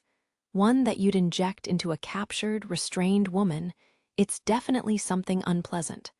I'll start prepping to take a look at her then. Thanks. After I'd contacted those two, I went back to brushing Kyuga's tail. I wasn't doing anything to help. Well, it wasn't like I could do anything. And I preferred not to see Serena sick and weakened by that drug. It was better that I focus on doing things I actually could. Hopefully Colonel Serena's okay, Mimi said. Yeah, but her body has undergone enhancements, and she has a lot more vitality than us. She'll probably be fine. At the very least, I don't expect her to kick the bucket. How cold. You're pretty harsh when it comes to the Colonel, Hero, Elma remarked. I wouldn't say harsh. I'm just consciously maintaining distance between us, I said, shrugging as I stroked Kyuga's tail. I was done brushing it, and while I was getting in touch with May and Dr. Shauko, Mimi had begun working on her third tail. How unfortunate. There wasn't anything left for me to do. I had to settle for petting and sniffing the tail I'd already brushed. MWFFWFFH. Aya, Kyuga's expression is crazy right now, Elma noted. After a little more light brushing, I released Kyuga's tail. I'm satisfied, I said. I pretended not to see that her back was trembling. It's not like there's any reason for me to get along with the Colonel or get close to her, so what's the big deal? We can just keep going as we have been. Well, no, but Elma didn't seem completely satisfied with my response. Well, we'd known Colonel Serena for a long time now, and she was rather obvious about showing me favor, so it wasn't surprising that Elma felt kind of weird about it all. By the way, Kyugi, I wanted to ask you something. what is it? All I'd done was lightly tug, shake. The tail my arm was wrapped around, but Kyugi had responded rather violently. Her tail was apparently really sensitive. I made a mental note to try attacking her tail and hip area next time. I wanted to ask you about the new powers that suddenly awoke in me. Also, the reason I suddenly regained my senses was your actions, right? About that, Miss Mimi, I'd like to turn and face my lord. Aka. I'll sit over on this side then. Kyugi sat in a seiza position next to me on the sofa, and Mimi sat down again behind her to continue brushing her tail. Kyugi did her best to maintain a serious expression, but her cheeks twitched. It was fun to watch her. My tail can wait until later, she insisted. I want to have a serious conversation. Mimi said. Later then, all right? Don't forget, or your tail will get all ruffled. All right, Kyugi coughed. Well, I'll begin then. Recovering, she adopted a serious expression, then began to explain. Psionic powers, magic, are heavily influenced by your mental state. Thus, if you lose control of your emotions, you can sometimes wield powers that you couldn't under normal circumstances. In this recent incident, you felt that your life was in danger during combat. In addition, you felt that the lives of those close to you were in danger. You then took the lives of many enemies in combat. I believe that stress, combined with the other factors, pushed the magic you were capable of wielding to a higher level. I see. The instinct to survive, irritation, anger, hate, bloodlust, fear, all those not exactly positive feelings had affected my mental state, letting me unleash powers I couldn't usually access. Was I maybe in a precarious situation? Yes. It's possible that if Miss Mimi, Miss Elma, myself, or Colonel Serena had been harmed in some way, or even killed, a worst-case scenario could have taken place. Worst-case scenario? What exactly would that have been again? Elma asked. Hiro's emotions would have overwhelmed his mind, and he would have used his telekinetic powers to destroy not only the ship, but this entire supply depot as well. The Black Lotus Tina and the others were aboard would have become collateral damage, and once Hiro realized what he'd done, he would have destroyed this entire star system. That would likely have been the worst-case scenario. Yikes, Mimi said. Both she and Elma seemed taken aback by Kyuga's response. I guessed that had to be the star system-destroying apocalyptic event that people from Verthalts had mentioned to me. If all my psionic power were released as a destructive force, it could theoretically tear a hole in the universe, causing a huge crisis. No need to worry. I'm here to prevent that from happening, Kyugi said. Even if a similar event occurs in the future, I'll stop it, as I did this time. This is why shrine maidens like myself are sent to remain at the side of people like you, my lord. Patting her chest confidently, Kyugi gave me a determined look. Cute, I felt she deserved some kind of reward. Those abilities of yours are completely unfair, Elma told her. I understand why Hiro considers you someone who can protect the others. Fighting humans, she's practically invincible, I said. Konoha, a guard officer from the Holy Verthalts Empire, had told me all about how terrifying practitioners of the second magic could be. The first magic only affected physical things, so however fully you mastered it, you couldn't do a thing against masters of the second magic. They could directly affect the mind. For a master of the second magic, neutralizing Count Ixamel's soldiers, who had no mental defenses to speak of, had probably been easier than taking candy from a baby. I regulate my use of magic, since I don't wish to abuse it, but in situations like this, I had to. While I don't wish to misuse it, I will use my magic as needed. Kyuga's ears stood up proudly.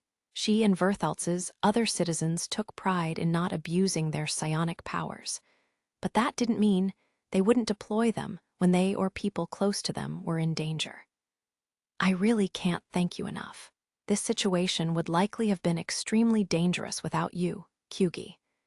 Mimi and Elma nodded in silent agreement with my words. As for Kyugi, her tails began swaying in slight embarrassment. Also, that moment when you calmed me down, I was in a really dangerous state, wasn't I? Yes, my lord.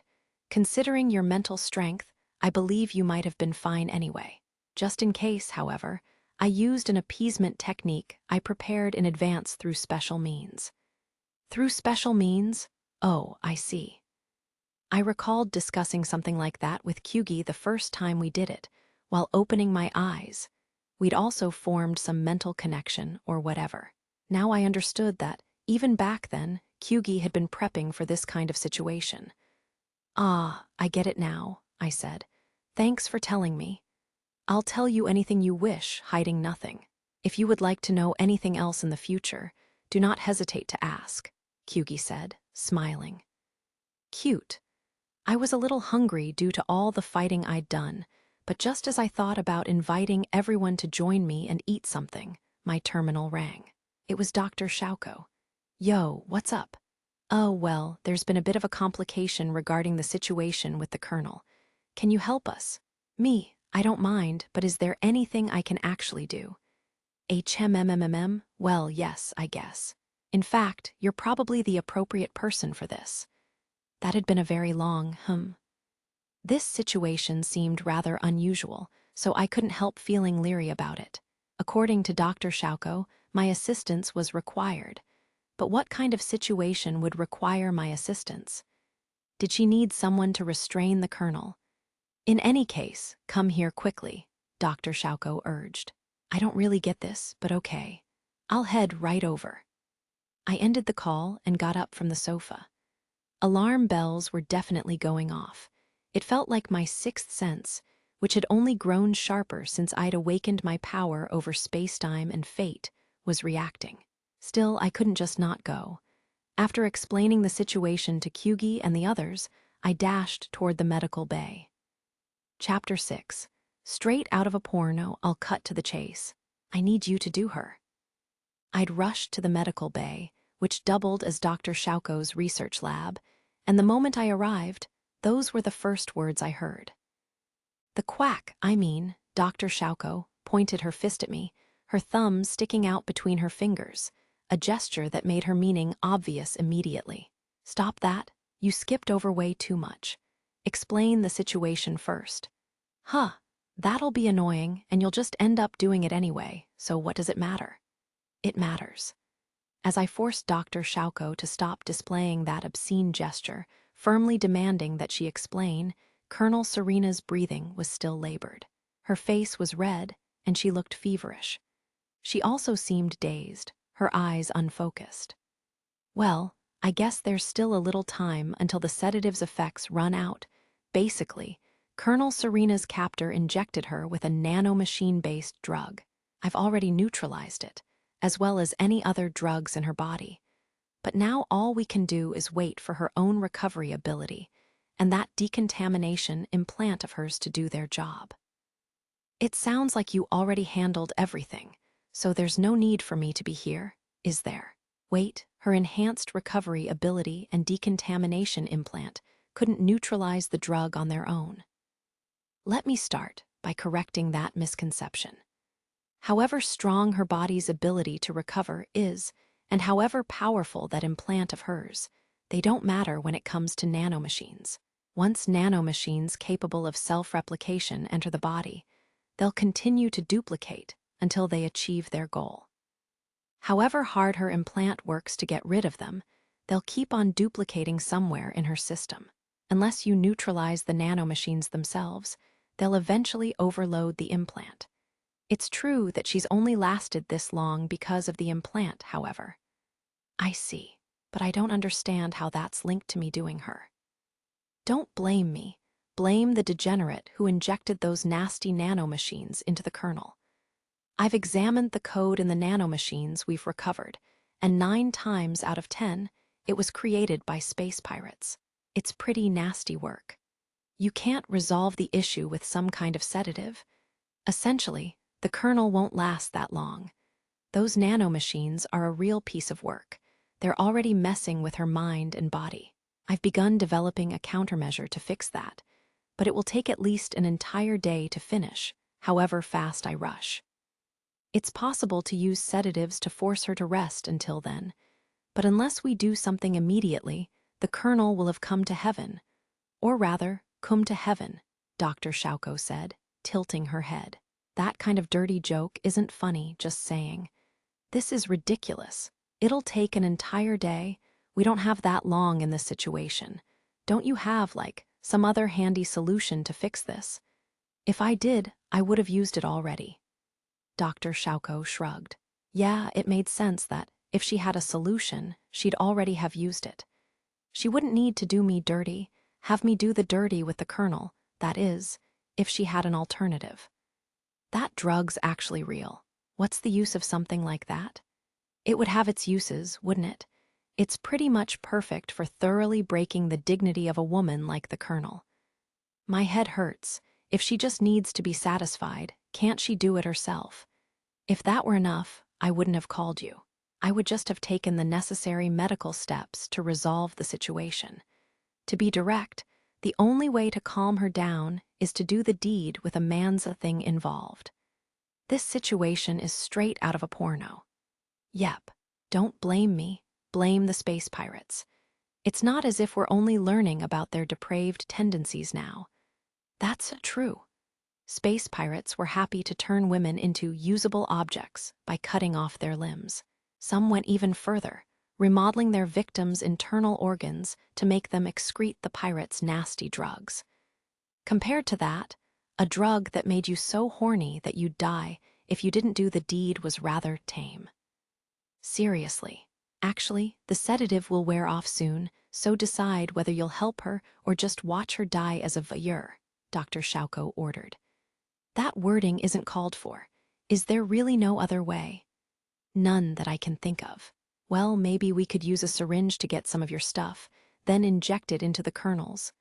Enough. Fine, I get it. Just let me think for a second.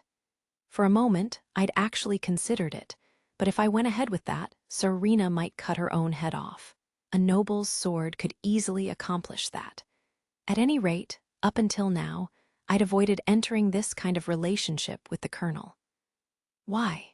She was a high-ranking officer in the Imperial fleet, as well as the daughter of a prominent noble. I wanted to continue my current mercenary lifestyle, and a starting kind of relationship would in turn change her relationship with Mimi and the others. In the worst-case scenario, I thought I could even end up forcibly separated from them. But was that still the case, even now? Considering my current role in this universe, Colonel Serena wasn't in a position to bend me to her will. By hunting pirates, I contributed to the Empire, Imperial Fleet, and Mercenary Guild, and they wouldn't want to lose me. If push came to shove, they'd likely do their best to protect me. According to Imperial law, I was still a noble, if only an honorary one. That meant that Colonel Serena's father, mother, grandpa, grandma, and maybe brothers and sisters probably wouldn't get angry and come to kill me. Actually, maybe they would. But if so, I could simply agree to duel them. Right, duels. In the end, couldn't I just settle everything with my sword? I shuddered as I caught myself thinking things through the way a sword supremacist would. Still, as a last resort, that was viable. But was I even capable of abandoning Colonel Serena to her fate to begin with? Probably not. No, I definitely wasn't. For better or worse, we'd known each other for a long time, and I didn't hate her. In fact, I liked her. I liked the flawless, cunning Imperial Fleet officer version of her, as well as her lonely, clumsy side in her private life. If not for her troublesome status, I would likely have approached her a long time ago. Okay, I've decided. I told you so, Dr. Shauko said. I knew from the start that you'd do it. I'm going to warn you in advance. This'll get very annoying later on, so you're going to help me shoulder the future problems it creates. Heh heh. I'm looking forward to it. Dr. Shauko's smug, confident expression as she stuck out her chest annoyed me, so I fondled that chest. Wah, heh, you're full of openings. I'll take the colonel away then, I said. For now, tell people that she's undergoing emergency medical care and can't have any visitors. GRR, fine. I suppose Big Sister will handle this for you, Dr. Shauko said. Thanks. I lifted Serena in a Princess Scary position and brought her to my room. Why couldn't I just do it in the medical bay? That would sort of lack atmosphere, and Colonel Serena would definitely be mad at me when she came to. I wasn't cruel enough to lay hands on Serena while she was still half unconscious under the sedative's influence. For now, I placed her on top of my bed, loosened her shirt collar, and prepared a bottle of water in case she was thirsty. Basically, I just tended to her needs. The sedative gradually wore off, and Serena began to come to. The way she pleaded was so cute that I patted her head and hugged her as she requested, then kissed her and began touching her. The contact escalated until eventually she pushed me down. She was insanely passionate, and as you'd expect of someone with body enhancements, her vitality was astonishing. But although she was very aggressive and had a ton of stamina, her defenses were weak. That might have been due to the drug, or maybe she was just naturally sensitive. But I used the difference in our experience levels to put her in her place. As we grappled with each other, Serena finally recovered her senses completely and realized what was happening. Kill me, please. No, I'll kill myself. I went out of my way to keep you from doing that, so please don't. She buried her face in my pillow, going back inside her shell completely to hide. Lying down beside her, I propped myself up on one elbow and stroked her back as I smiled wryly. It wasn't supposed to be like this, Serena said. I'm going to kill that man, whatever it takes.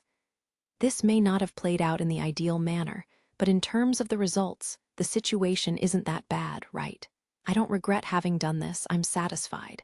You were adorable, Colonel. Call me Serena and pet my head. Okay, you're really cute, Serena. I stroked her head as she continued to bury it in the pillow. Gradually, she calmed down, rolling onto her side and pressing her back into me.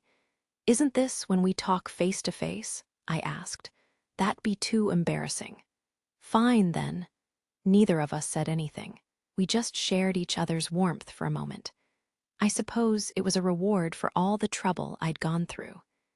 Considering the calamity that would befall me because of this, though, it definitely wasn't enough. Are you sure you don't regret laying hands on a troublesome woman like me? Serena asked. I gather you're still stewing over that. Well, no, I don't regret doing this. If I hadn't, you would have died, so I'll deal with whatever problems arise when they do. Died? What? What do you mean? According to our ship's doctor, even though your mind and body are tough, there was a limit to how long sedatives would have helped you. You were definitely on your way to heaven if we didn't do anything. What the hell did that man inject me with? I'm cured now, though, aren't I? No, not yet. You've just calmed down for the moment. What? David injected you with some nanomachine-based drug. Those nanomachines changed your body so it'll die if you don't do the deed regularly. If nothing's done about that, you'll have to deal with those unendurable impulses again. Our doctor is now working on some kind of counter-nanomachines to resolve the issue. Injecting those should fix the problem, but they won't be ready for 20 hours at least. Under the current circumstances, we don't have that much time. When Serena turned around to face me, she had returned to her usual military officer demeanor. Given what we were discussing, that was to be expected. You won't be able to leave the Black Lotus before you're cured, so you'll probably just need to issue orders from here. It shouldn't be long until the supply depot is fully under your control. Still, analyzing information and moving toward the battlefield will take time. You'll have to leave eventually, but until then, you'll just need to stay here. Is there nothing that can be done? There doesn't seem to be a way to develop the counter-nanomachines more quickly, and I'm not sure how much time will pass between your episodes, but you'll need a partner to detox. That partner will be me, and I don't intend to let anyone else do it, so give up. That's MGH? Realizing what I meant by partner, Serena fell silent. Then she remarked, I'm a troublesome woman, you know. I know. I couldn't help laughing as I looked into the upturned red eyes staring at me. To me, that really wasn't news. Are you sure about this? If I wasn't, I wouldn't have done it. I'll try to keep you all to myself, you know. Try it if you can. Whatever you do, though, don't lay a hand on Mimi or the others. If you do, there'll be a lot more Davids and Vincents. I'll keep that in mind. Still, I'm going to cling to you even more than before. Steel yourself. Yes, ma'am, I replied, kissing her forehead. It really isn't the time for something like this. So you say, but until the doc finishes macking a cure, you can't leave, can you? Tina replied. Might as well hang out then. Resting when you have a chance is important, Lady Serena, Wiska added. Serena was currently sandwiched between the two drinkers, wearing an unwilling expression as they poured a glass for her. Seated at the same table, Elma watched with a smirk, and Mimi and Kyugi likewise smiled as they looked on. As for myself, I was glancing at the girls from a distance, as I checked and maintained the equipment that had been confiscated from us when we were captured aboard the Majestic. I'd had Serena's subordinates retrieve the sheaths for Vincent's and the unknown noble's swords, and I was maintaining those too. The sheaths themselves actually had a built-in maintenance feature, but after heavy use, it was best to tune them up manually. The monoswords used by imperial nobles were crafted with fanatical passion, so they were all insanely well made. As long as it hadn't broken in half, basic maintenance would likely keep such a sword in good condition. Still, what was I supposed to do with these swords? The first pair of swords I'd obtained, the ones from Balthazar, who'd killed Chris's parents, were thin, and although they hadn't been that durable, they were light and user-friendly. One was a long sword, the other short, and they'd come as a set. At this point, I'd used them for quite a while. This sword I'd just obtained from Vincent was slightly longer than either of Balthazar's swords. Its blade was thicker too, and it was really durable. Balthazar's swords were supposed to be capable of cutting through combat bots or soldiers' power armor, but using them for that always worried me. Wielding Vincent's sword against such enemies wouldn't bother me in the slightest, though. That said, the extra length and thickness of its blade did make it harder to wield. The unknown noble's sword was well balanced. It was also more durable than Balthazar's swords, and about the same length as one. It was shorter than Vincent's weapon, with a thinner blade. I guess you could say this sword was mediocre, but it would probably be quite easy to use. If you wanted to attack with quick strikes and parries, then Balthazar's swords were the best choice. If you wanted force, strength, and durability, Vincent's sword was. This unknown noble's sword was somewhere in between. Balthazar's swords could unleash light cutting, slashes that allowed one to defend against and deflect lasers. Vincent's wasn't good for that, though. Maybe it could handle a single laser beam, but if I forced myself to dual-wield it with the unknown noble's sword in my left hand, I probably couldn't unleash a light-cutting slash. My parry's accuracy and speed would also likely decrease. That said, if I used my breath-holding technique to slow time down, I could probably still pull off those slashes. Maybe I could also manage such a move by wielding Balthazar's longer sword paired with the unknown noble's sword. That was about it, though. It was hard to be sure, but I thought that against lightly armored humans, Balthazar's swords would still be preferable. Vincent's blade would be good against combat bots or soldiers equipped with power armor, and the unknown noble's sword could serve as a reserve weapon.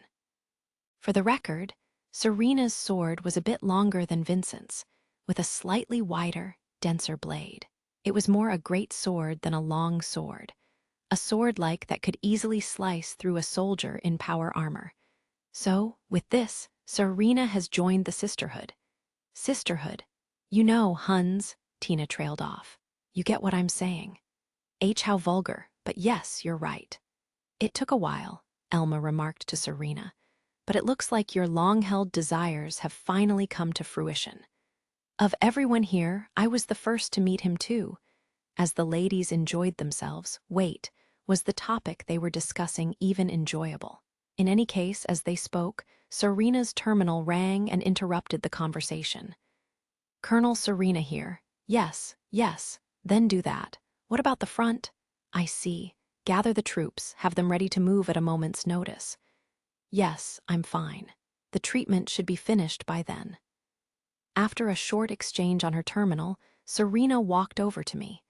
I more or less guessed what she was about to say, but I listened anyway. We've successfully taken over the supply depot, and now we have a grasp on the situation. The Imperial Fleet troops stationed at the gateway should be able to handle things there by themselves, but the front line likely won't hold against the Belbellum Federation's offensive. Before that line is broken, we need to head there to serve as reinforcements. I see. Then our ships will have to sortie. We'll need to fight proper soldiers, huh? The Black Lotus can engage in cannon warfare, but what should we do with the Krishna and Antlion? A battle between armies usually involved creating ship formations and fighting with long-range cannons. To be honest, small and medium-sized mercenary ships possessing limited-range cannons were practically useless in this type of fight. If you charged in with a few such ships, you'd only be repelled. Even having a lot of them would simply increase the damage your side suffered. Someone with my piloting abilities could sneak in and strike enemies using thermal stealth, but a serious invading army would simply crush them afterward. I didn't have a trump card like that singing crystal from before either. Don't charge in recklessly and get yourself killed, Colonel Serena warned me. We've finally, so don't die, please, understood. Aye, ma'am. I'll earn my pay while prioritizing my own survival. At the end of the day, fighting another country's army was quite lucrative for a mercenary. You acquired better loot, and the Imperial fleet would reward you based on how many enemies you beat. Indeed, my current contract contained a provision that I be rewarded for every enemy ship I took down.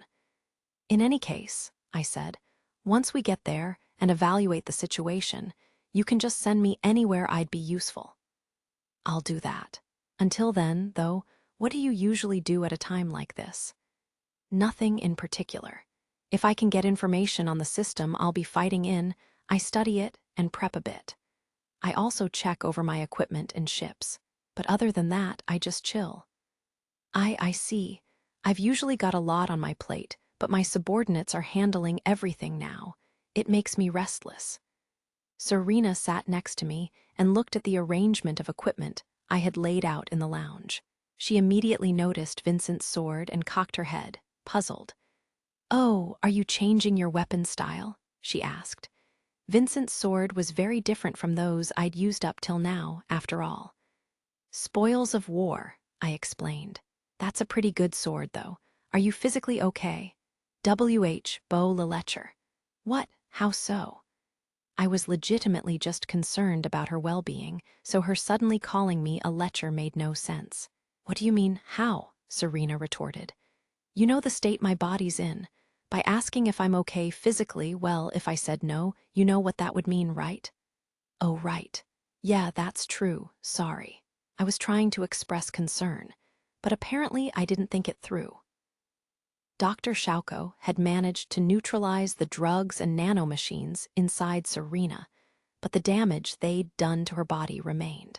She was fine right now, but when the nanomachine's effects acted up again, well, yeah, it would mean she had to do the deed again. To be honest, though, I was totally down for that. "Sorry. I really should have thought better of that, but I was honestly just worried about your well-being." "Yes, I know, but how did things end up like this?" Blushing to her ears, Serena covered her face with her hands. Careful, getting excited will trigger it.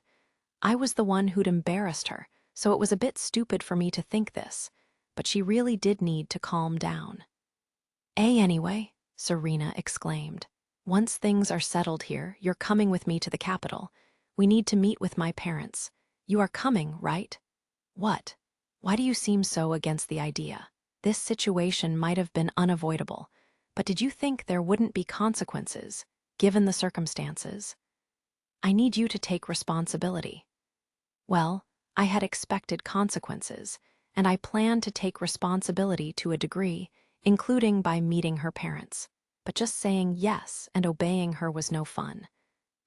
What should I do? I mused. Maybe run away. If you run away, I'll chase you to the ends of the universe. Then, after killing you, I'll take my own life. That escalated quickly. The way she'd gone from flustered to suddenly calm, the light in her eyes vanishing, was honestly terrifying. That said, if Serena really got violent with me, I could probably handle any direct confrontation with her just fine. Okay. I'll come with you to the capital. I'd like to have a word with the Emperor, and I did end up killing a bunch of people from the house of Ixamel. They won't just punish me without investigating and going through the proper procedures, will they? I don't think that will prove much of a problem. They should find that we were within our rights. Given that we thwarted the house of Ixamel's treasonous plans, which could have resulted in the Empire losing border territories, we'll very likely be praised for our actions. That is, assuming things go well. I'm going to prepare for the worst anyway, so one more round. And no, you lecher. Serena's hand smacked my shoulder. Ow! It felt like a bone had broken. I was just joking, Chapter 7. The girl in the can, HMM? I don't see any openings. Roughly 20 hours had passed since Serena went all yander on me. In the end, I joined her in 2 more rounds before the counter nanomachines were ready. After injecting them, Serena left the Black Lotus. That was perfect timing, since we happened to reach the front line around then. There, the Graken Empire's and Belbellum Federation's armies were locked in a standoff. A standoff in space. That might sound unusual, but although lasers travel at the speed of light, a constantly moving target far enough away was still really tough to hit. A laser's force didn't diminish much as it traveled through the vacuum of space, but that didn't mean it didn't diminish at all. Closing such a distance through normal travel, eschewing an FTL drive, took too long. And while you could just start shooting, an effective range did exist. Beyond it, laser cannons couldn't deal significant damage. If the advancing party used an FTL drive to close the distance, they'd present an opening when they deactivated it. They would essentially be sitting ducks for the other party, which would simply be waiting there with its cannons readied. Therefore, neither party wanted to use its FTL drive. In addition, the defensive party, the Graken Empire, would likely have FTL trap ships deployed. Those vessels could emit powerful gravity waves, and the gravitational lens effect allowed them to bend the trajectory of lasers, greatly weakening long-range laser cannons. When two enemies were a significant distance apart, even a slight deviation would result in a shot completely missing the mark. So, in a long-range battle that approaches laser cannons' effective range limit, the defending side, in this case, the Empire, has an edge. I see, Mimi said. The Empire can begin their restraining fire when their FTL trap ships deactivate, giving them an advantage in terms of long-range accuracy. But that also means we can't charge in using an FTL drive. FTL trap ships don't distinguish allies from enemies. So for now, we'll just observe, Kyugi asked, twitching her fox ears and cocking her head. Yeah, but the standoff won't last long. They'll likely be willing to make extreme sacrifices if it will mean taking over the sectors of this system near the hyperlane entrance and creating a bridgehead. Therefore, an endless wave of reinforcements should be coming from the other side. On the other hand, the sabotage Count Ixamel's subordinates conducted has rendered the gateway currently inoperable, so reinforcements won't arrive in time. Right now, the Empire is trying to boost the numbers by rallying the armies of nearby star systems, but those forces aren't as strong as the actual Imperial fleet. System armies tasked with maintaining order within individual star systems generally used hand-me-down ships that the Imperial fleet no longer needed, making them second-rate in terms of strength. They also tended to have less battle experience. What does that mean? Mimi asked. If they've gathered the numbers to blow past us, then the Federation might just charge at us without worrying about the cost. Wouldn't that be bad? Asked Kyugi. It would be. Essentially, the Imperial fleet is desperately trying to shore up a dam on the verge of collapse. Oh, that metaphor might be kind of hard to understand. Let me think. Okay, essentially, the Imperial fleet is trying to perform emergency repairs on a spaceship that's falling apart and leaking air. That said, they weren't so stupid as to just sit there and accept a situation in which they'd likely lose. They also wouldn't be okay with taking damage that would prevent them from withstanding the next wave of attacks. Looking around, there are fewer ships here from the star system fleets than there should be, so I expect they're cooking something up with the others. Chances are they've given up on completely stopping the enemy at the door. We'll likely retreat from this defensive line and pull back to a second defensive one. Will that be okay? Mimi asked, wearing an uneasy expression. As an Imperial citizen, the idea of the noble, proud Imperial fleet relinquishing land to the enemy probably didn't sit right with her. It'll be fine if they win in the end, once the gateway's repaired, and reinforcements from the Imperial fleet's main forces arrive. We can go on the offensive. We'll slow the enemy army down while inviting them deeper in, forcing them to expend significant resources with every advance they make. It's a common strategy, but it's effective, which is why it's so common. This strategy was referred to as elastic defense or something. It was a delaying tactic that involved giving up land and space to buy time and wear down the enemy. But the vastness of space, the abilities of ship sensors, and the range and speed of directed energy weapons posed problems. Ceding land to lure the enemy into an ambush wouldn't work if you didn't have enough ships on your side. The enemy would just thwart your ambush before it dealt any real damage. I figured the details of deployment were a problem for the Imperial fleet's decision-makers to worry about, though, and they'd probably handle it fine. As I mused on all this, an encrypted military message arrived. I decrypted it with the key I'd received and checked the contents. The plan is to slow the enemy down next to the asteroid belt, so we can ambush them. Why would the Federation position themselves near such an obvious spot for an ambush to begin with? Mimi asked. The Imperial fleet seemingly intends to use the FTL trap ships to force their enemy in that direction. The plan is for us, and all ships corvette size, and smaller to hide within the asteroid belt, as larger ships divert attention from us with suppressive fire. While the enemy's attention is focused on the large ships, we're supposed to perform a quick hit-and-run. That sounds quite risky, noted Kyugi. That's why we're supposed to ambush them and only launch quick hit-and-run attacks. Hopefully nothing will go wrong. The Antlion was supposed to join the ambush too. After all, it had quite a bit of firepower. It wasn't that fast, though, so it would need to retreat immediately after attacking. If the enemies have something like the Antlion's gravity jammer, that will be bad news, Kyugi said. We probably don't have to worry about that. The gravity jammer is secret tech the Empire developed very recently. If they do have something comparable, though, we'll have to destroy the ship equipped with it first, or we'll be in a pinch. Fighters and other ships of corvette size and smaller could deal significant damage to large ships if they got close enough. If they took concentrated fire from a group of large ships, though, they wouldn't last a second. That was why the small ships would have to strike, and then retreat immediately before the large ships had a chance to counter. If something interrupted their retreat, it would be a big problem. In light of that, gravity jammers could be considered countermeasures against ambushes by small ships and fighters on a battlefield like this. Would the Imperial fleet use them that way? No point worrying. Let's move out as planned. The gathered system army vessels were likely going around right, now placing mines or acting as decoys or whatever. Whether the Imperial fleet could bait the enemy into the planned ambush zone would rest on the skill of this battle's commander.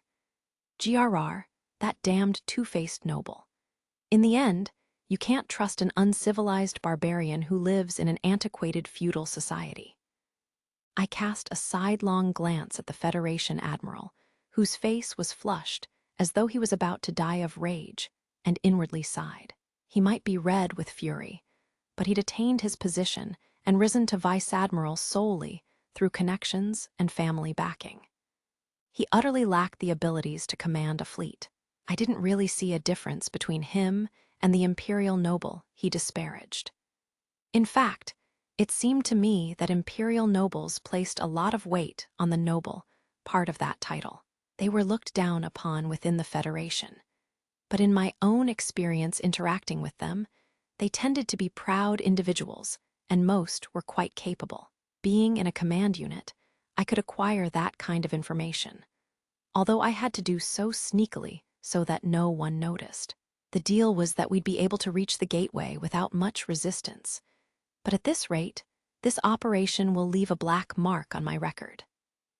Right now, our Federation army outnumbered the Empire's army, and we were gradually pressing into Imperial territory, but we were paying a price.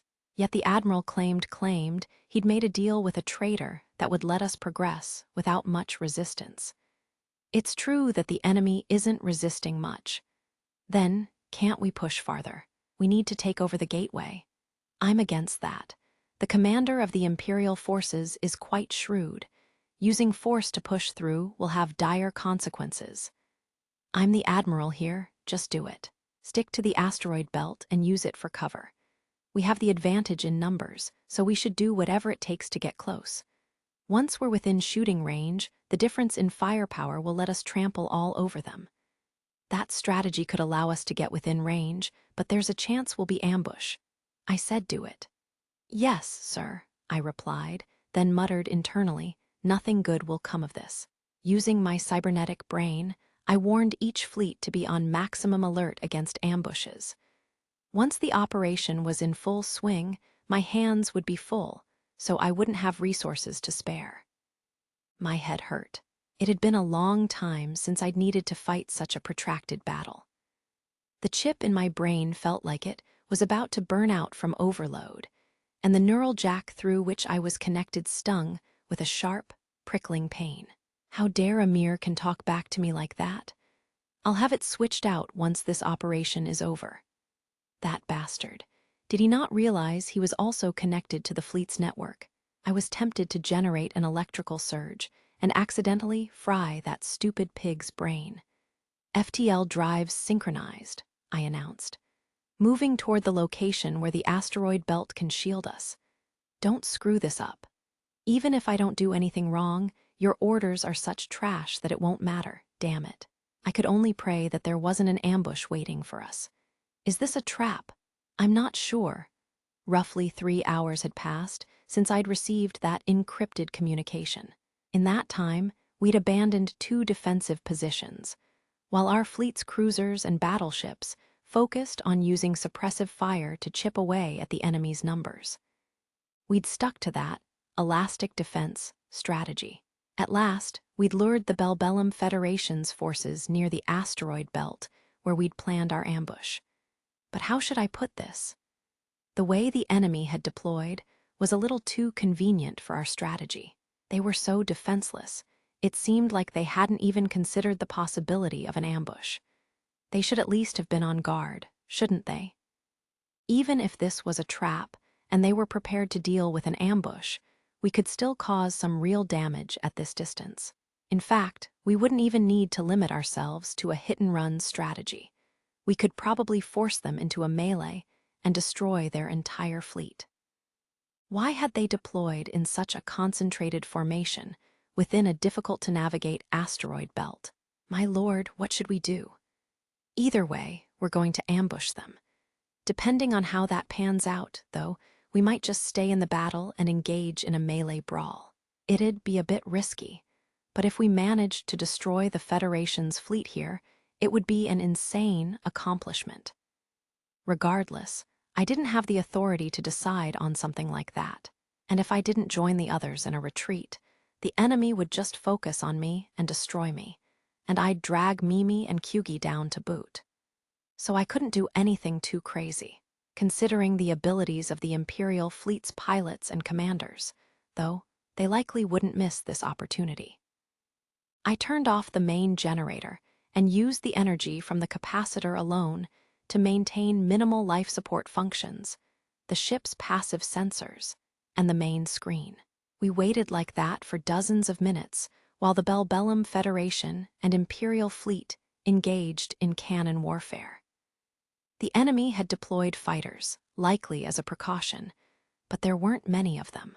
I wasn't sure why, but the Federation didn't possess many small ships or fighters. Oh, one of the Federation's cruisers had just taken significant damage from an attack that punched right through its shield and plating. That had likely been the Black Lotus's EML. One of its armor-piercing rounds with their shield-nullifying warheads must have scored a direct hit. Master Hero, it's time. All right, let's go. Mimi had been watching the numbers on the passive sensor. Upon her signal, I activated the Krishna's generator, turned the weapons systems on, and charged straight into the Bellbellum Federation's fleet. First blood belongs to me. What would I target initially? Naturally, the gigantic craft that looked like they could be the fleet's flagship. As I used my 4 heavy pulse lasers to strafe the small ships and fighters the Federation had deployed, I utilized the weapons bay on the Krishna's underside, sending 1 reactive anti-ship torpedo into each of their large ships. Although I was aiming at these large ships, I naturally had no way of telling which of them was actually the flagship. But I had 4 reactive anti-ship torpedoes, and if any of the craft they hit happened to be the right one, then that would be enough for me. Launched by the Krishna, those 4 torpedoes moved at top speed, slamming the bellies of the 4 Bellbellum Federation battleships and causing sizable explosions. Did that take them down? Mimi asked. No. Without insane luck, a single hit won't finish off a battleship completely. Those craft shouldn't be able to fight anymore, though. We'd blown off each ship's plating, Parts of their hulls were gone, and cracks ran through their frames. Personnel aboard the ships would have to be assigned to damage control, or the vessels would be completely wrecked. I'd forced the crews to struggle to keep each ship stable, so they wouldn't have the manpower to continue fighting. Depending on the damage level, they might even need to immediately shut their generators off to prevent an explosion. Actually taking down the ships entirely would have gained us more merit, but this time, winning the battle was the priority. Either way, the Krishna had dealt the critical strike, so I'd be rewarded with a prize pretty close to what a full takedown would have earned me. What should we do next, my lord?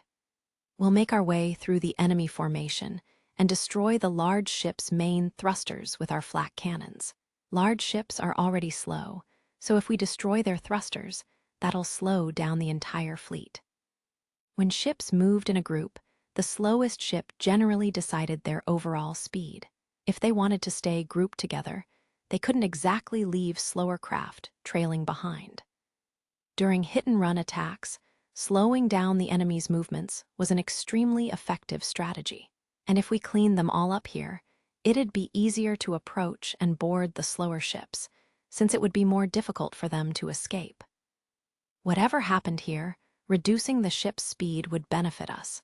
Messages Mimi had intercepted and then decoded through May's specially designed code-cracking software came through our speakers.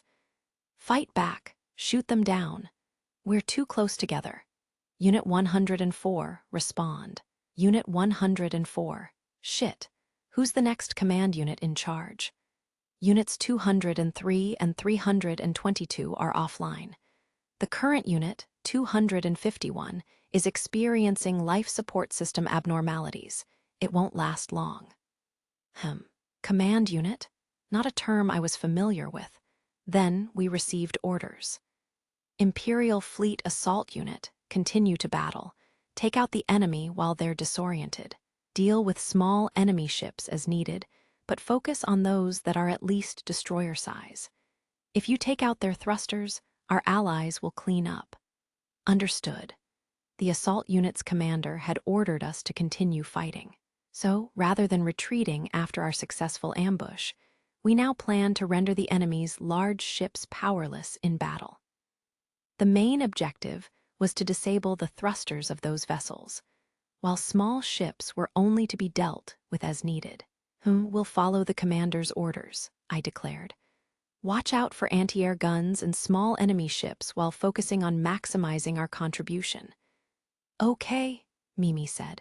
Elma, take care of the small ships. The Antlians more suited to that than targeting large ones. Aye, aye, sir.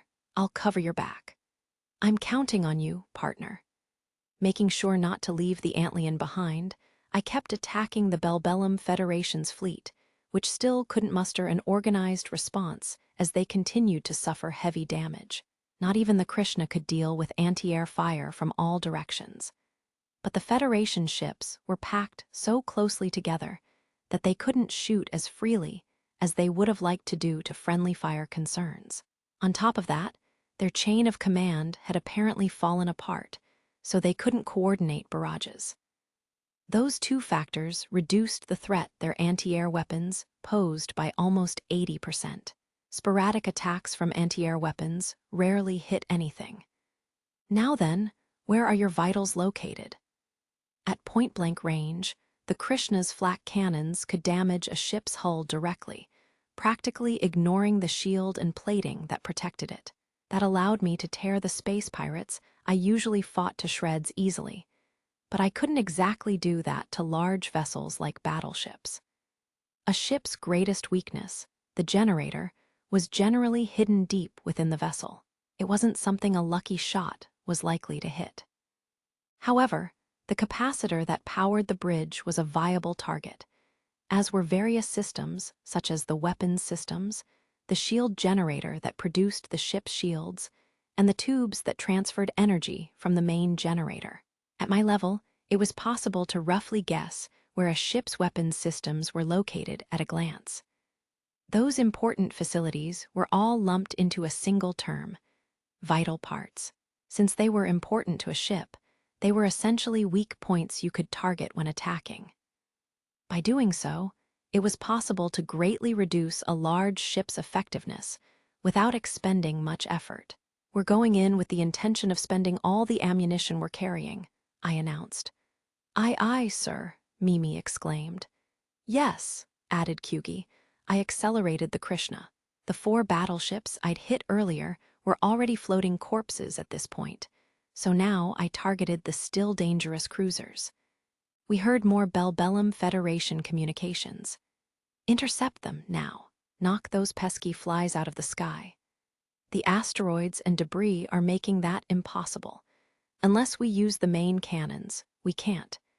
You think we can just fire our main cannons off within such a concentrated formation? Lose them somehow? You're asking for the impossible." They were having a hard time dealing with us. They weren't only under attack by the Krishna and the Antlion. Other guild mercenaries had also accepted this mission, along with ships of corvette size and smaller, and fighters from the Imperial fleet. All told, there were quite a lot of us, being chased by a plethora of small ships that could deftly maneuver within the asteroid belt. Was pretty much a checkmate situation for Bellbellum. Even if they wanted to flee somehow, the asteroids and the 4 scuppered battleships were in the way. And, since their vessels were grouped so tightly, they couldn't use their main cannons. A misfire would result in complete catastrophe. We had them surrounded, so this was essentially a one-sided beating, quite an easy battle. "Our anti-air weapons are down. Did the energy tube get hit? Use a different one." "It's not working. They must have struck one of the main connection points. Severe damage to Sector 3. How? Our shields are still up." The flak cannon shells I was firing into the enemy cruiser had easily pierced the ship's shields and plating, tearing apart its hull and energy tubes directly. Naturally, the soldiers in the sector I had damaged were all mincemeat. It was a sad sight, but this was war. I swung behind the cruiser I'd targeted and discharged my flak cannons into its main engine. They hit our main engine, and through our shields again. Shit, which kind of bastard has piercing rounds? Single him out and shoot him down. I would have done that if I could. Our shield generator was hit. While the enemy ship's crew staged a comedy routine, I'd fired my flak cannons into their shield generators and destroyed them, cutting off their vital parts one by one. As if they were limbs, was how I took down ships larger than mine.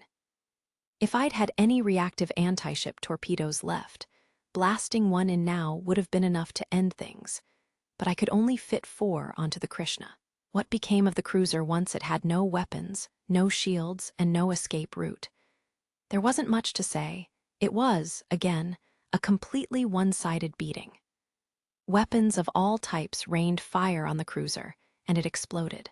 Or, well, it would have if the crew hadn't surrendered first. "Next." "Aye, aye, sir," Mimi and Elma said together. I still had plenty of ammunition, and I planned to use it all. "All that's left of warriors' dreams, eh?"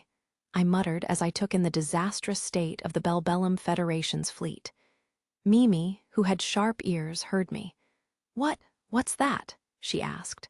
"Oh, it's a famous poem from the world I come from." "What does it mean?" I believe the full poem is, 'The grass of summer, all that's left of warriors' dreams.' Meaning, in the past, many brave warriors battled here, but they all perished and were forgotten. All that remains now is summer grass growing over the land. Something like that. What a sad well, melancholy poem. That's probably how the poet was feeling when he wrote it. Not that I'd know. I feel like it's really a waste to dismiss that poem with a mere, not that I'd know. It's wonderful, and it touched my heart, Kyugi said, with an uncommonly awkward smile on her face. To be precise, the author had been a haiku poet, as opposed to just a poet in general. Not that I really understood the difference myself, other than the part about a 575-syllable pattern and the use of seasonal words. I honestly wasn't even sure what words were considered seasonal and what words weren't. Who really was? Not me, at least. What words matched what season? Truly a mystery. My lord, I'm picking up on a vital signal. Looks like we have a lucky survivor. Is the signal from an escape pod? No, it doesn't appear to be an escape pod. I haven't seen anything like this before. It's a bit late to mention this, but we'd achieved a great victory over the Belbellum Federation's fleet within the asteroid belt. The enemy had surrendered, and our initial barrage had apparently destroyed their chain of command. The Imperial fleet's ambush unit had decided to switch from hit-and-run tactics to a full-on assault, sending the Federation's fleet into chaos. Led by Serena, the Imperial fleet had moved in slightly to close the distance, passing around an asteroid. Once they were in range, they'd unleashed cannon barrages that had only magnified the damage. When everything was accounted for, the battle had proven to be a rout with a casualty rate of a whopping 10-1 in our favor. Right now, we were looking for survivors, since that was the humane thing to do.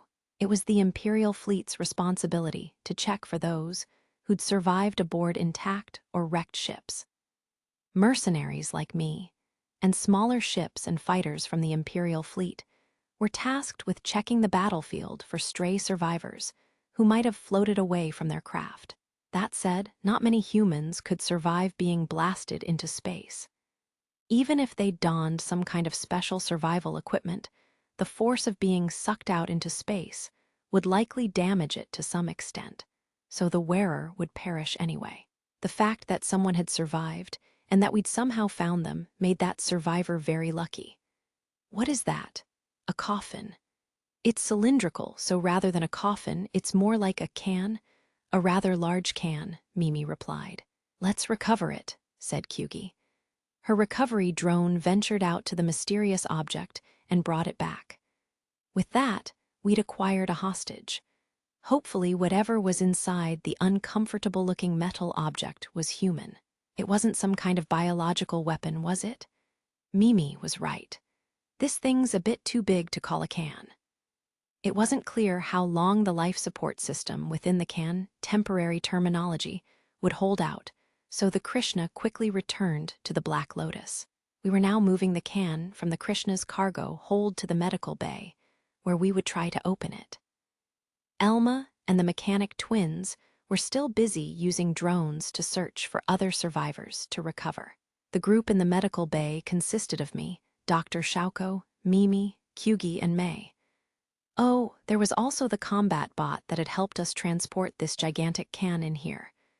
That's true. It also seems a bit too small for a person, though. Yeah, it would only fit someone the size of a child. Scans are bouncing off of it, but it seems to have a data port, so I will access that, May said. She connected the cord dangling from her neck to the mechanical section of the can's base. Given May's processing speed, she should be finished in an instant. An instant? She still wasn't done, though. She seemed frozen. May was immobilized, her eyes wide open. What happened? Don't tell me she broke. Hey, are you okay? Yes, it took some effort, but I overcame it. Don't worry. Overcame it. So how do we open this thing? We currently have no means intended to open it. Doing so properly requires a specialized facility.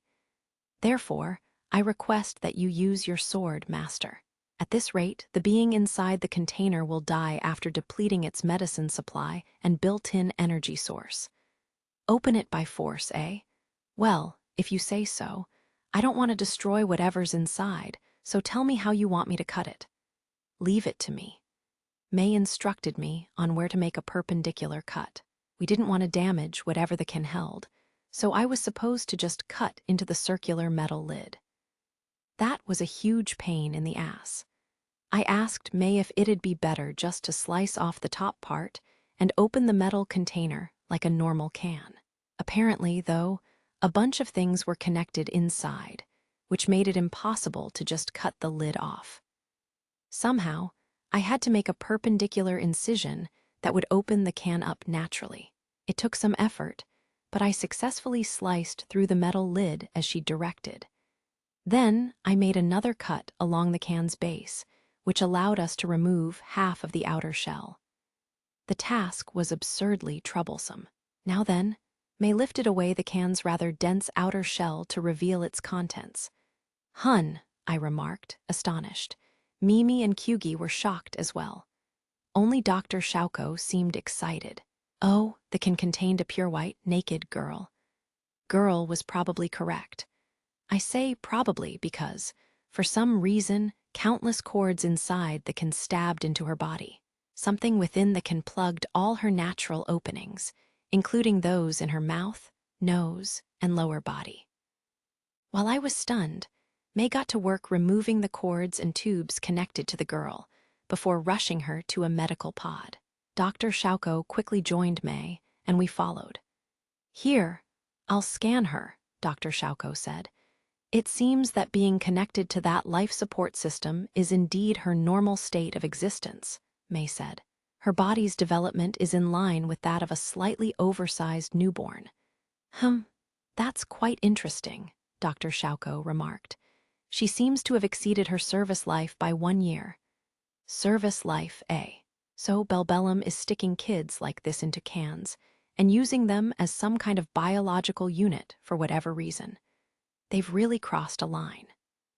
As I listened to the conversation, I suddenly found myself staring at the ceiling. You've got to be kidding me.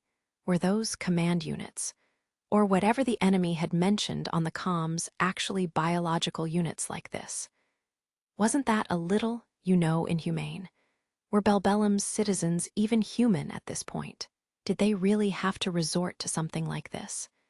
This girl's got something in her brain too, Dr. Shauko declared. No, she's got a lot of things in there.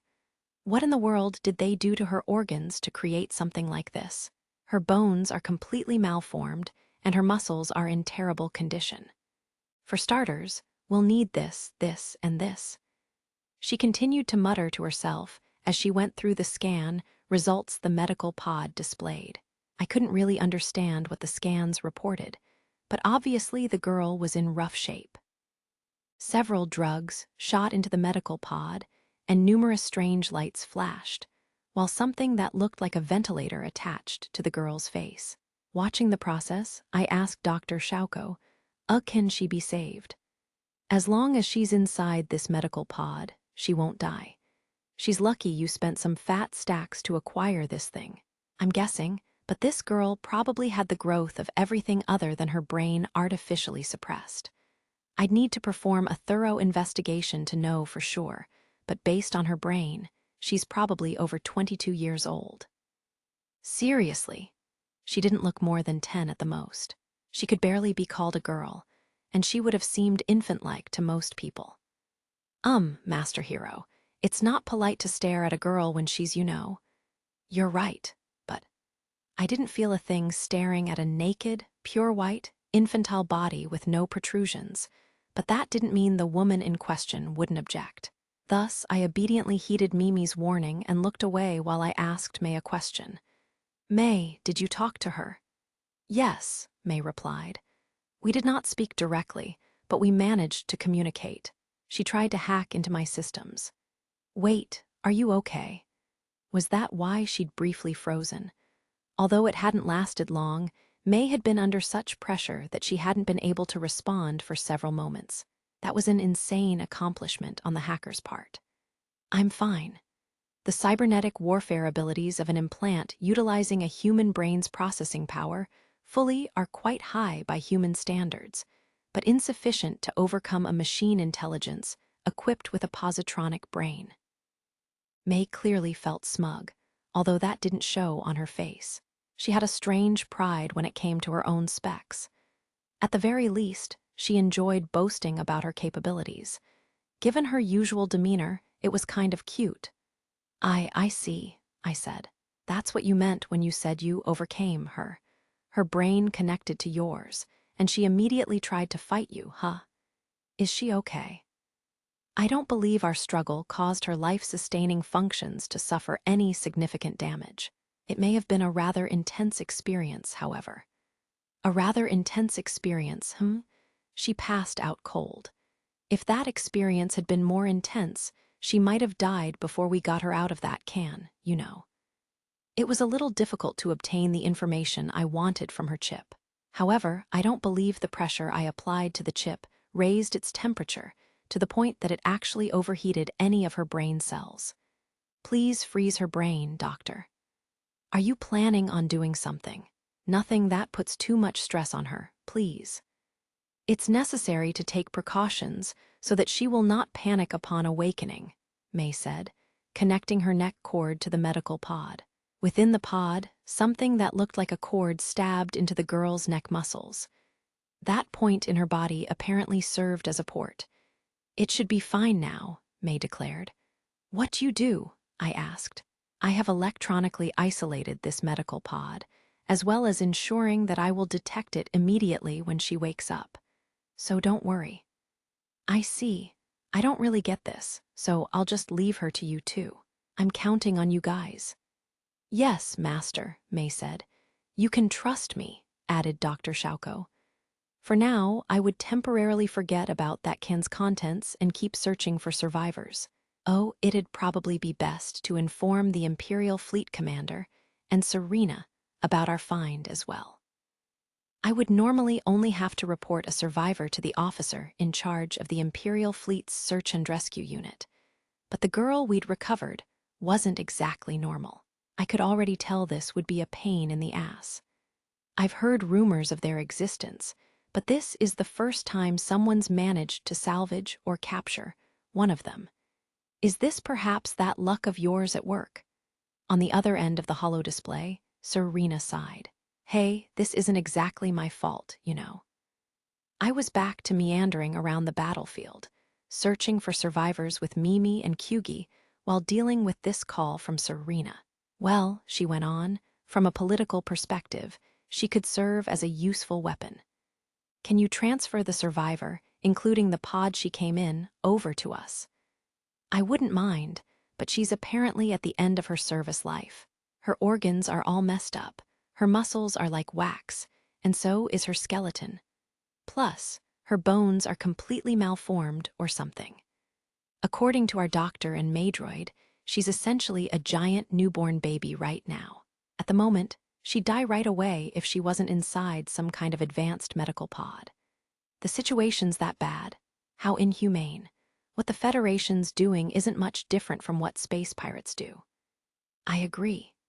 Twisting a human life for your own purposes while ignoring what the person themselves might want, then discarding them once they outlived their usefulness, were common actions for space pirates.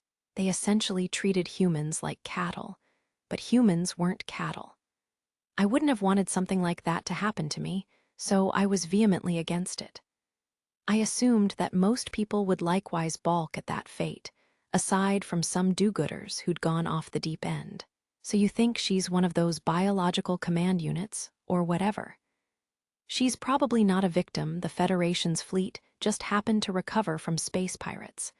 So, yes, it's highly likely.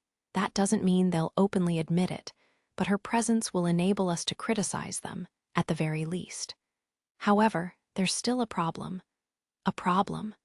Let's say they refuse to admit to it and claim that this individual never existed within the Federation.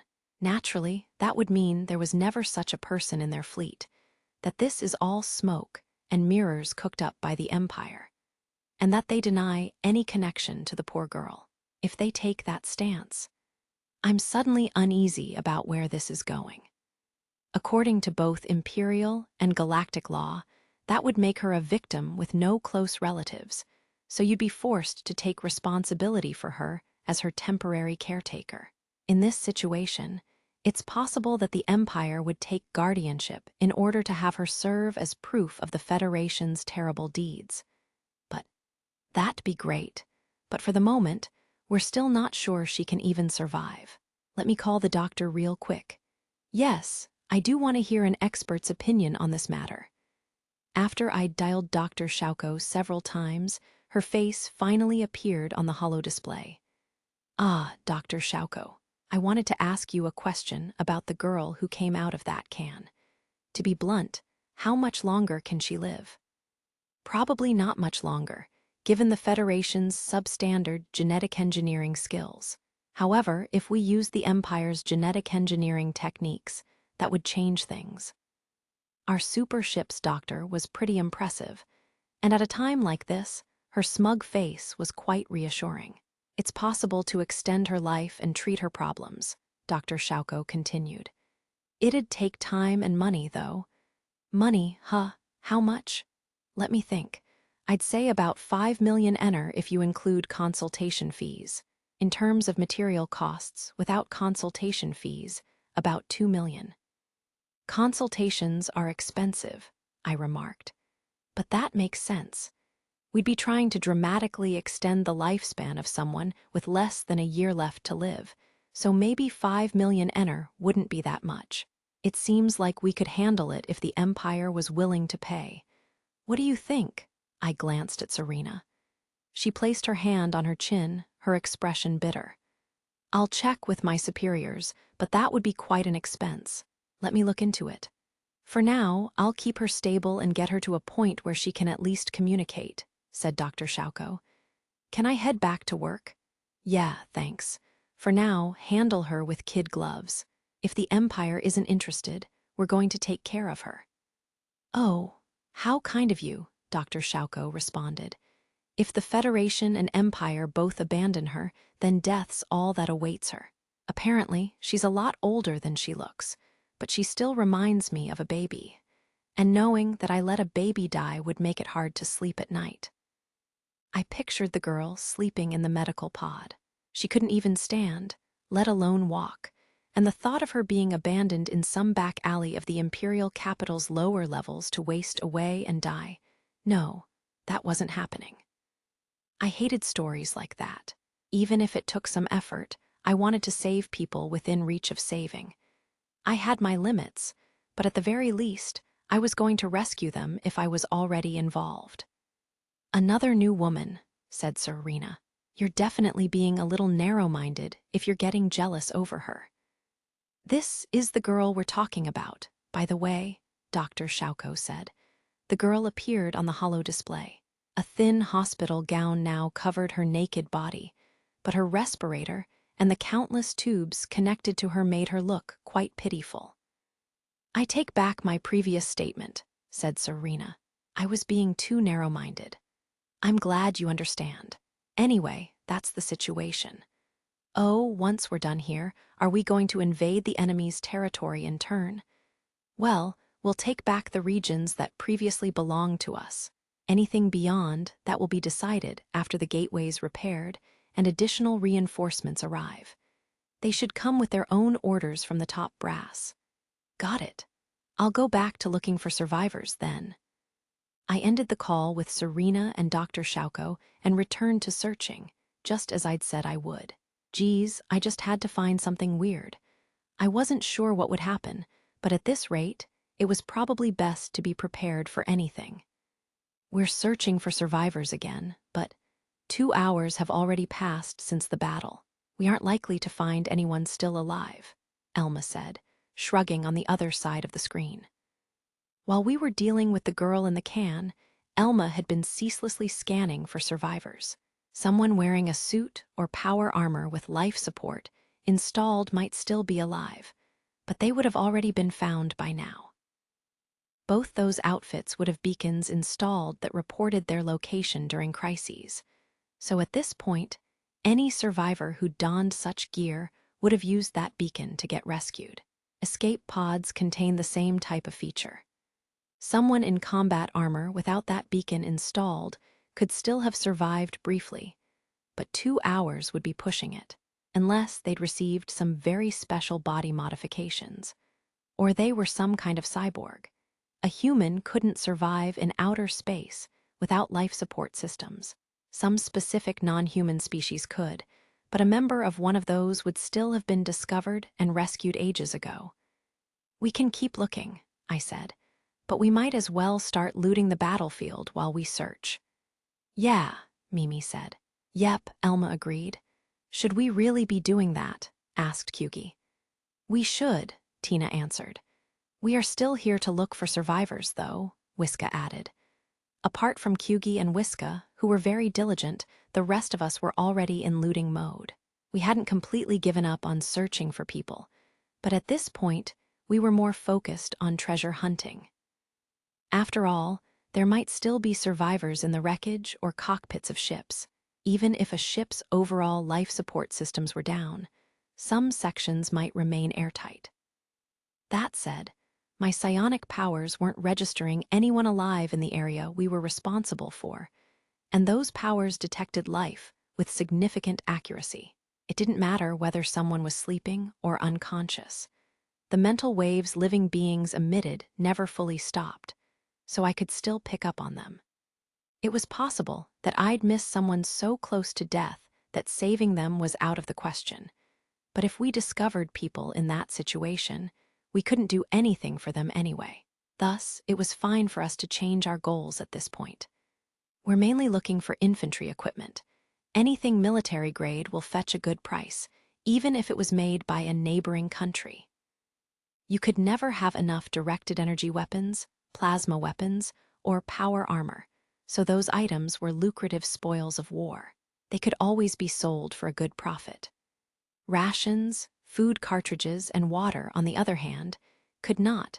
Their price per unit or by volume was on the low side.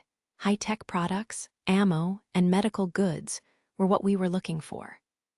Military-grade ship parts were also pretty good salvage, but if we started collecting those while supposedly looking for survivors, chances were we'd get yelled at.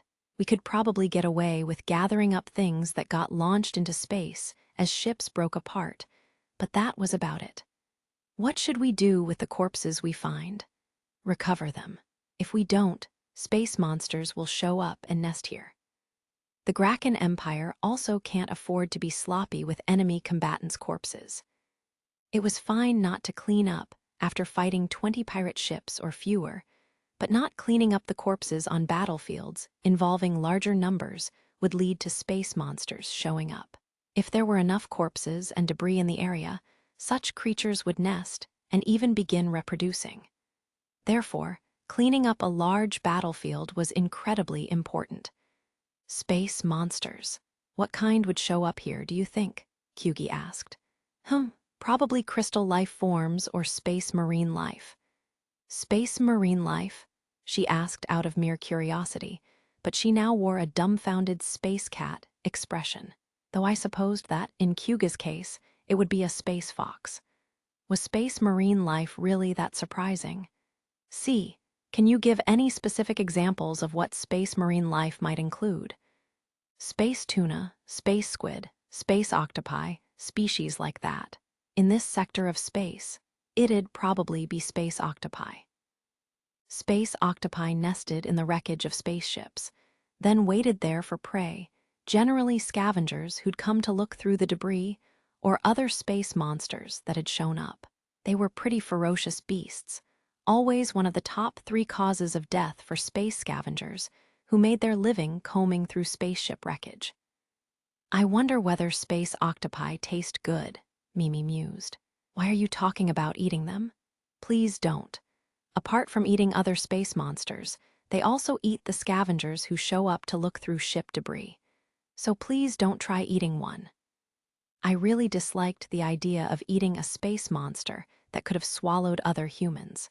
Space octopi apparently did taste pretty good, but personally, I couldn't see myself eating a monster that might have done that. Eating meat from a monster that ate a human would be kind of gross, especially if you equate it to using a food cartridge made by space pirates, Mimi said. Can you two stop with this conversation? I'm losing my appetite, Elma said on the other side of the screen, sticking her tongue out in disgust. Space pirates generally produced food cartridges from waste created when they processed the humans they captured. So yeah, if the situation called for it, you might have to use one of those, but they weren't something you'd actively seek out. Kyugi had simply been listening in on our conversation. The universe is vast, she muttered into the void, her eyes unfocused. Was she that shocked by what she'd just learned? I wondered what kind of space monsters she was envisioning. I also wondered whether other types of space monsters popped up within the Holy Verthalt's empire. Hun, we found a bunch of boxes of military goods, Tina shouted through the comms. There's a ton of them. Oh, nice going. Recover them? Some of those boxes turned out to be duds, containing only Bellbellum military uniforms, but we'd also scrounged up a container full of commonly used energy packs, as well as a still-usable directed energy weapon. We could sell it or arm ourselves with it, depending on its specs. All right, good going. Let's keep it up and continue to search. Moments like these made fighting enemy military units worth it. Finding good loot was awesome. Still, I didn't want to accept many requests like this one.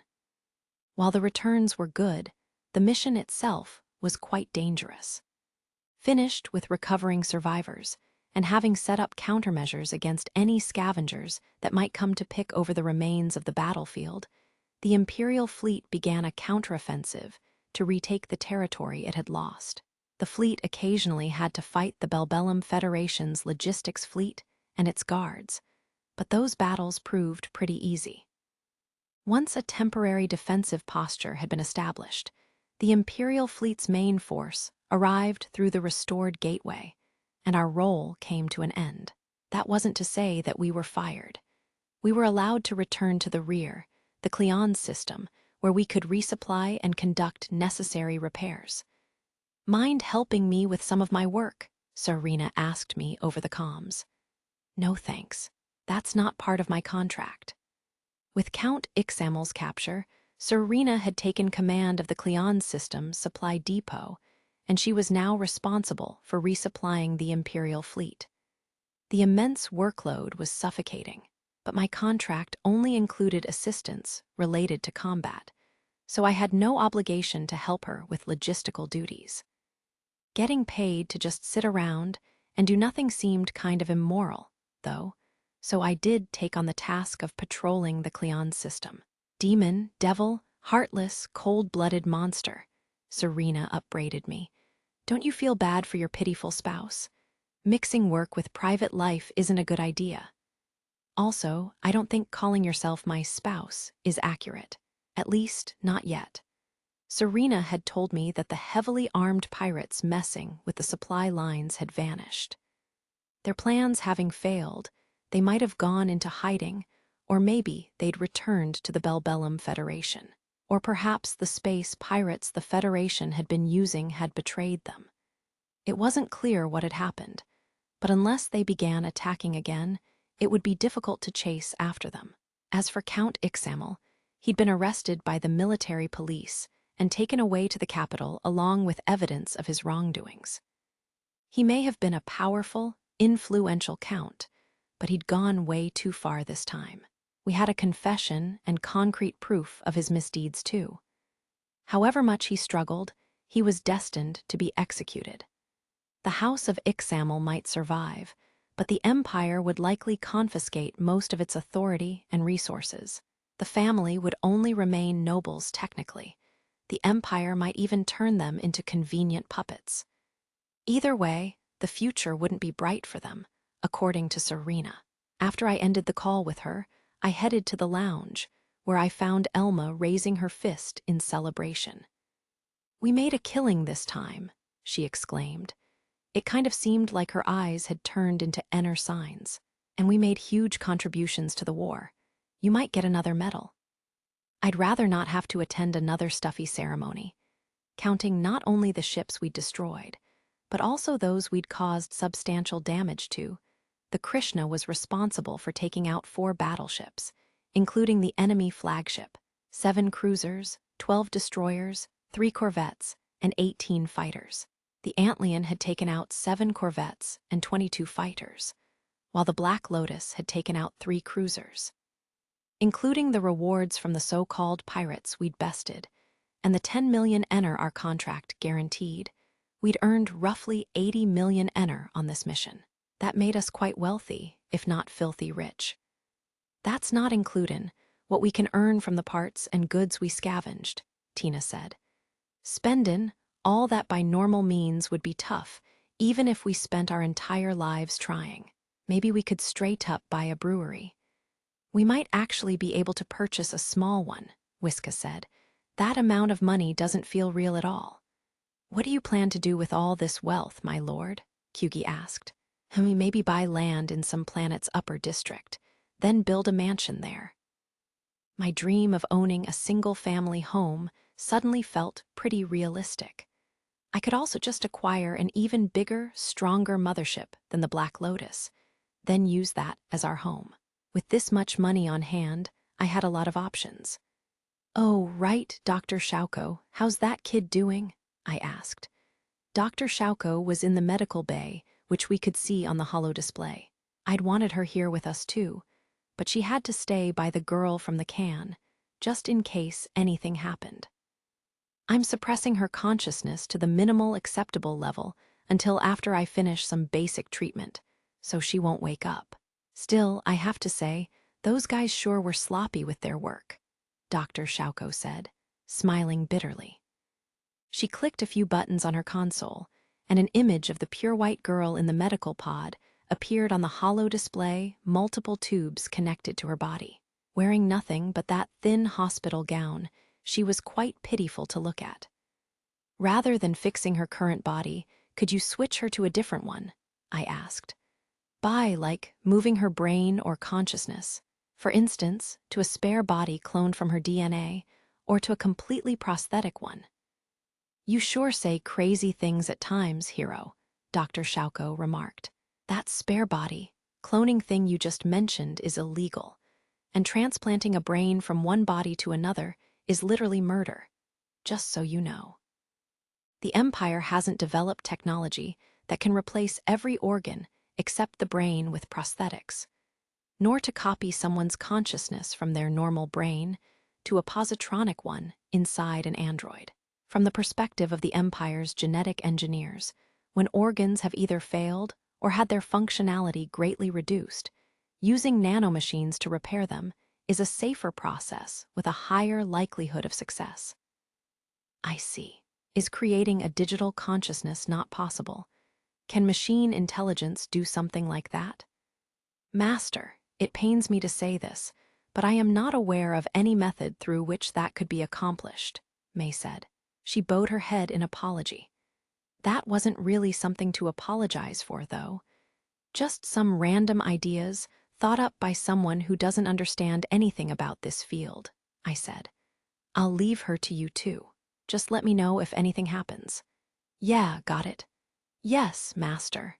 Epilogue SO, I'd managed to complete my mission smoothly this time too. Wait, was that an accurate way to frame it? Well, in the end, my crew members hadn't gotten injured, and our ships were fine. Although there had been some problems, things had ended up okay, so I could probably say they went smoothly. "All right. Hey, are you listening?" Serena asked me. "I am. You're so cute. Yay." "Eh heh, are really?" "Eh heh heh." My extremely lame flattery somehow still made her blush, her face breaking into a big smile. She wasn't simply red out of bashfulness, though. She was also drunk. Since we had officially entered a physical relationship, Serena came to visit the Black Lotus and proceeded to get blackout drunk whenever she had time. Then she'd make me dote on her, or she'd chat, well, drink with my crew. Nevertheless, I deliberately ensured that the Black Lotus returned to port whenever Serena had time off. I mean, could you blame me? We'd already crossed the line, so there was no point treating her coldly anymore. I'd be shutting the barn door after the horse was out. Although Serena was a soldier, that didn't mean she was expected to work 24 hours a day with no rest. As long as she gave prior notice, she could request to be free at certain times. "I don't really care myself, but are you sure you should make it so obvious that you're coming over here?" I asked. "Especially this often?" "It's nothing to worry about," Serena insisted. Although some people are saying things like, "The Colonel's feelings finally bore fruit," or "It seems the Colonel has a man now." Is that really not something to be concerned about? It didn't sound okay to me, but since Serena herself didn't seem bothered by it, I wouldn't be either. "More importantly," Serena began. "Come on, you knew, right? What are you talking about? After Ixamel's replacement gets here, you're coming with me to the capital, aren't you? You are, right?" Yeah, I'll go." I was a mercenary officially employed by the Imperial fleet, and I had performed admirably in a real battle. Actually, I'd performed exceptionally well, so they were going to give me another of those stuffy, sparkly medals. But there was also the issue of me having killed all those people from the house of Ixamel, including the heir, Vincent. There would be some kind of military trial or whatever over that, so I had no choice but to head back to the capital with Serena. Good. Eh, you've gotten a lot more obedient. Serena still had a bright smile on her face, but I wasn't obligingly going along with her wishes because of our new relationship. It was more because the situation was sort of forcing me to. Well, in truth, I suppose our relationship was a minor factor. Serena's slightly smug smile was cute, but it also kind of annoyed me, so I poked her. NMGH, Wyatt Ish hit. You're cute, so I felt like poking you. Not long ago, I would never even have considered touching Serena's face so casually.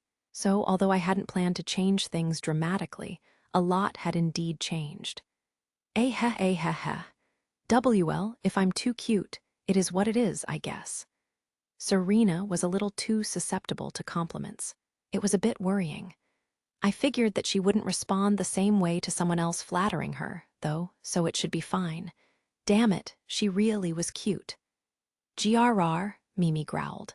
I get how you feel, but remain steady, Elma urged her. You were here first, Mimi, so now's when you show that you take the high road. Tina chimed in. Sis, you're crushing your enhanced resin glass, Whiska pointed out. I felt Mimi and the other girls staring from a table a short distance away. Elma and Whiska were doing their best to keep the others in line, but I noticed. They were calm for the moment, but I'd have to make this up to them later. How I do so? Well, I'm not going to explain that. Kyugi, meanwhile, smiled as she watched us. She appeared visibly cheerful. Her tails were wagging the way they typically did when she was in a good mood, so she probably really was happy. Kyugi tended to maintain a certain distance between herself and others, but I'd have to take proper care of her later too. Dr. Shauko and May were still busy looking after that pure white girl, the Belbellum Federation's biological command unit. The girl's status wasn't so precarious that they had to be there all the time, but this was apparently a good opportunity to study Belbellum's genetic engineering and biotech techniques, so Dr. Shauko was essentially analyzing her. As for May, she was accessing the brain chip of the command unit and retrieving data from it. At times, she also communicated with the sleeping girl, relaying information on who we were. Although Dr. Shauko was purposely keeping the biological unit unconscious, her brain was still functioning, which apparently made it possible to use the chip in her brain to communicate or something. Was that explanation lacking? Well, sorry. They explained the situation to me, but I didn't really get it. All I understood was that, although the rest of her body was in a state of rest, the girl's brain and the chip in it were still active, and May was accessing and communicating with her through that chip. I'll educate her thoroughly so she doesn't make any mistakes, May said. Do that. I wasn't sure what May meant by educate, and I didn't really want to ask. I was kind of scared too. The girl's vital signs sometimes become unstable when May accesses her chip, Dr. Shauko told me. It's kind of a problem. Could you let May know that for me? May doesn't do anything unnecessary, so just look the other way if you're able. Well, if you say so. Dr. Shauko didn't seem convinced, but I didn't want to poke the beehive, so she'd just have to put up with it. At the very least, I knew that whatever May was doing wouldn't be bad for me. As we continued our normal routines, Serena's successor arrived from the capital.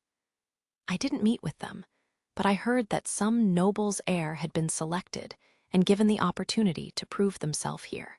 We left the supply depot to him as Serena's pirate hunting unit and my crew departed from the Cleon system and began heading toward the capital.